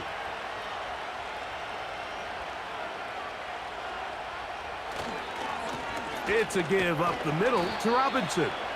And he'll get about 4 out of that one. That should be enough to move the chains. It is 1st down. This is a situation that play callers love to be in, Mike. They have all their options on the table. 2nd and short, play action pass, you can run. In this case, they choose to keep it on the ground, play it safe, pick up the 1st down. Throwing now, Penix on 1st down. Open man down the field, Mooney. And he's down inside the 40-yard line. 24-yard gain. Really nice throw there. The ability to throw the ball out on the perimeter. Yes, arm strength and all of that, but it's also timing. The timing of the route. When is that wide receiver coming out of his break to deliver that ball accurately as his head comes around? If the ball's thrown too early, the receiver's not ready. If the ball's thrown too late, that's when disaster strikes. Now the lefty Penix on 1st down. And that ball incomplete. So defensively, there's always the initial pass coverage plan. And then when that breaks down and the quarterback goes into scramble mode, how fast can you then move on to the second phase and what they call plaster, meaning find the nearest receiver and almost play a man-to-man. And it's exactly what they did here, and there was nowhere for the ball to go, and he's forced to just throw it away. On 2nd down, Penix. And they get to him and finally bring him down. It will go down as a sack.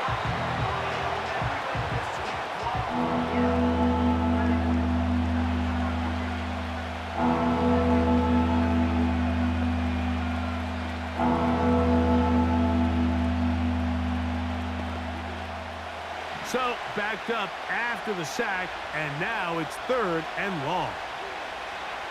They'll throw. It's Penix.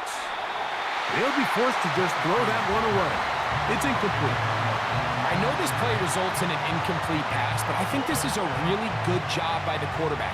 His clock was going off. He felt that rush.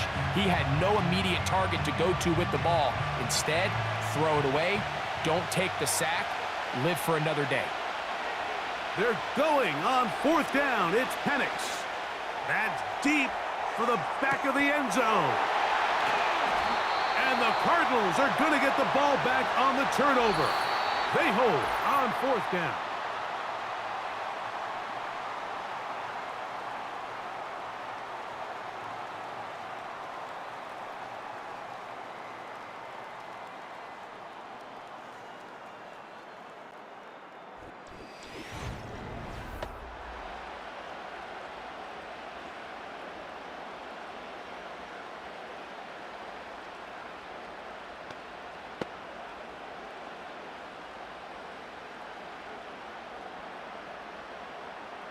The drive begins at the 20. Here's 1st and 10.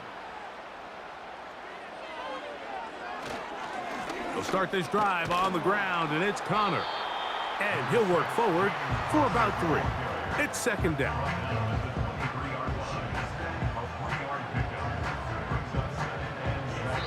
Now a timeout charge to Arizona. That is their 2nd.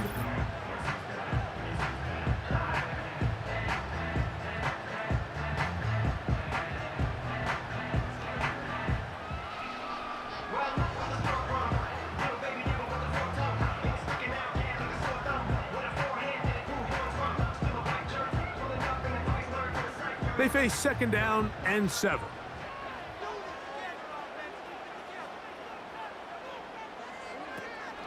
On the zone read, given to Connor. He'll get about 3, and that's going to lead to 3rd down.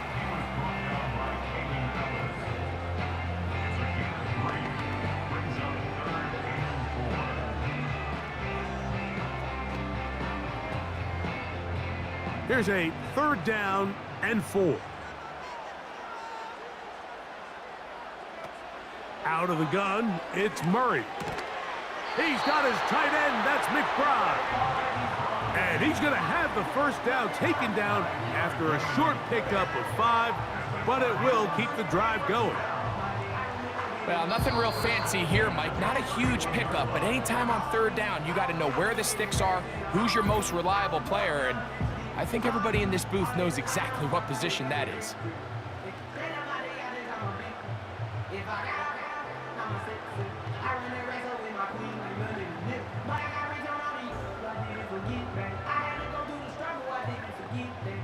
Line of scrimmage is the 31 as they line up 1st and 10. Working out of the gun, Murray. He'll be forced to just throw that one away. It's incomplete.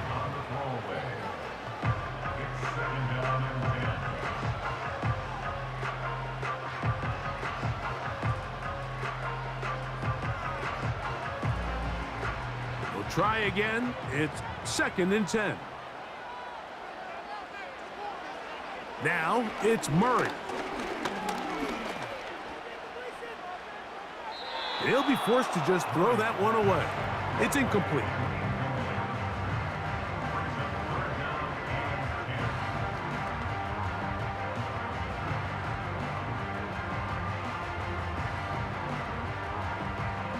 So after back-to-back incompletions, it is now 3rd and 10. To throw again is Murray. He'll be forced to just throw that one away. It's incomplete. Timing and trust. Critical elements of this quick passing game. If your target and the quarterback are not on the same page, it winds up being an incompletion and a wasted down. The Cardinals line up for a punt. And he's on for a big one here in overtime.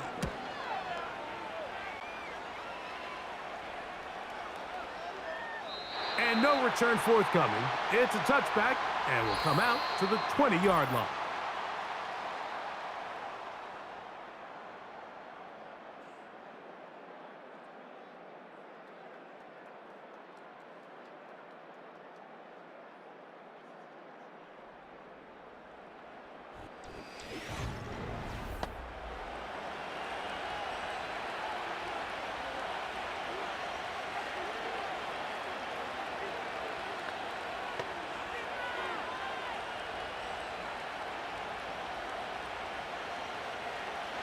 They'll break the huddle.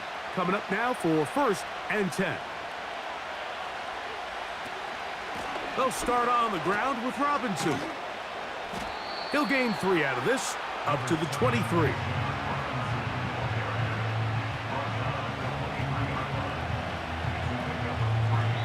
Falcons go ahead and take their 2nd timeout.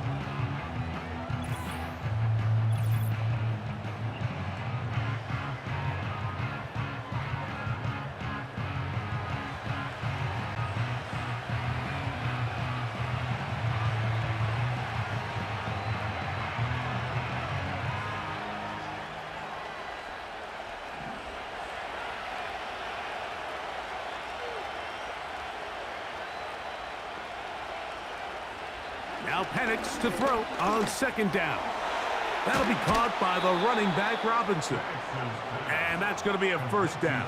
A pickup of 9. The best quarterbacks, Mike, they don't necessarily even have to see the running back in the check down. They can just feel him. It allows them to keep their eyes downfield, allow their tight ends and wide receivers to continue to work open. In this case, nice job by the quarterback getting that ball in his hands and letting him do the rest after the catch. A hit as he throws there. It's going to wind up incomplete. The pressure got to him that time, and it'll set up 2nd down.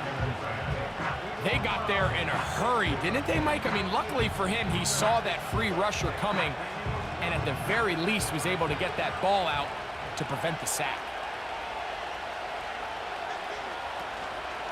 Play action. It's Penix. Oh, a lot of chances on that one. It was bouncing around, but it falls incomplete. Drake London was the intended receiver there. And it's going to bring up a 3rd down.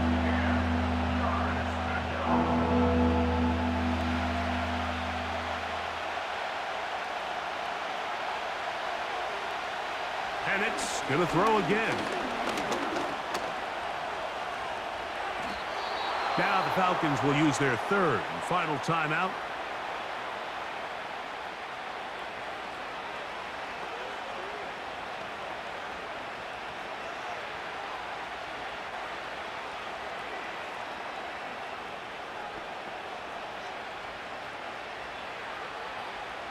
A couple of 1st downs has them out to the 45-yard line as it's 1st and 10. Out of the shotgun. It's Penix. He'll be forced to just throw that one away. It's incomplete. This is why it's so critical that the quarterback and his intended target are on the same page. They got to speak the same language. When there's miscommunication, it leads to errant throws, and when errant throws lead to big missed opportunities. On 2nd down, here's Penix. This one intercepted. And the Cardinals will take over here as they get it up to the 43-yard line. You know, Mike, as strange as it sounds, as this game has gone on longer, both these defenses have not only gotten better, but they're more energized as this game's gone on. I mean, look how deep we are into overtime, and they come through with an impact play like that interception when most defenses are just downright exhausted.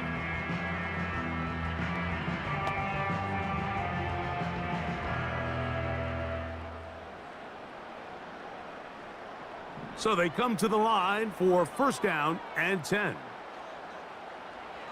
From the gun, it's Murray. He'll be forced to just throw that one away. It's incomplete. He decides to go with the safe throw and throws it well short of the sticks. And at this level, Mike, you just can't miss layups like that. He'll try again here. 2nd and 10.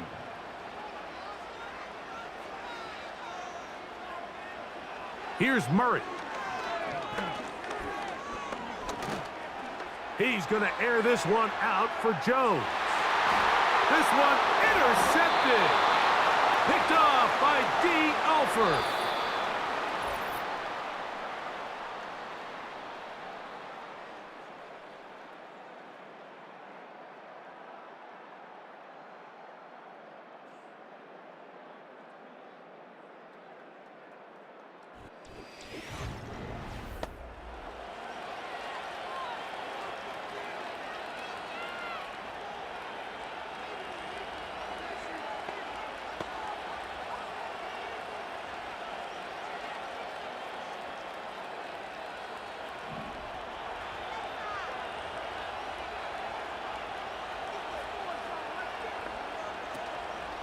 The drive will begin here with a run by Robinson.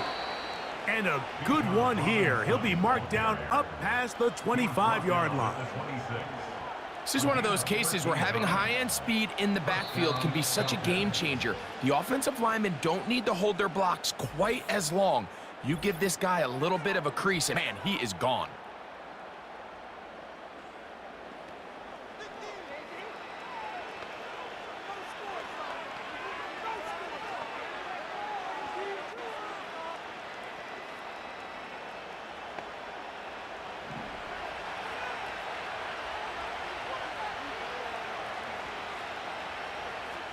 A tight end in motion now. On first down, right back to Robinson. Nice job finding the seam. Gain of about 9.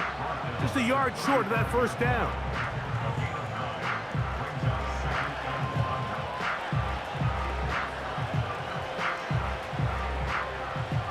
A good spot here. 2nd and a yard.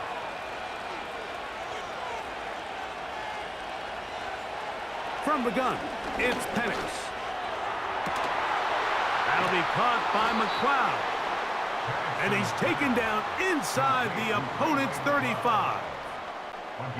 Everyone talks about all the physical qualities to play quarterback in the NFL, Mike, and of course that's a given, but it's really the cerebral approach to the game that separates the best from everybody else, and I think both of those things were on display there, as he did not only a great job of finding the vulnerabilities of the back end, but then once his guy was there, it was that arm talent that put the ball in the exact right spot to allow his guy to make the big play.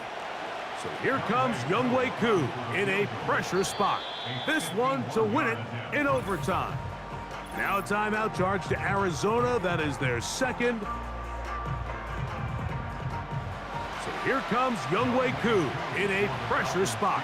This one he's got to have. That's long enough, and it's good! On target from long range. It took overtime, but they will walk off the field with the victory. So it's a win for the visiting Falcons. They knew a field goal would do it, and a pressure kick from distance was right on the money. They come away with the victory here in overtime. So that'll just about do it for Greg Olson and our entire team. I'm Mike Tirico. You've been watching the NFL on EA Sports. For more, log on to easports.com. Good night from Glendale.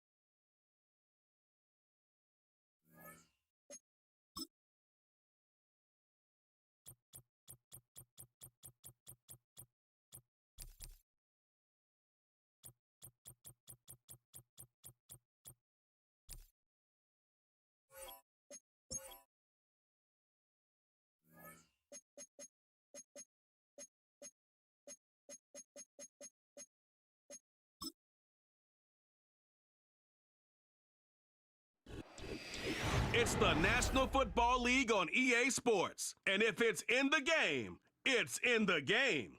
Great game in store for y'all. And it comes your way next on Madden Football. We are just about 10 miles south of downtown. You get a look inside NRG Stadium in Houston, the home of the Texans. Thanks for having us in, Mike Tirico and Greg Olson. Or should I say Dean Olson, because tight end U doesn't happen without you. And we've got a great matchup here. We've got two of the best at your position in the current game right now. And Mike, when I came into the league, I mean, almost 20 years ago, there was a handful of really elite tight ends. But doesn't it just seem, especially over these last couple of years, every single team, at least the ones that make their mark and find themselves in the playoffs competing for Super Bowls, have a legitimate #1 threat at the tight end position. It almost feels like if you don't have a tight end, your offense is missing a key piece. I know I'm biased, but I At tight end, we make no mistake about it. We think we are the most important position in football, and you're not going to convince me otherwise. Here comes a return from the 5. And he'll be brought down right around the 25-yard line. The Houston offense heading out to the field for the first time. They're led by the NFL's Offensive Rookie of the Year in 2023. From Ohio State, it's C.J. Stroud. You could certainly make the case, Mike, that he had one of the best rookie seasons by a quarterback in NFL history. Not so much just his personal play, but he has completely rejuvenated that Houston Texans locker room and that Houston Texans organization. It was incredible watching him as a rookie. Tell you what, though, I think he's even more capable here in his second year under center. That's complete. It's Tank Dell. And he's got it to the 35-yard line. Really nice job there to move the chains early in this drive, but now as they approach midfield, continue to keep your foot on the gas. Don't get conservative. Don't start sitting on the ball. Cross midfield and go. Anytime you find yourself on your opponent's side of the field, you have to be thinking points. On first down, it's Stroud. That's caught downfield by Diggs. And he will go all the way.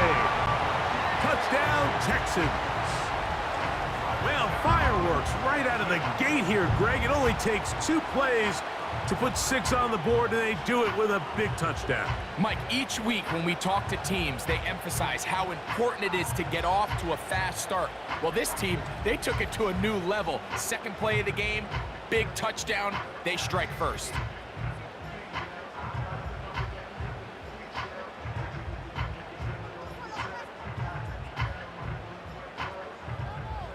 Now Kaimi Fairbairn on for the extra point. He gets it to go, and the Texans will take a 7-0 lead.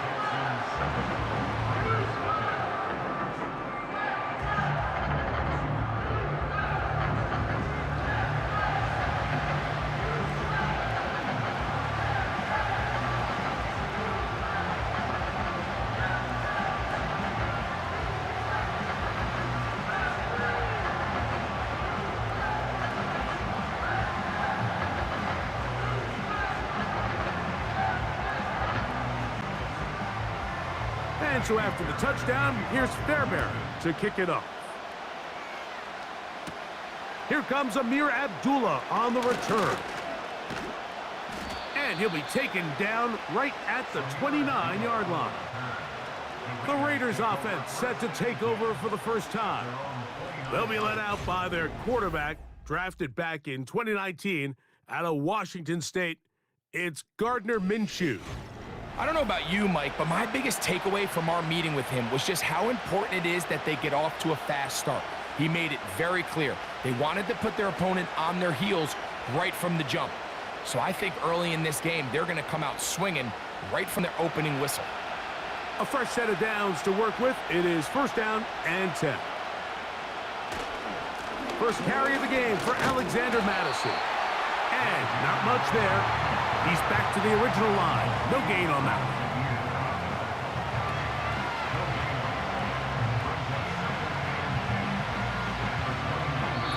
one. So after one, it's the Texans who have the early lead. And more from Houston coming up in a moment.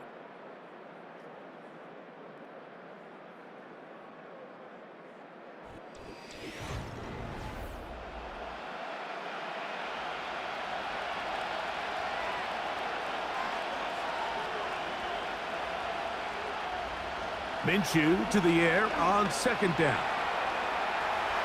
Off he goes. And they'll be set up now. Up past the 40 with that one.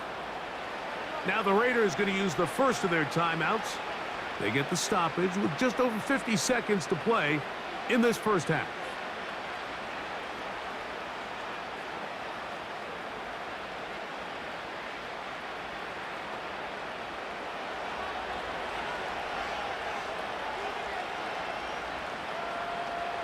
In motion is Myers. On first down, here's Minshew.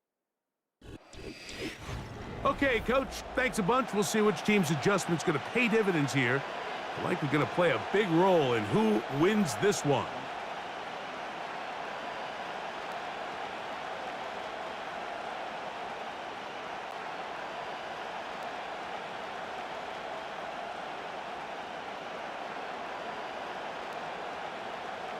Pretty interesting first half. We'll see if any strategy changes for the next 30 minutes or more as this second half gets underway.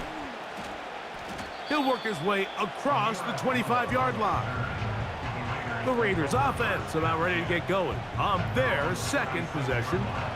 Trail by 4, a touchdown gives them the lead. Drive begins with 1st and 10.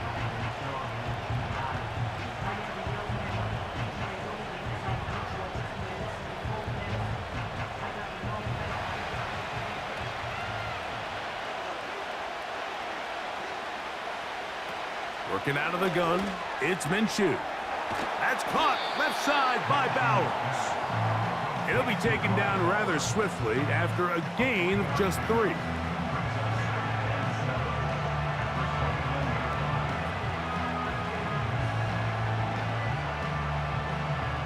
Second and 7.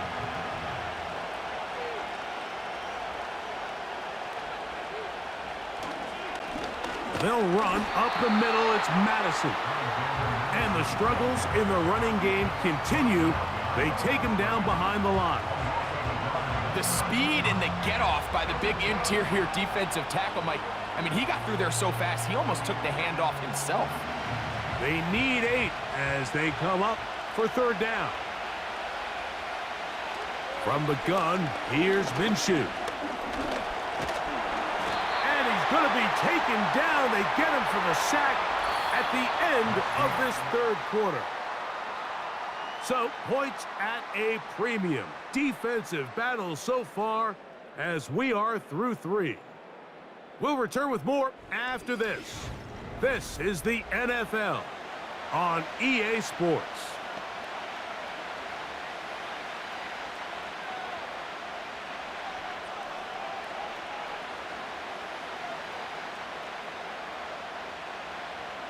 Defense has to play smart, avoid a penalty on 4th and long. They'll drop to throw.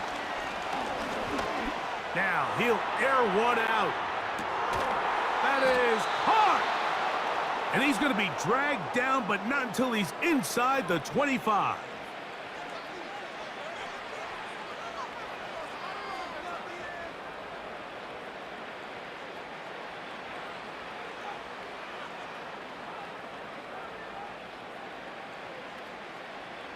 Final minute, still 2 timeouts remaining as we get to 1st and 10. Minshew gonna look to throw. And the rush gets there. Down he goes. Now timeout Vegas. That is their 2nd. We get the stoppage with just under 50 seconds remaining here in the 4th.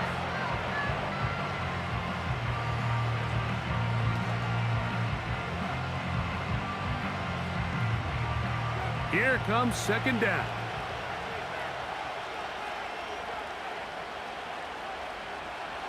Minshew. To the left side. It is caught by Myers. And he'll be very close to a 1st down. Won't quite have enough, but now a much more advantageous spot. As the saying goes, Mike, you need your big-time players to make big-time plays, and the moment doesn't get bigger than this. Find yourself down. A touchdown gives you a chance to win this thing in regulation, and I think they got a shot.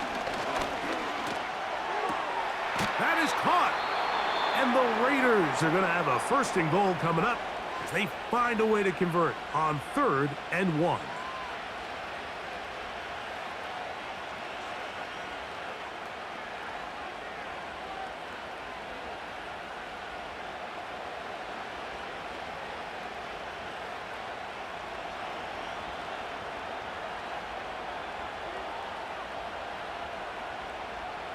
Back is Minshew. And this is a touchdown. They were not going to be denied, and they have taken the lead here in the final minute of play.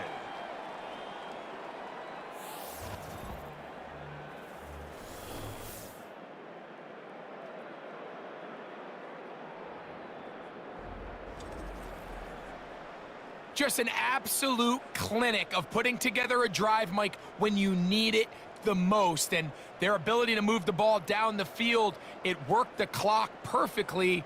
They come away with that late touchdown, and more than likely, barring something crazy, a victory as well. An important extra point up and good, so the lead is 3 here in the late stages of the game.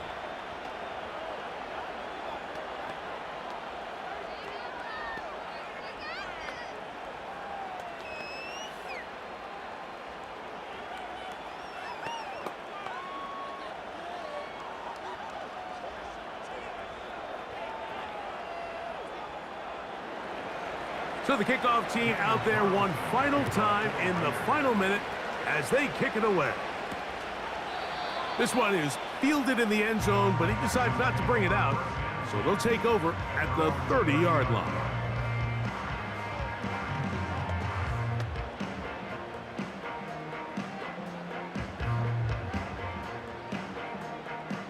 This is 1st and 10.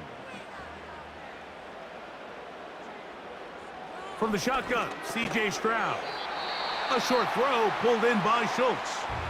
And a timeout is called, so now you're probably looking at one final play back in their own territory. This is going to take a miracle.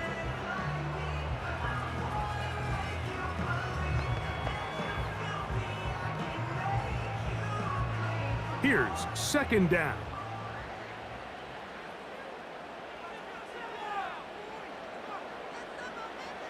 Now Stroud. That'll be incomplete. And now we are down to likely just one more play.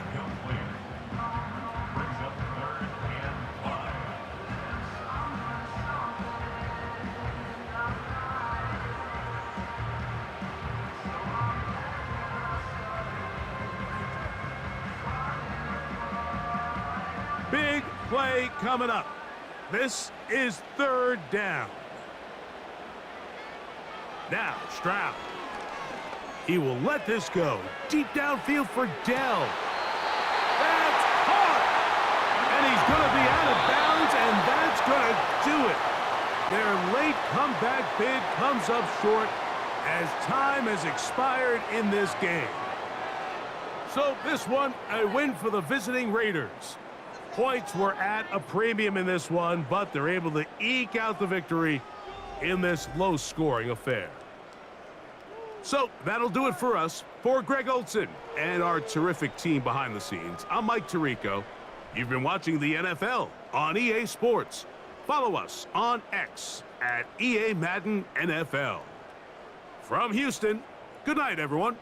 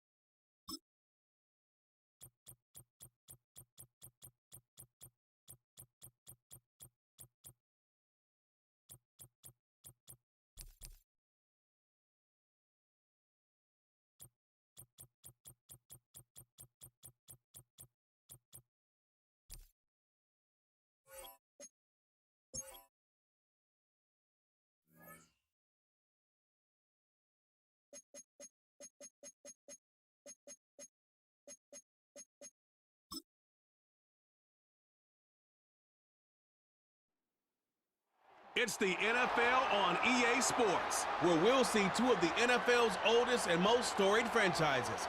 It's the Pittsburgh Steelers and the Detroit Lions, and it's coming up next on Madden Football. First opened in 2002. There's a look inside Ford Field here in downtown Detroit, the Motor City. Brandon Gaudin and Charles Davis, thrilled to be with you from the broadcast booth. And, partner, before we get this thing started, what are you going to be watching? Who gets off to a fast start? In horse racing terms, they talk about catching a flyer out of the gate. Who sets the pace and makes the other team chase?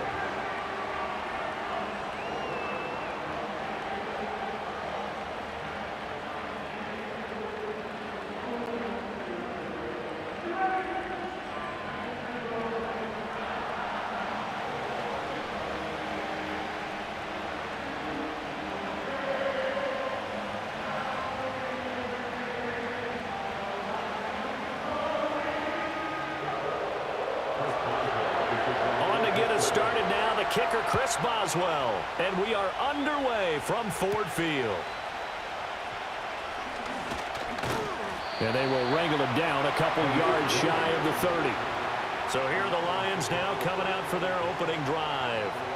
They're led onto the field by the former Cal Bear and the #1 overall pick in 2016, Jared Goff. And at one point, the ascension of Jared Goff was really, really strong. Back-to-back Pro Bowls, took his team to the Super Bowl and came really within 1/4 of winning it.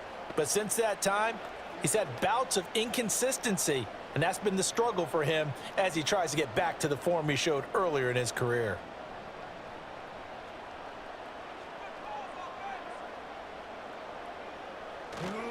First carry now for David Montgomery. Looking for a seam, but finding none. He'll get back to the line of scrimmage, and that's it. Call it no gain on the game's first play, and it's second down now. Well done to sniff that out defensively. He had it diagnosed pretty quickly. I love that description because diagnosed is perfect on that one. Read his keys, made the play, and he couldn't even get going moving the football.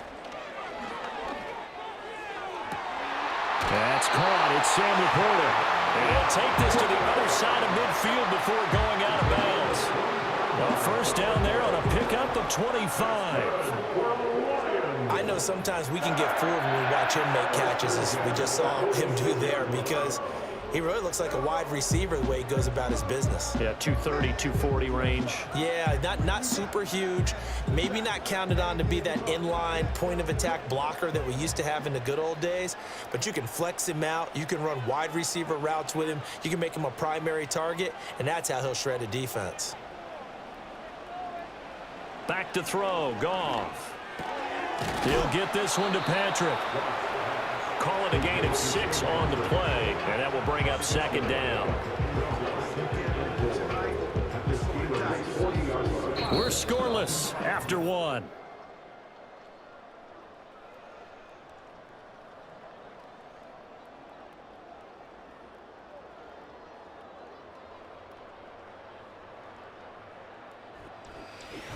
Second quarter action now from Detroit, and it's the homestanding Lions who have the football. They'll come up on a 2nd and 4 now from the 40-yard line, as they've got it as we resume action. And that'll be caught by St. Brown. The Lions will use the first of their timeouts, as the stoppage will come with a little under a minute to go in this first half.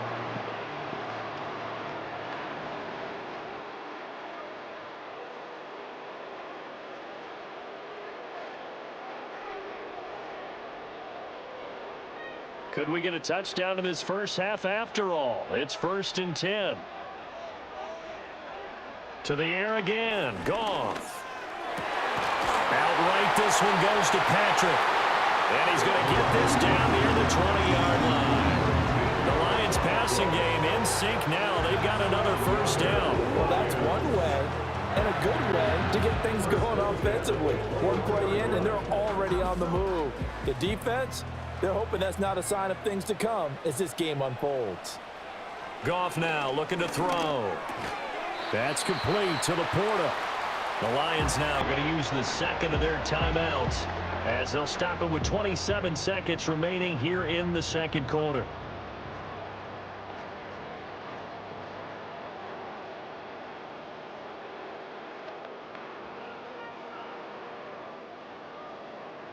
Now a 2nd and 2.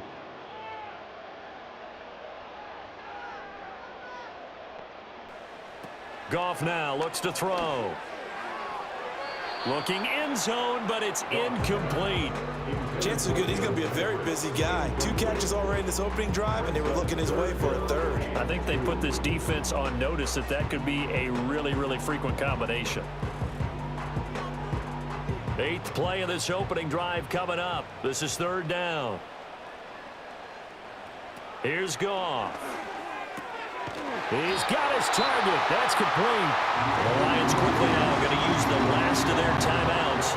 And with halftime on the horizon, they'll be out of timeouts from here forward.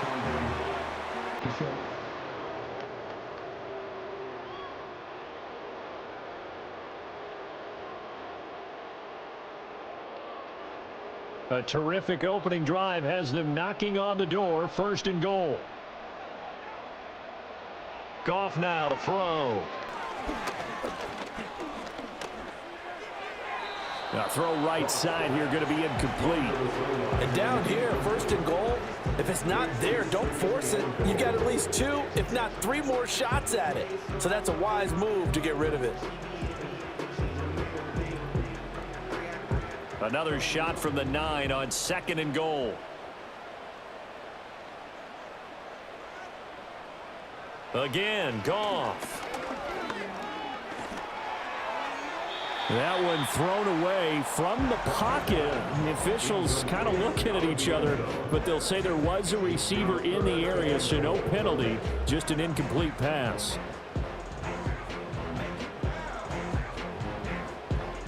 And now 3rd and goal following incompletions on 1st and 2nd down. Now Goff. Nothing open downfield, so he'll throw it away. The Steeler defense locked in, forcing an upcoming 4th down. Well, so a drive that spans all that time, and yet you may only come away with 3 points here. Well, your defense, all right, they actually like these long drives. They get to rest over on the sidelines for a while. But when you're not finishing with points in terms of touchdowns, that's frustrating. They've got to figure out how to close out these long drives and get 6s instead of 3s. So an opening drive field goal maybe doesn't whip this crowd into a frenzy, but I think that they will take the early lead. There's no doubt about it. They will always take the early lead, and maybe that celebration comes later if they play well and they can break things open. But right now, this is all about letting the offense just get settled in.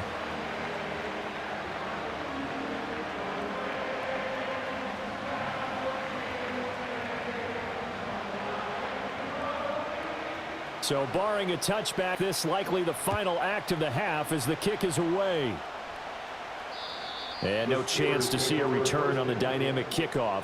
They'll move this out to the 30-yard line. So the Steelers offense getting set for their first drive. They'll be led out by the man who proclaims to be from a whole pack of Badgers. Came into the league back in 2012, Russell Wilson. And similar to his nickname, Russell Wilson has a dangerous mix of skills, the ability to throw from the pocket and extend plays and throw on the run. Not to mention an absolute winner. Usually has his team in the playoffs competing for Super Bowl opportunities. Final play of the first half, barring a penalty, as they come up on 1st and 10. Final play of the half, it's Wilson. He'll get this to his tight end. That's Pat Freiermuth. So we've reached halftime. All we have to show for the first half, a lone field goal. 3-0 our score. As we'll head down to Orlando, that's where we find our man Jonathan Coachman at our EA Sports Halftime Report. Coach.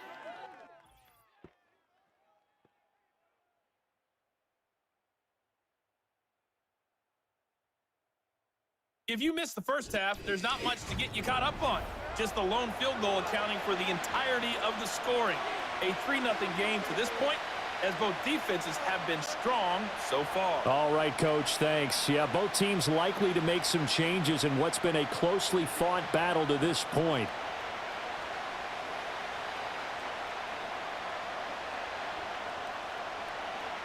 These offenses seemingly still back at the hotel for the first half. 3-0 our score as the second half gets underway.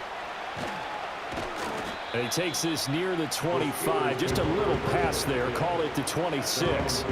So Pittsburgh retakes the field for their second offensive possession. And they're on the losing end of things here. What do they need to do if they're going to turn things around, CD? Partner, it's awfully close to being a must drive here, I think, for them, because I think a touchdown here in this opening drive is something they absolutely have to have. They only managed 3 points in the first half. They know that's not going to get it done. So without adding pressure to them, they already know the stakes. They need a touchdown here to get things started. First carry for Najee Harris. And he tries to power forward, but he will not get back to the line of scrimmage. That's Aiden Hutchinson. He was determined to blow that play up, and he sure did. This defense is just flat getting after it. They have not given up much of anything in the run game. Case in point right there. So a 5-yard run the other way in the wrong direction, and that leads us to 2nd and 15. Finds the open man. It's Mike Williams. And he takes this up to the 40-yard line before being corralled. He was held without a catch in the first half, but he's got one here, and he also picks up a first down. And that's the kind of play this offense needs to maybe kick them into gear a little bit. They've been stuck in neutral much of the game. Perhaps that can give them a little bit of confidence that big plays are out there. They go play action now. Wilson. And he is going to be taken down. And that should be the final play of this third quarter. Derek Barnes coming in hard there on the blitz, and he gets him 7 yards behind the line of scrimmage. And that is going to do it for this third quarter of action. We'll return with more after this. This is the NFL, and it's on EA Sports. Back now at Ford Field. It's been a very hotly contested game to this point. Just a field goal separating these two teams as we get set for the fourth quarter. And that's caught by Williams. And he is going to get out of bounds with the first down. So that's going to double their pleasure for sure. They get the first and save a timeout. That's what they need right now. Get the first down, get out of bounds, stop the clock. Just playing smart football, understanding the situation, making the plays necessary, and making sure that clock stops at every opportunity. All 3 timeouts still at their disposal. Here's 1st and 10 now. Now Wilson. A short one there to Freiermuth. And he gets this inside the 35-yard line. Now the Steelers use the first of their 3 timeouts as they get the stoppage with a little over 50 seconds left to go in the game.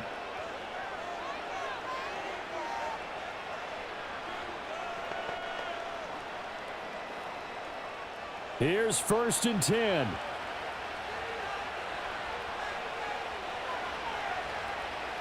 Throwing now is Wilson. And he can't get a throw off. He's taken down. What a huge play at this point in the game.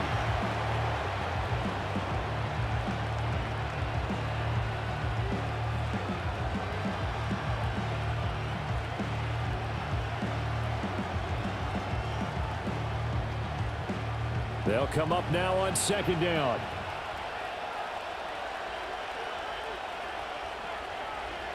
Here's Wilson. A short one there to Freiermuth. Brandon, it's okay what they're doing right now. Still able to work the middle of the field, but you know sooner or later they're going to have to stop the clock.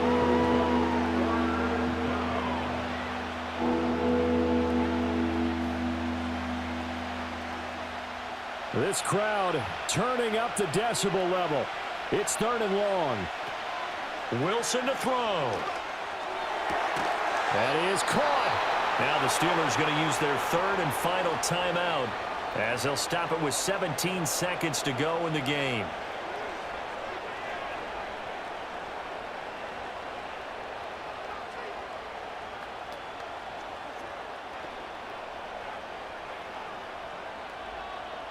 So here we go. On now is the kicker, Chris Boswell. The Lions will use the first of their timeouts. That'll leave them with 2 remaining. We'll be back after this.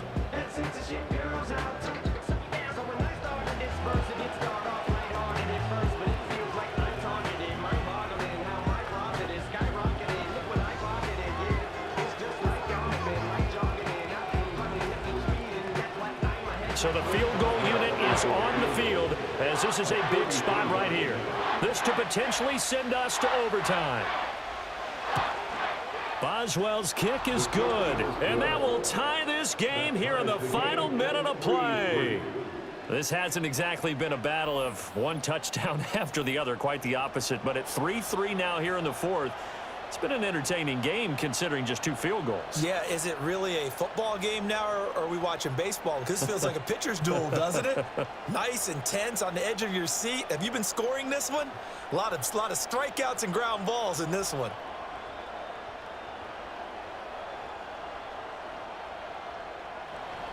This one, all we could have asked for. All tied, final minute as the kick's away here. And with time a factor here late, he'll just take a knee, and they'll start things out at the 25.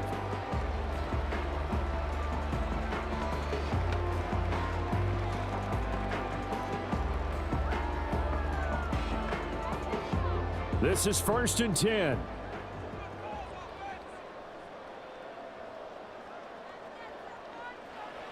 Now it's Goff.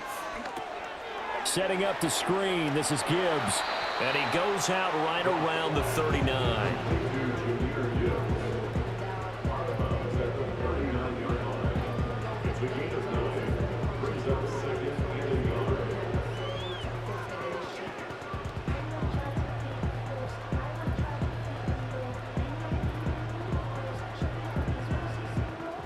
Here comes 2nd down.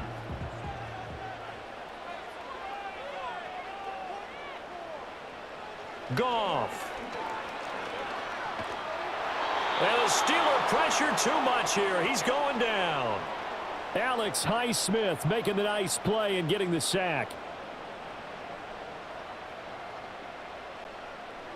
So 4 quarters wasn't enough, and we are off to overtime. Don't change that dial.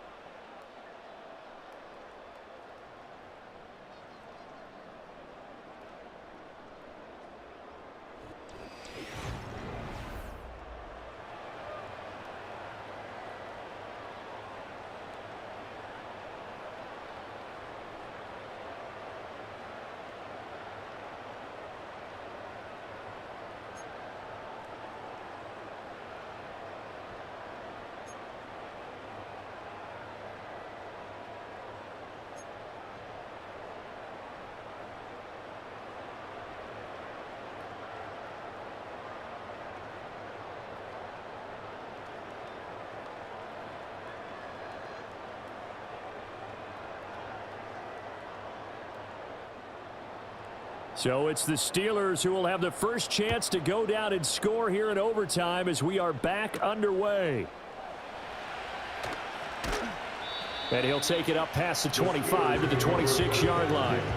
And Pittsburgh getting set to take the field. And after the field goal last time, let's see what they can get here. At least they got points out of the last drive, Charles. I never met an offensive coach that didn't want to drive to end with a kick. Most of them wanted to end with a PAT, right? In this case, a field goal, they'll take it.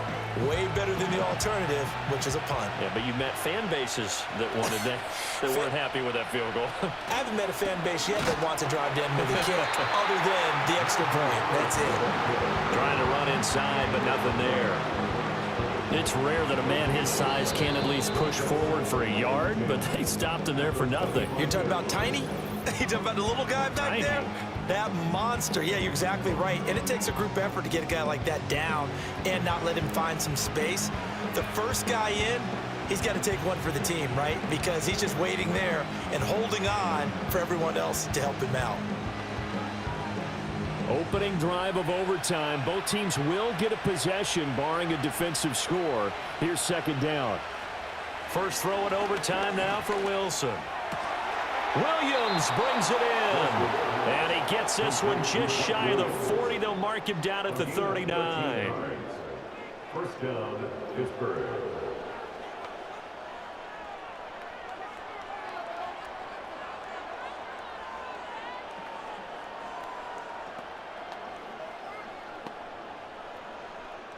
So from the 39 now, they'll come up on a 1st and 10.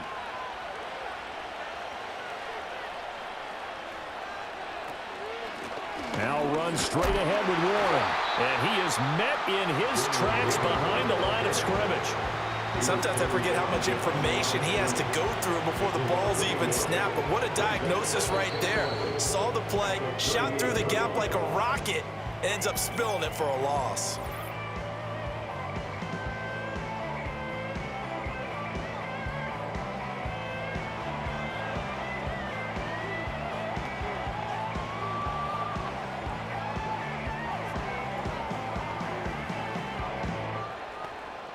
.38-yard line, 2nd and 11.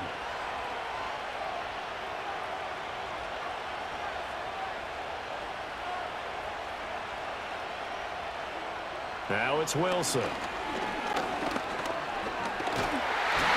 he can't escape, and down he goes. Multiple defenders there to drop him for a loss of 4. He's certainly one of those quarterbacks that can burn you with his mobility, but that time able to hem him in and get him to the ground. Perfect descriptor right there about how they kept him in the pocket. Excellent job of containment, but they were still able to continue to bring such strong pressure without letting him escape. But how about those guys in the secondary as well? Kept the coverage tight, plastered to the receivers, and left no real options for him to throw it downfield. 1 overtime. How about 2? We need another. We're still even. We'll switch sides and have that second overtime in just a moment.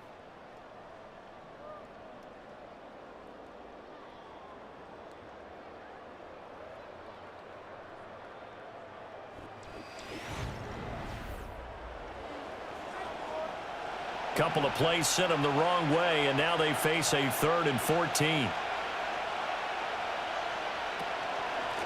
On the give, it's Warren. And he can only manage to take the football to the 40, and that is well shy of the first down marker. Well, I know you're toward the middle of the field here, but still, 4th down this distance, you got to punt it right. That's definitely the first instinct, because you say, okay, let's just play some field position, make sure we don't lose the game here, turn it over in a key spot. But if you feel really good about your trigger guy, if you feel great about him, you might want to leave the ball in his hands and let him work his magic. On is the punter, Johnston, now, as he sends this one away. And this one hits at the 3 and then bounds into the end zone for a touchback. And Detroit getting set to go now. Well, their defense did the job, got off the field without giving up any points. And now, Charles, all they need here is a field goal, and they get the victory.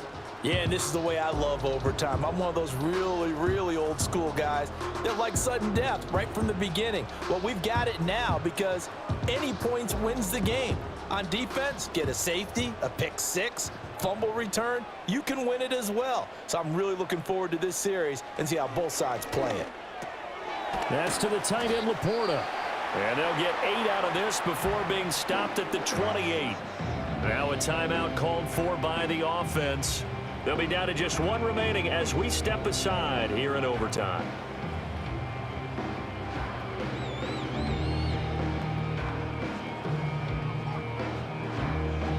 Line of scrimmage, the 28 now as they come up on 2nd and a couple. Up the middle, it's Montgomery. And he is going to be stopped cold behind the line of scrimmage. Sometimes you just sit back and marvel at what he can do defensively. Speed, strength, quickness, he's the whole package. And that package just wrapped up the runner for a loss. Here's 3rd and 3. And maybe a little frustration from Goff as he'll turn and call a timeout. That's their 2nd and last timeout here in the overtime session. We'll be back.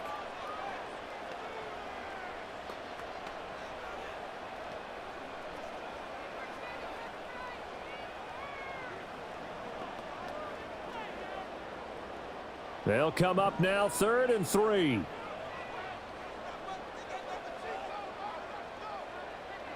Here's Goff. A little short pass here taken in by Laporta. And he will have a first down as he's out of bounds to stop the clock with 17 seconds to play.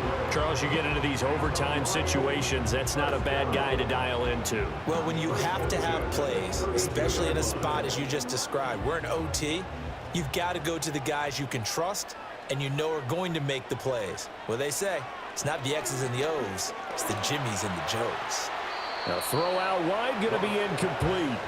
Another nice job there defensively. They've really stymied their passing attempts, and it continues in overtime. And for them to do that, that means they've had to be cohesive on defense. Pressure in the quarterback's face, good coverage of not just the wide receivers, but the tight end, the running backs when they try and slip out, and making sure they're at the point of attack. When the ball's in the air, they get there and help force some of those incompletions.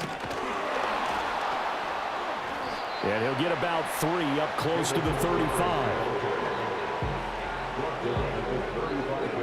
So the OT clock hits 0, and we're still not done. We'll switch sides and need at least one more OT to decide it after this.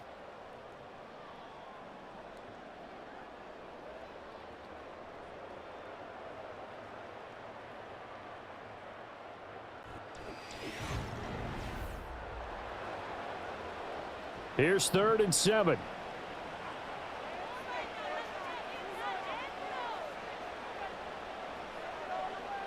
Now Goff. A throw left sideline falls incomplete. And this defense definitely in his head there on 3rd down, and he's pretty fortunate. They didn't call him for grounding on this one. That was a good 10 feet over everyone's head. Here comes the Lions punter now. On for a very important punt here in overtime.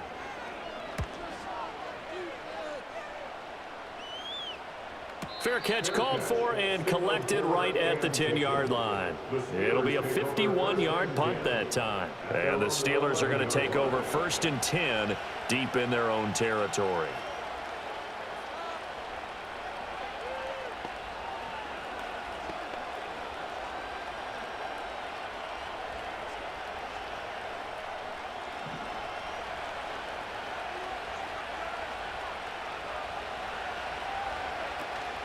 A handoff to Harris to begin the drive. And trying to push forward, but he is going to be stuffed up in the backfield. Now a timeout called for by the offense. They'll be left with just 1 remaining here at OT.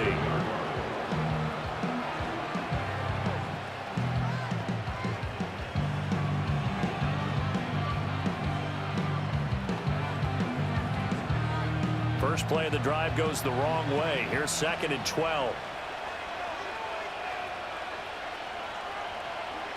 From the gun, it's Wilson.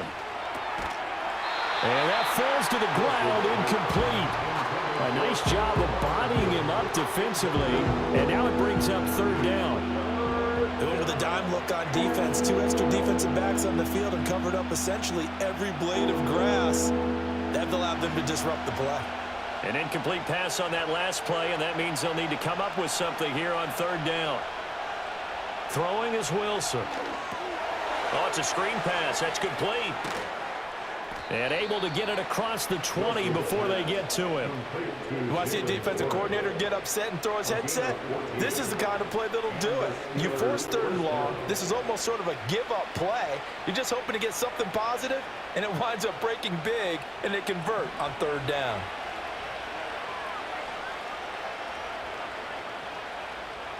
Here's Wilson to throw. It's incomplete. Took a shot, couldn't connect. Had an open man that time and ended up putting a little too much heat on it, don't you think, partner? Absolutely. Just needed a touch more air under it. Instead, he fired an absolute bullet. 2nd and 10.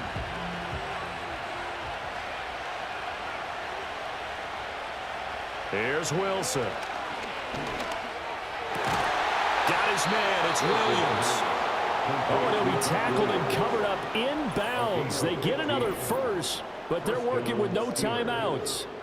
And that play came together really well for them as he found open space, makes the catch, and gets down to the 1-yard line. You know he's kicking himself right now. He thought he had a chance to get a touchdown and put that in his ledger. Instead, his team gets a chance to cash in over these next few plays.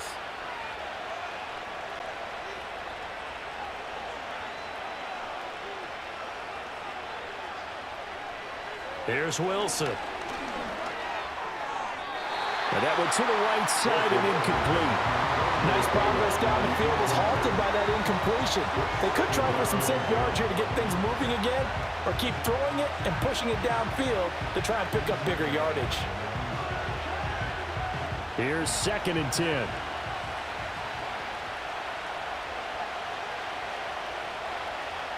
Wilson will throw again.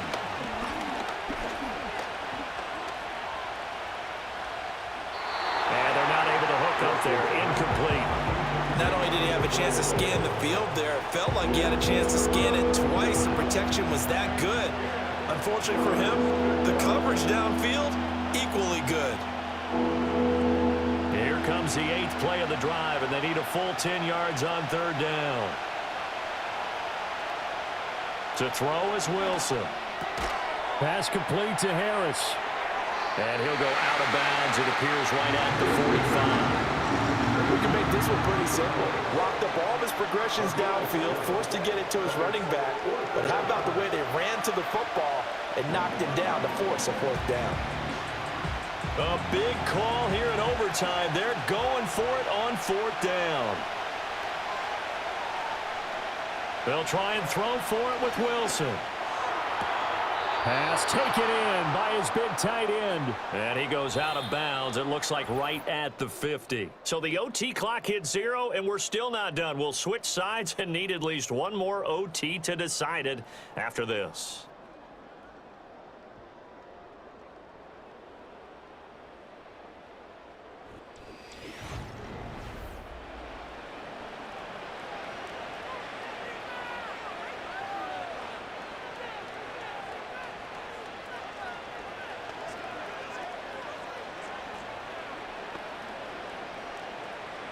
So this offense able to convert on 4th, and now a fresh set of downs here. 1st and 10. Harris running straight ahead, trying to keep those big legs churning, but he's going to go down in the backfield. With his size, he's a tough man to bring down, but they do a nice job there stopping his progress and not allowing him to get back to the line of scrimmage. Now they contend with a 2nd and 12 after the loss. Out of the gun, here's Wilson. And that nearly picked off. Oh, that would have been a big INT here in overtime. Instead, they'll get another shot on 3rd down. And here in overtime, that had the potential to be the definition of a game-changing interception. But he couldn't find a way to pull it in. And that's a disappointment there. From the gun on 3rd down, Wilson. And that is incomplete. So many times we've seen him try to escape the pocket and do something with his legs, but in this case, the pressure was too intense and he made the wise choice to just get rid of the football and make sure no one was going to get it. Here's Cameron Johnston now as he'll punt it away for the 2nd time. And the kick's away as he angles this one for the sideline. And the punt over the side in the air, and the spot will be inside the 35. Detroit's offense ready to take over. The last series for him, a little disappointing, forced to punt. And now they'll try to do better here and come away with some points as they begin this drive. 1st and 10. Goff and this Lions offense set for a 1st and 10. At the 31-yard line. Off the play fake, he'll look to throw. He's going to float this one deep right side. And he knocks the ball away, and it falls incomplete.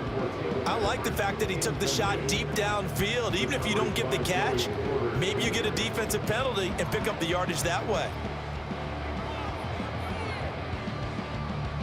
Now a 2nd and 10.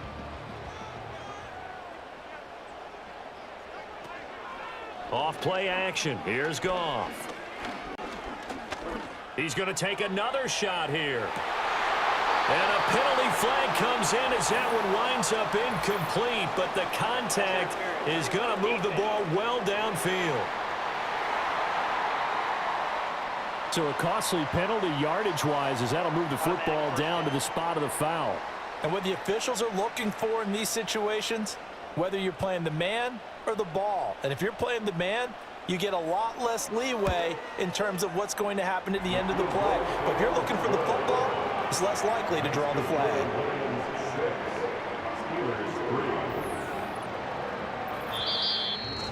So as it turns out, a two-play drive resulting in the field goal.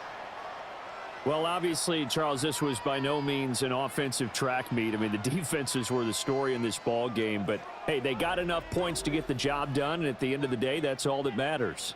You're absolutely right about that, partner. In such a low-scoring game, it completely changes everything you had planned to do out there. Fortunately for them, they got just enough scoring to bring home the win. And in this type of a game, to play their defense, that became one of their biggest keys. So that'll do it for my partner, Charles Davis, and the best darn crew in the industry. I'm Brandon Gaudin. This has been a presentation of the NFL on EA Sports. It's a win for the Lions as we say so long.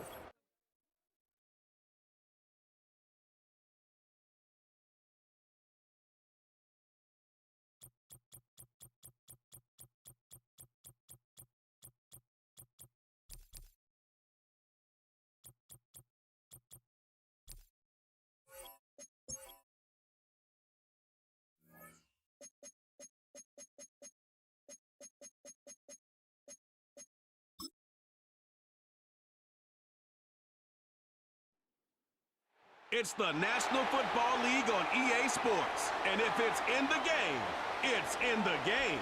It's the New England Patriots and the Baltimore Ravens. And it's all up next.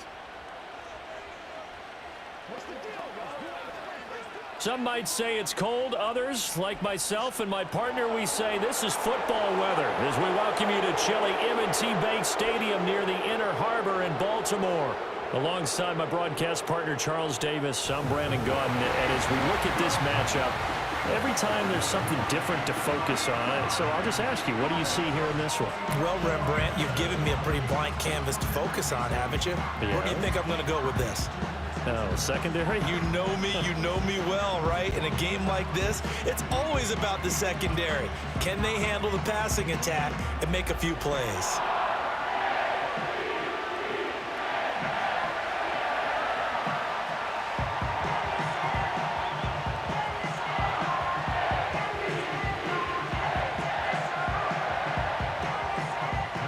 Justin Tucker set to boom this one away. And off we go from M&T Bank Stadium. Well, now how about this return? And a good effort on the return there. Gets him across the 30, up to the 33. So here come the Patriots now to take over on offense.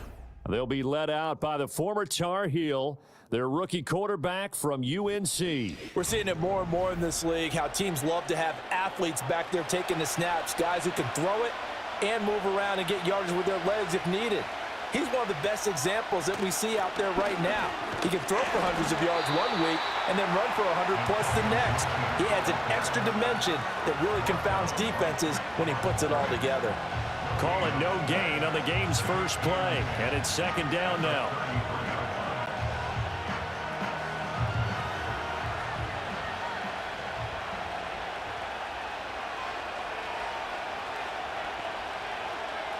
From the shotgun, it's May. Buying time to his... And he can't find anywhere to go with it, and he goes down. Odafe Oweh showing off the pass rush skills. Well, it was second long, now it's third and even longer. They're going in the wrong direction here. Because they're moving exactly the way they want to, but you're exactly right. Definitely going in the wrong direction for the offensive guys. I don't think this is the script they had in mind for their opening drive. This is third and long. Throwing here is May. Eluding the pressure right. And he slides and covers up at the end as he's going to be able to pick up decent yardage. No score after one on EA Sports.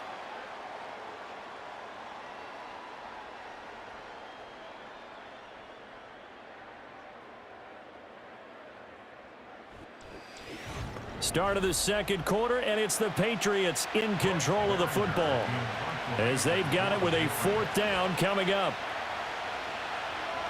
And he'll get this away into the icy winter air.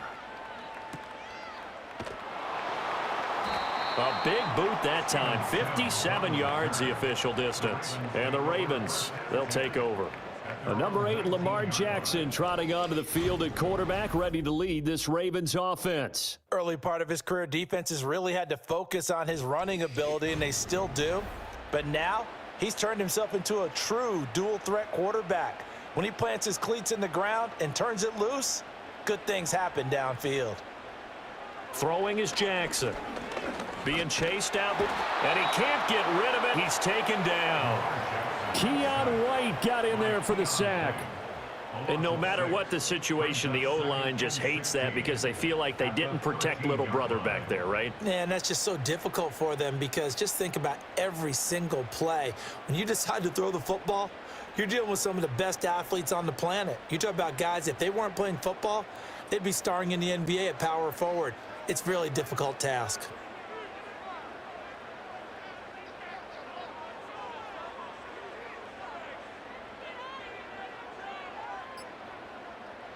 Jackson from the shotgun. And that is incomplete. 7 seconds remaining. And this drive is almost over before it began thanks to a great defensive effort.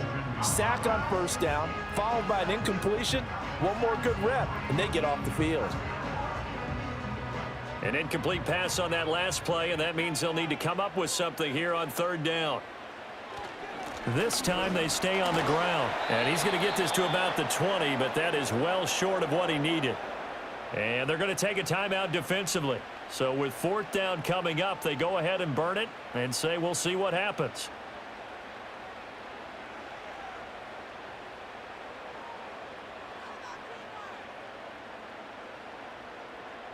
Facing fourth down, Baltimore will punt. Jordan Stout out there.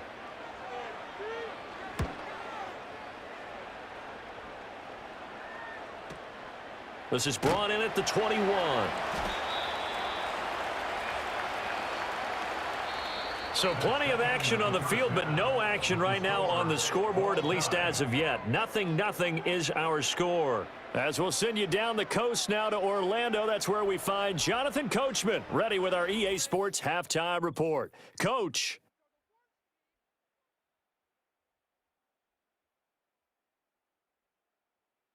We thought this one would be a close battle coming in, and we have not been disappointed. They're all even to this point.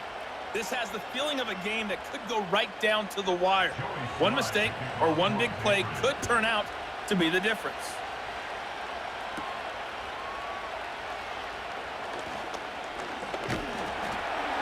And they'll start this drive just across the 30. Pretty nice work on the return. Baltimore set to take over here for their second possession of the game. And we thought this game had the potential to be tight, maybe not this tight, scoreless as we start the third quarter. And I love the way you use the word tight. I'm going to take it a little bit different direction here because it's not just tight on the scoreboard. I think both offenses have been tight in how they've played this game. No one's been loose. No one's been free. They've got to find a way to make some plays, and I don't think you do it if you're really tight in everything that you're doing in the game. Here's 2nd and 5 now from the 37.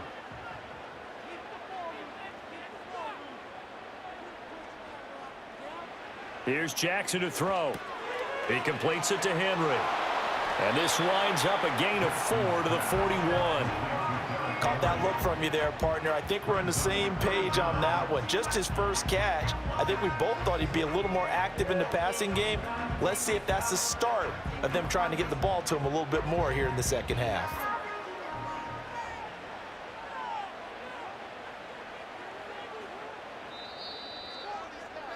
And as they come to the line, they will not be able to get off another play as time has run out on this third quarter.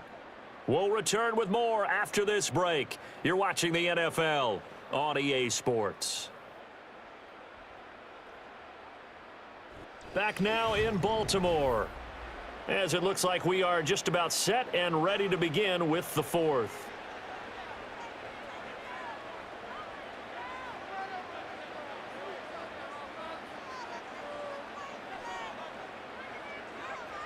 Here's Jackson. Pass complete, it's likely. And he will have a Ravens first down as they're able to get the third down conversion. Now the Ravens going to use one of their timeouts as the clock will stop with 55 seconds remaining in the football game.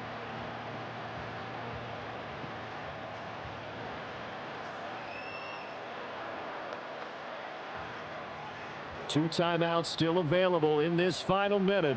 It's 1st and 10 now. Throwing, Jackson. The connection here with Nelson Aguilar. Now the Patriots going to use one of their timeouts as they get the stoppage with a little over 50 seconds left to go in the game.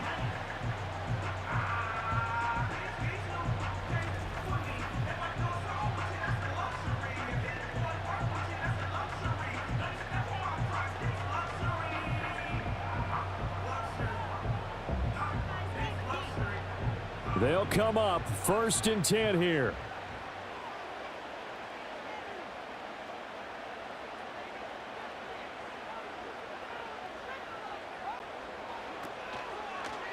Jackson, options out left. And he'll take this down just shy of the 25-yard line. Now the Patriots will use the second of their timeouts as the clock's going to stop with 47 seconds to go in the 4th.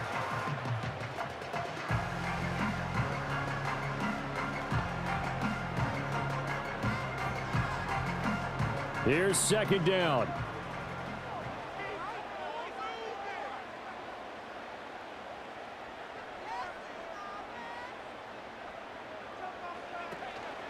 Inside handoff, Henry. And here's another tackle made at the line, so they're converging well on the football now.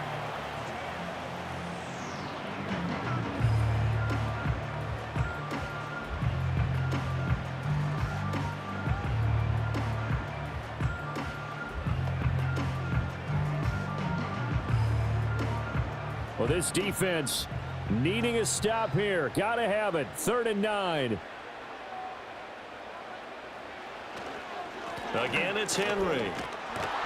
And he'll be well short of a first down as he stopped again right at the line of scrimmage.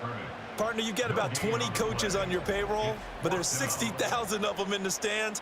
I don't think any of them like that play. And the later we go, it's starting to sound like 100,000 in here.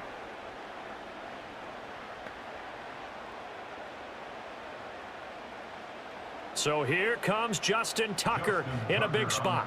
His first attempt of the night here, and it's a big one. It's for the win. And the 12-year veteran knocks it right through, and joy will reign in the Inner Harbor as the Ravens have won it. So the final seconds tick away in this Baltimore victory, and not all W's are created equal, CD, and this one came in shutout fashion. No, their offense certainly didn't need to do anything, right? They could take the day off, and they did. But the defense, they carried them in a big way. Yeah, look, the offense obviously stuff to work on, but they did enough, and the defense carried the load. But you know what they say, it's always fun to work on things. If it didn't go well in your game, with a victory in your pocket, and that's what they've got going forward. So that'll do it for us. For my partner, Charles Davis, and all the hard-working men and women on our crew, I'm Brandon Gaughan. You've been watching the NFL right here on EA Sports.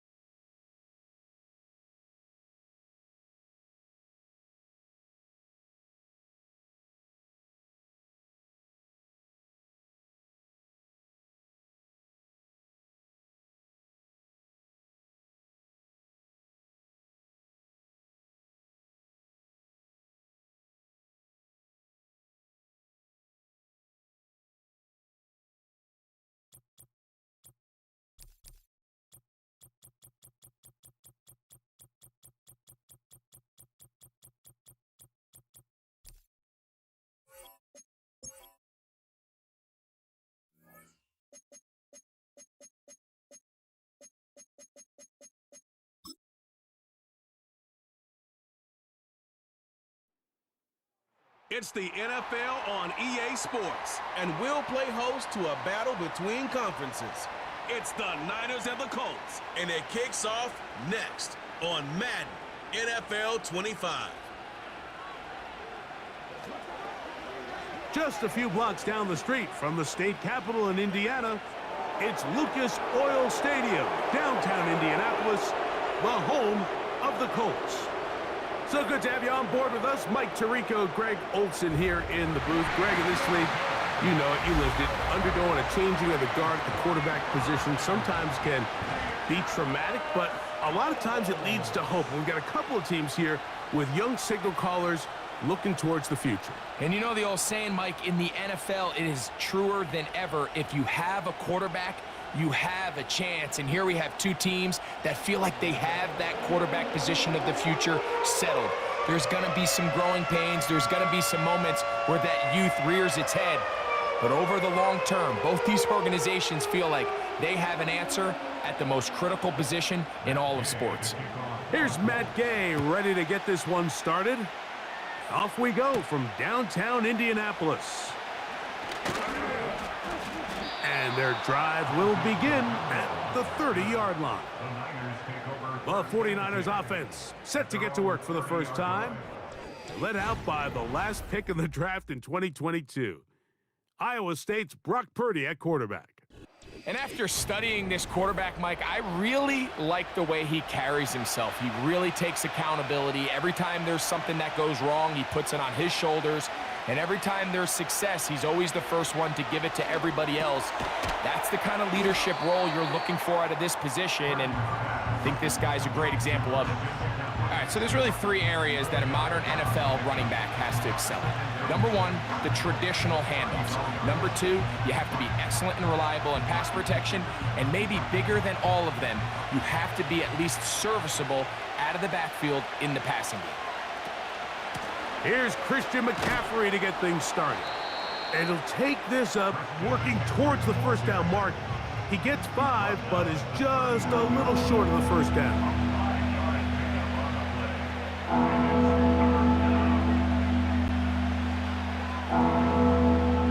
Trying to avoid the early 3 and out, they face 3rd and a yard.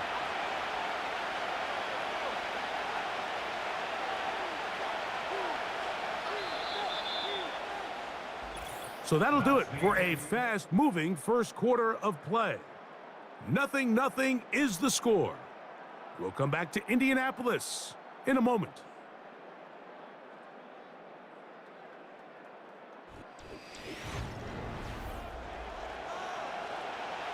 They'll look to pick this up, 3rd and a yard. Needing a yard, they throw with Purdy. He's got his man, right side, it's complete.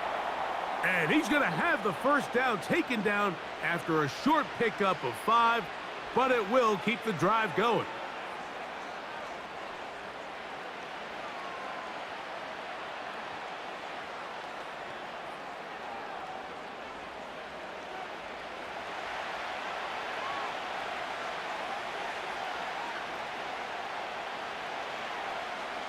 Throwing from the gun is Purdy.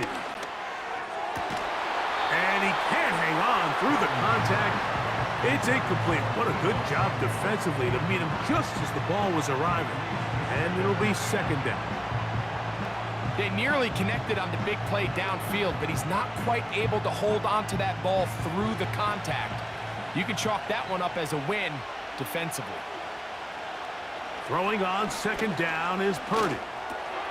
Gets this one into the hands of Juwan Jennings. And they'll work this close to a first down, maybe just a tad short.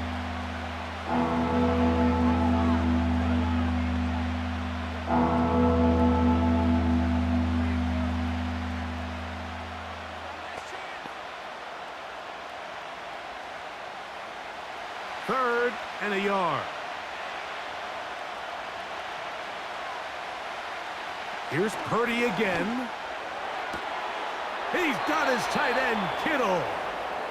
That's his first reception of the ballgame, and it really comes at a good time as they get the conversion on 3rd down. I know, I'm biased. But listen, you can't convince me, Mike, that there's a better option on the field, especially when you got a guy like this, than on 3rd down or critical moments. That's where the ball needs to go. The size, the speed, the matchup problems that he creates. If I was in a critical situation, there is no doubt where I'm going with the ball. Got his man at the 6. And they're going to be set up now as he's brought down at the 5-yard line. I love the way the ball's been moving around to different guys this drive, Mike. I mean, it really keeps the defense guessing and off balance. And now this defense is going to have to figure out how to keep this offense out of the end zone because it's 1st and goal. That's to the end zone, but it's incomplete. George Kittle was the intended target that time, and it'll lead to a 2nd and goal. They let a golden opportunity slip away on that one. That's the matchup that they wanted. They just couldn't quite capitalize on it.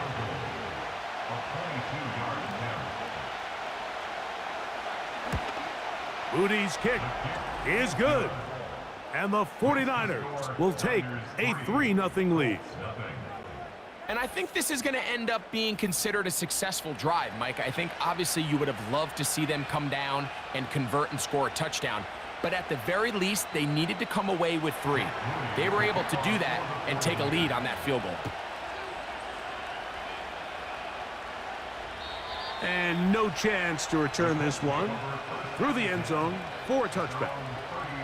The Colts offense going to take the field here for the first time. They're led by their man at quarterback out of the University of Florida. It's Anthony Richardson. Little unusual, Mike, here. The first time this offense finds themselves taking the field is this late in the opening half. But the good news, they only trail by 3. So despite that long opening drive, a touchdown here gives them a lead with halftime looming. No need to rush. No need to get outside of... And he will take this one in. 70 yards. Touchdown, Indianapolis. And what a swing in momentum here as you go into the half. Here you are offensively. Not only are you losing, but you really just have a desperation, no time on the clock. Let's see if we can steal some points. And you convert. Tell you what, that locker room looks a lot different now than it did a few minutes ago. Matt Gay on for the extra point.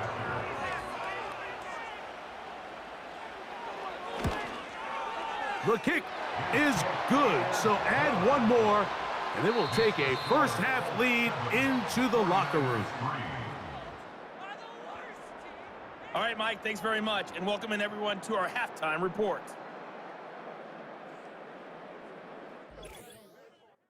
The Colts got a strong first half from their quarterback, Anthony Richardson. He has a touchdown pass, and that amounted to the only touchdown of the game for either team thus far. The second half, straight ahead. Time to get back to it. And for the call, let's rejoin Mike Tirico and Greg Olsen. Coach, thank you. Both teams trying to find the right formula to come out on top in this second half. Coming up, third quarter set to commence. And we're back underway here on EA Sports.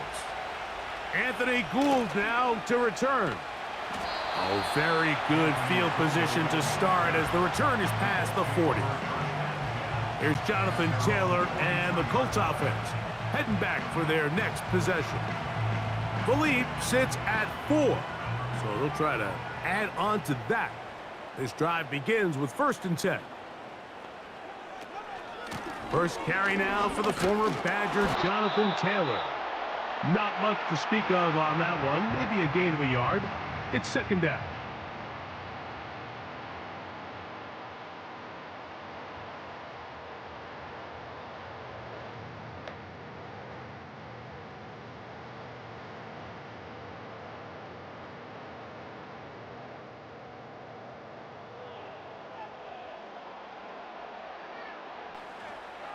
From the gun, Richardson.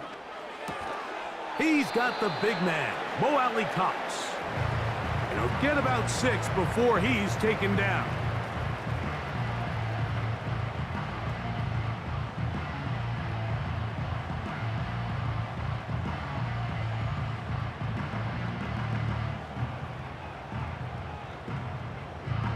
They'll come up to 3rd and 3.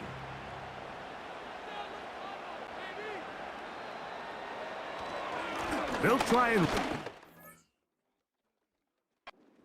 It's Taylor. He's going nowhere. That call, not the right one.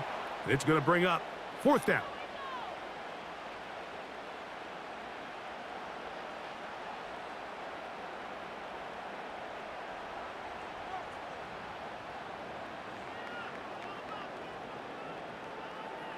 The Colts about set to punt. Back deep, it's Ricky Pearsall.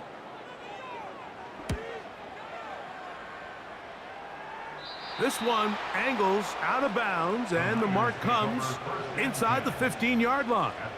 The Niners offense trotting back out for their first involvement of this second half. They'll begin inside their own 15-yard line, so a lot of real estate to cover. It's 1st and 10. And a good one here. He'll be marked down up past the 25-yard line. These curl routes, he's been running these routes since he was a young kid in Pop Warner football, and I like to call it pulling the string. You've got the defender thinking you're going downfield, and you stick that foot in the ground, work back to the quarterback, friendly to the ball, and really nice job picking up the first down. Now a shot downfield for Samuel. That's going to be incomplete, and the clock will stop. Likely one more play in this third quarter. Pretty unforgettable performance so far in the first half, Mike, and they're going to try to figure this out here in the second half and try to gain some momentum. Figure out what's going to work, where are our matchups, and let's go try to put a drive together and get some points, because so far this has been a struggle, and they just cannot get anything going through the air. And he's going to be brought down here on what will turn out to be the final play of the third quarter.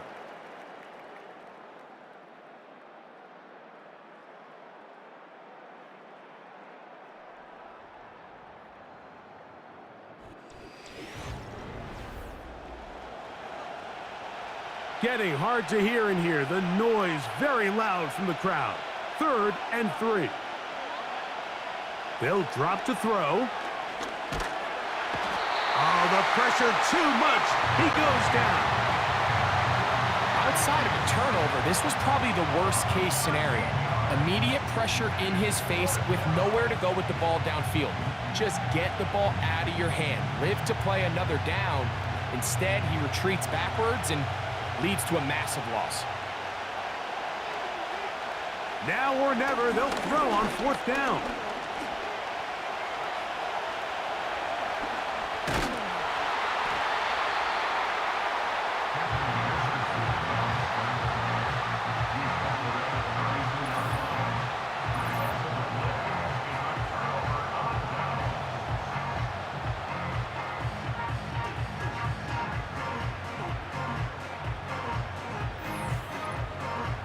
Here's the Indianapolis offense now as they get set to take over once more. They've got the lead, and they'll set forth trying to build on it. They're going to do that with excellent field position. Set to go now on 1st and 10. Victory formation here as he's down to a knee.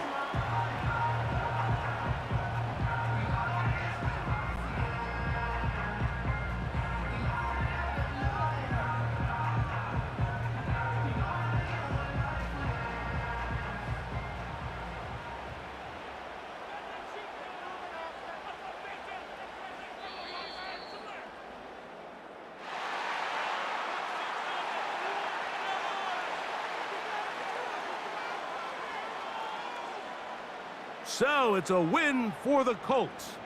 Points were at a premium in this one, but they're able to eke out the victory in this low-scoring affair. And that'll do it for my partner, Greg Olson. For our entire team, I'm Mike Tirico. This has been a presentation of the NFL on EA Sports. The Colts, winners here in the Circle City, as we say so long from Indianapolis.